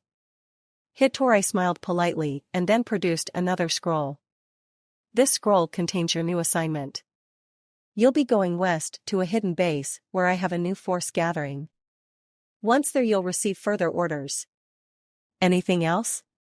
Noga asked as he took the second scroll and rose. Just one more thing, Hitori said without standing or allowing his pleasant attitude to slip. If you ever act as you did in such a way as you have previously, please keep in mind there are far worse things than death. Hi, Noga agreed, bowing slightly, and then turning hurried from the room, aware of just how close he had come to being murdered. Looking up from his paperwork, Uchiha Tekka paused, a slight frown forming. Glancing at the clock, he looked back around, suddenly aware of just how late and alone he was. It felt almost as if something ominous was coming toward him, and he truly did not like the feeling. It was probably just paranoia. Ever since the Unity mess, all the Uchiha on the military police had been feeling it. They had made up the bulk of the force after all, and now, sadly, most had been killed in the fighting. Those that hadn't had been wounded bad enough to merit treatment and medical leave. Shaking it off, Tekka leaned back in his chair and sighed, rubbing his eyes tiredly. Maybe he should call it a night and go home, but that would leave Inabi and Yashiro alone. There had to be at least 3 police on duty at all times, especially now, with things stretched so thin. A sudden noise made him jerk upright, his nerves warning him of danger. Frowning, he eased his way around his desk and stopped in the middle of the floor, waiting ready for whatever it was that was threatening him. A second later he heard the noise again, and this time realized it was footsteps. And even gate, someone in their late teens from the rhythm. Turning to the open doorway, he raised an eyebrow, watching the shadowy figure approach. The occasional glint of light off the armor told him it was an Umbu. When the figure reached the doorway, Tekka let out a breath, realizing that was just Itachi. Normally Tekka found the boy unnerving, but now he felt relieved it had just been his paranoia. Itachi-san, what brings you by? Tekka asked, striding toward the younger man. I came to see who was here, Itachi said blithely, bringing Tekka to a stop. Now that he was closer, he could see blood flecking the boy's cheek and armor. Alarm bells went off in the older Uchiha's head, and he silently prepared for a fight. Itachi seemed completely unbothered by this prospect, instead turning away ever so slightly. Looks like you had a hard mission. It was a test, Itachi said without emotion, to judge my capacity. How about we go talk with Inabi or Yashiro? They've already misjudged their capacity, Itachi responded, prompting Tekka to charge shuriken and kunai flying at his enemy. Itachi dodged the hail of weapons easily, then casually lifted an arm to allow the last one to ricochet off his forearm protector. Tekka however took advantage of the distraction and closed the gap between them, a round kick whistling through the air. Itachi ducked, followed by a leg sweep, but Tekka somersaulted away only to receive a kick to the stomach. Stumbling back-winded, the military police officer dodged a kick to his face only to receive one to the ribs. Moving with the force of the blow, Tekka threw a hook punch only to have his arm caught, followed by being thrown onto the top of a nearby desk.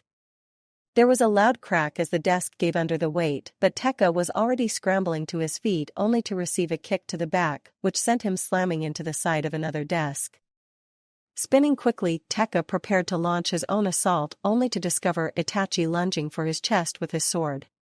Grasping a kunai, Tekka parried the stab and fired a straight punch at the Umbu captain's face only to have Itachi neatly avoid it with a spin, which brought him around to Tekka's now exposed back. A second later, Tekka felt the sharp pain of a blade piercing his chest from behind. Looking down in disbelief, his Sharingan faded and he clutched at the bloody metal. A gurgle later, he slumped to the ground dead in a pool of blood. The last sound he heard that of a Kage Bunshin disappearing. Uchiha Itachi stood motionlessly in the street, staring the wall and gate that separated the Uchiha district from the rest of Konoha. It had been one of the few demands they had made during the unification of Konoha. A separate district with seals to ensure their privacy. Brilliant in its concept and now about to turn horribly against them. Watching the two black flags that sported the red and white Uchiha fan symbol flutter over the gate in the early evening breeze, Itachi felt the 24 Kage Bunshin he had sent out dissipating.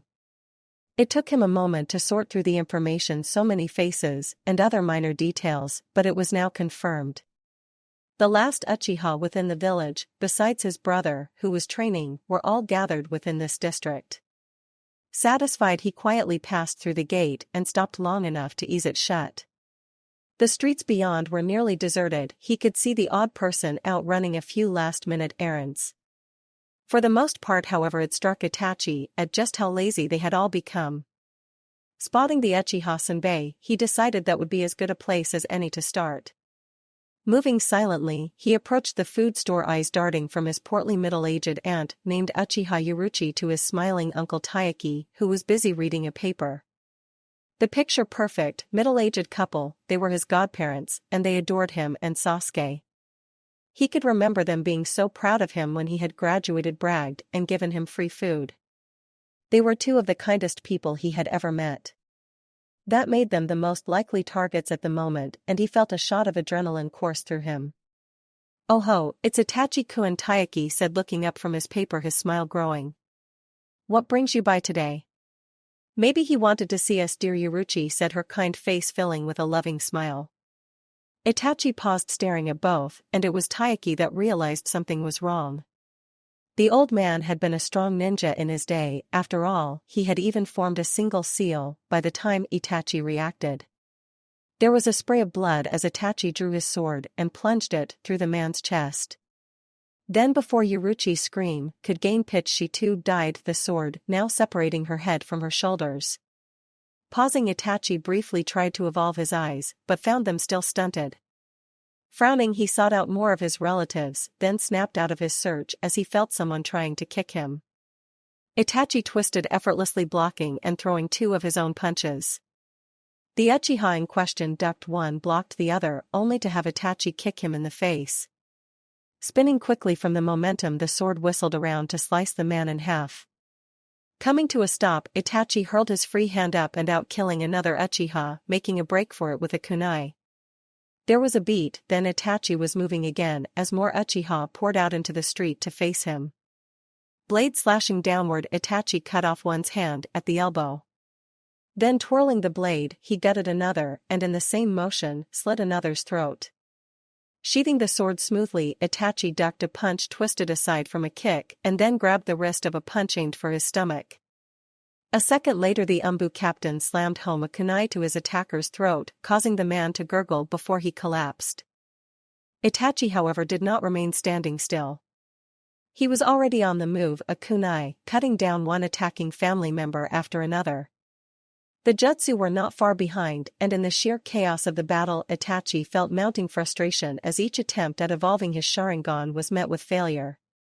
Still Uchiha Itachi would not stop until he had the Manjikyu Sharingan. The training field was quiet save for the soft rustle of the grass amid the breeze. Overhead, the cloud-spotted sky was a mixture of light and dark blues signaling the onset of twilight. It would be a perfect night for romance or for animals to roam. At least until with a roar Uzumaki Naruto darted across the training field with a ball of concentrated chakra between his hands. A moment later the ball smashed into the targeted tree, followed by the soft sound of grinding wood. Then with a backlash of chakra Naruto was sent tumbling backwards end over end. Coming to a rest, the blonde remained in a heap breathing heavily. Sweat was beading on the sides of his face, but he was more interested in the swirl he had created. "Damn it," Naruto muttered, pushing himself painfully to his feet, his right hand trembling. He didn't understand why he couldn't get this final step, no matter how hard he tried. Non-stop effort had so far yielded nothing, after all of that training, and now this he still couldn't maintain that damn ball. As a matter of fact, the only thing he had managed to get in the last few days was his revenge for his team not telling him about being his promotion to Chunin. Naruto couldn't help but grin as he remembered that dyeing all of Ino's clothes orange along with replacing everything she owned with identical orange items had been tricky, but well worth the effort. As had dyeing Shino's hair orange while he slept, which was no easy feat with all those bugs of his. The only prank he could say wasn't worth the effort was the one he had pulled on Anko. She had deserved it more than the others. Anko should have been above anyone else the one to tell him. With this in mind, he had came up with a very special prank for her. He had wrapped a large gauge wire around the prong of her TV's power cord so that when she plugged it in she received a shock. Sadly, Anko had become livid after that and was now actively seeking to slit his throat. He briefly concentrated on his surroundings to ensure that Anko wasn't sneaking up on him, then holding his left hand out began creating another Rasengan. Hand trembling from the concentration of chakra, Naruto gritted his teeth and using both hands to maintain the shape shot forward once more.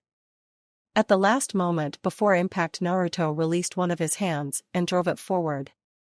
His arm jarred from the impact, but he still pushed rewarded as the Rasengan began to bite deep into the wood. Then with a flash of chakra it exploded, leaving a deeper spiral in the bark, and Naruto fell on his back. Breathing heavily, he couldn't help but wince as he stared up at the darkening sky. Kami, why couldn't he get this? Studying the crescent moon and listening to the faint noise of the village, Naruto drifted for a moment. Closing his open hands, he sighed, concentrating on the noise from the village. He could still remember the feeling of joy that had flooded through him when he had discovered shop owners and normal villagers acknowledging him. Not as something to reject or to yell at, but as something to praise. He was more aware of the girls, some his age, some younger, all staring at him as if he was Sasuke. He was careful, however, to remember that they only liked him now because of his status, but he still played up to them. But he couldn't forget the feeling he was respected now. Not just by a few people, but by an entire village. That moment had been like something out of a dream that had turned sour quickly as he realized that many of the villagers saw him as more than a hero. Some had said his name in religious awe as if he was the great reincarnation of the Yondaime. He had been crowded by a large group of them, pressing in, trying to touch him as if they believed he could bless them. They had treated him as if he was an avatar of the Kami and not Naruto. He had quickly escaped, overwhelmed and frightened. That hadn't been respect. Those villagers had been worshipping him. They had latched onto him in some insane view that he was something from heaven. That had been the last thing he had ever wanted, and no matter what he was determined never to let those type of people near him again. With a grunt, Naruto rolled himself over and then pushed himself back to his feet. Legs trembling, he panted and looked at the tree he had been practicing on. It was identical to so many others, each bearing the swirling pattern of an uncontrolled Rasengan. He felt anger building within him. Holding his hand out once more, Naruto began concentrating chakra and striking at it to form the sphere of power. He let it build almost to the point that he couldn't stand it, and then grasping it with both hands roared, darting forward. Driving his right hand forward, he released the ball from his left and slammed the ball of chakra into the tree. Pushing, straining, he drove it deep into the tree trunk. A moment later, chips of bark striking his cheeks, with a loud cracking noise, Naruto tumbled forward as the tree exploded. Falling face first to the ground, Naruto winced from the pain in his arm even as he felt slivers of wood rain down on him. Using his left arm, the one that didn't feel like jello, he pushed himself over to stare at the tree. He couldn't help but start laughing at what he found. There was only half a tree left, the bottom half, the rest of it had been destroyed. Fuck yeah! Naruto muttered excitedly and then closed his eyes, mind and body giving out. Sasuke felt his body protest as he moved, but he didn't have the luxury of waiting. He had been training for nearly a full month non-stop. Despite his determination, even he knew that when you received word from the Hokage's office that you were ordered to return home to resume missions, you did so.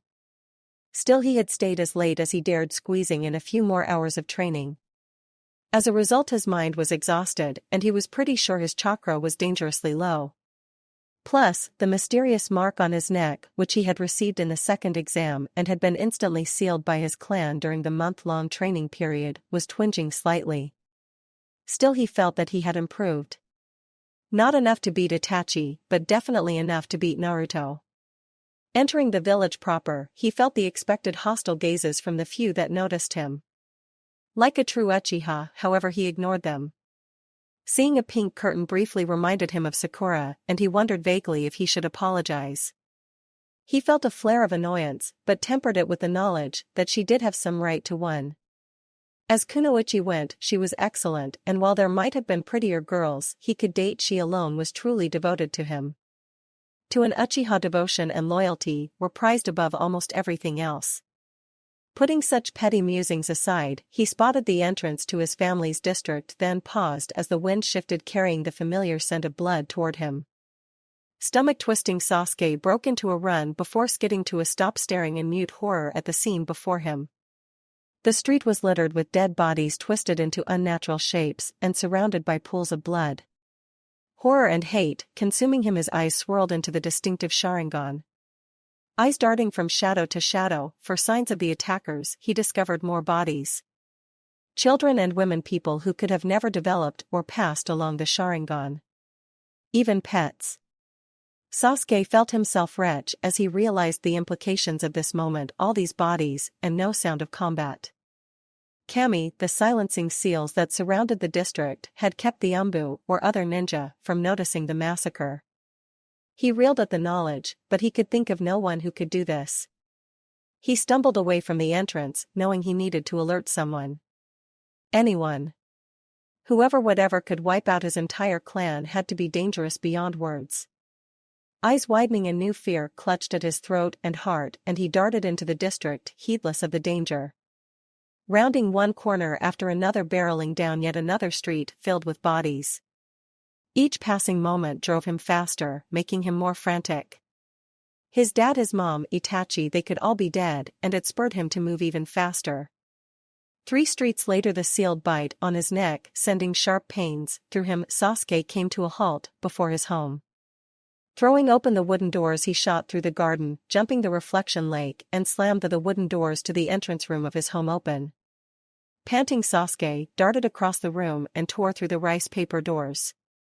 Running blindly along the inner veranda, he knew he couldn't stop, couldn't slow down as long as his family was in danger. Seeing his parents' room come into view, he redoubled his speed. Mother? Father? Sasuke. Don't come in. His mother shouted, which only spurred the boy faster, before he slid to a halt and slammed the door open. Sasuke's Sharingan memorized every inch of that moment, from his mother's and father's faces, to the blood, to how they looked like broken dolls. Even the hint of his father's despair and his mother's fear. Part of Sasuke shattered at that moment, even as the image was forever engraved in his memory. Then he saw Itachi standing over their bodies, gazing down at them blankly, a bloody sword in hand. Sasuke, feeling more numb than should have been possible, hesitantly stepped into the room. What?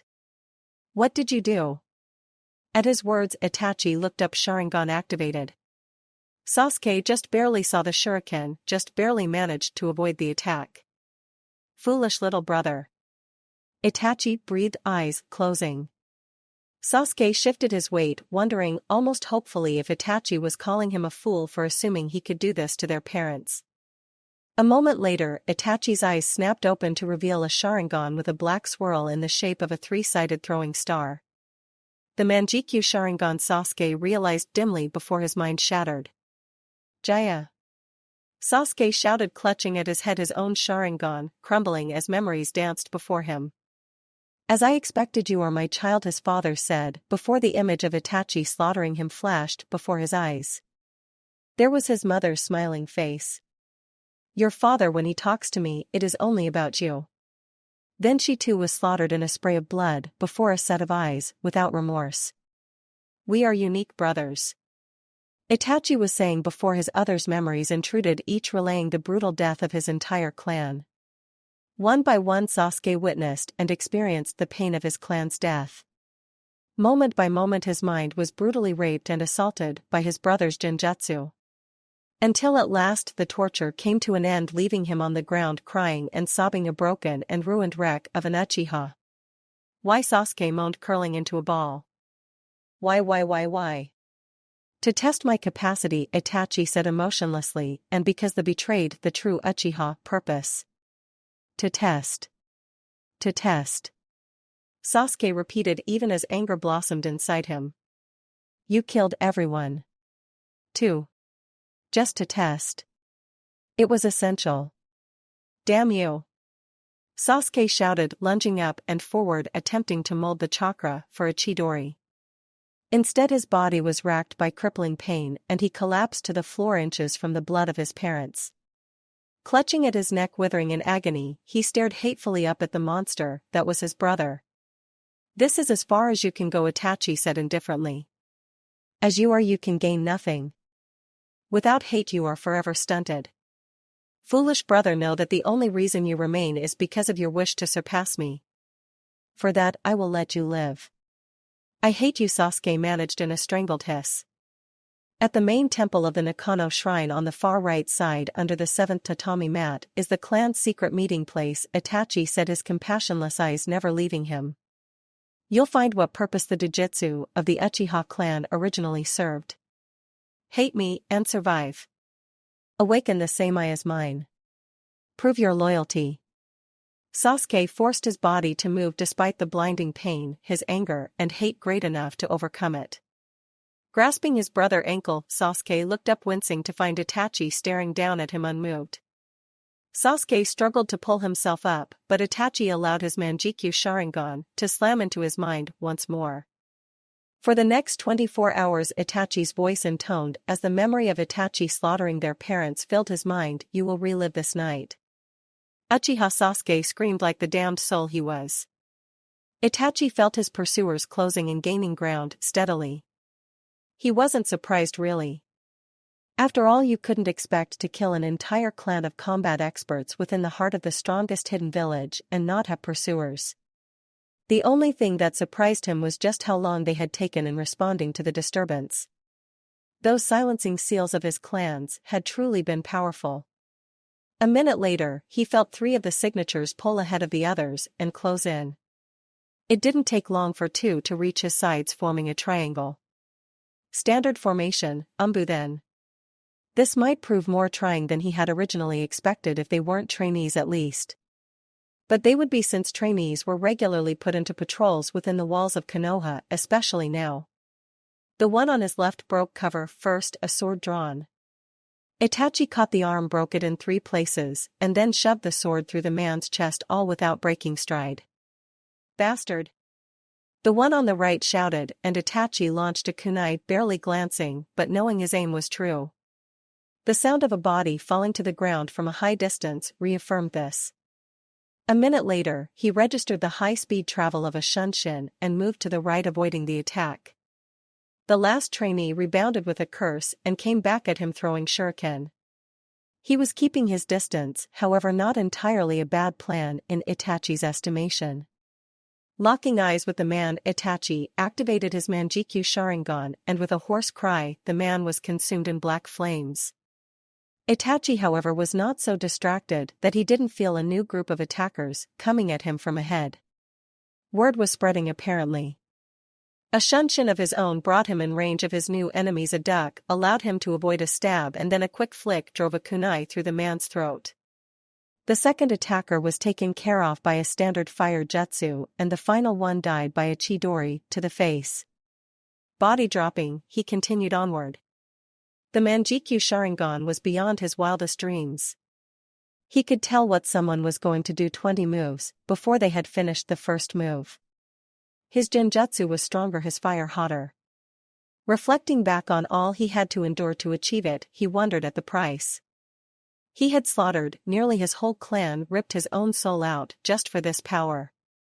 A price he would gladly pay again if he needed was pulled from his reflection by the feeling of something wet on his cheek. Reaching up, he felt the liquid, then checked it under the moonlight. Black. He realized he was crying blood. Apparently, the Manjikyu had another price to pay besides the sacrifice of the thing you care for the most. Still, it didn't change the fact that if he had to pay the price with even more lives, he would. Thank you for your views, likes, subscriptions, and overall support of my ongoing efforts to bring great content to all of you. Check out my Patreon for more mature fanfiction. The link is in the description and like everywhere on my channel.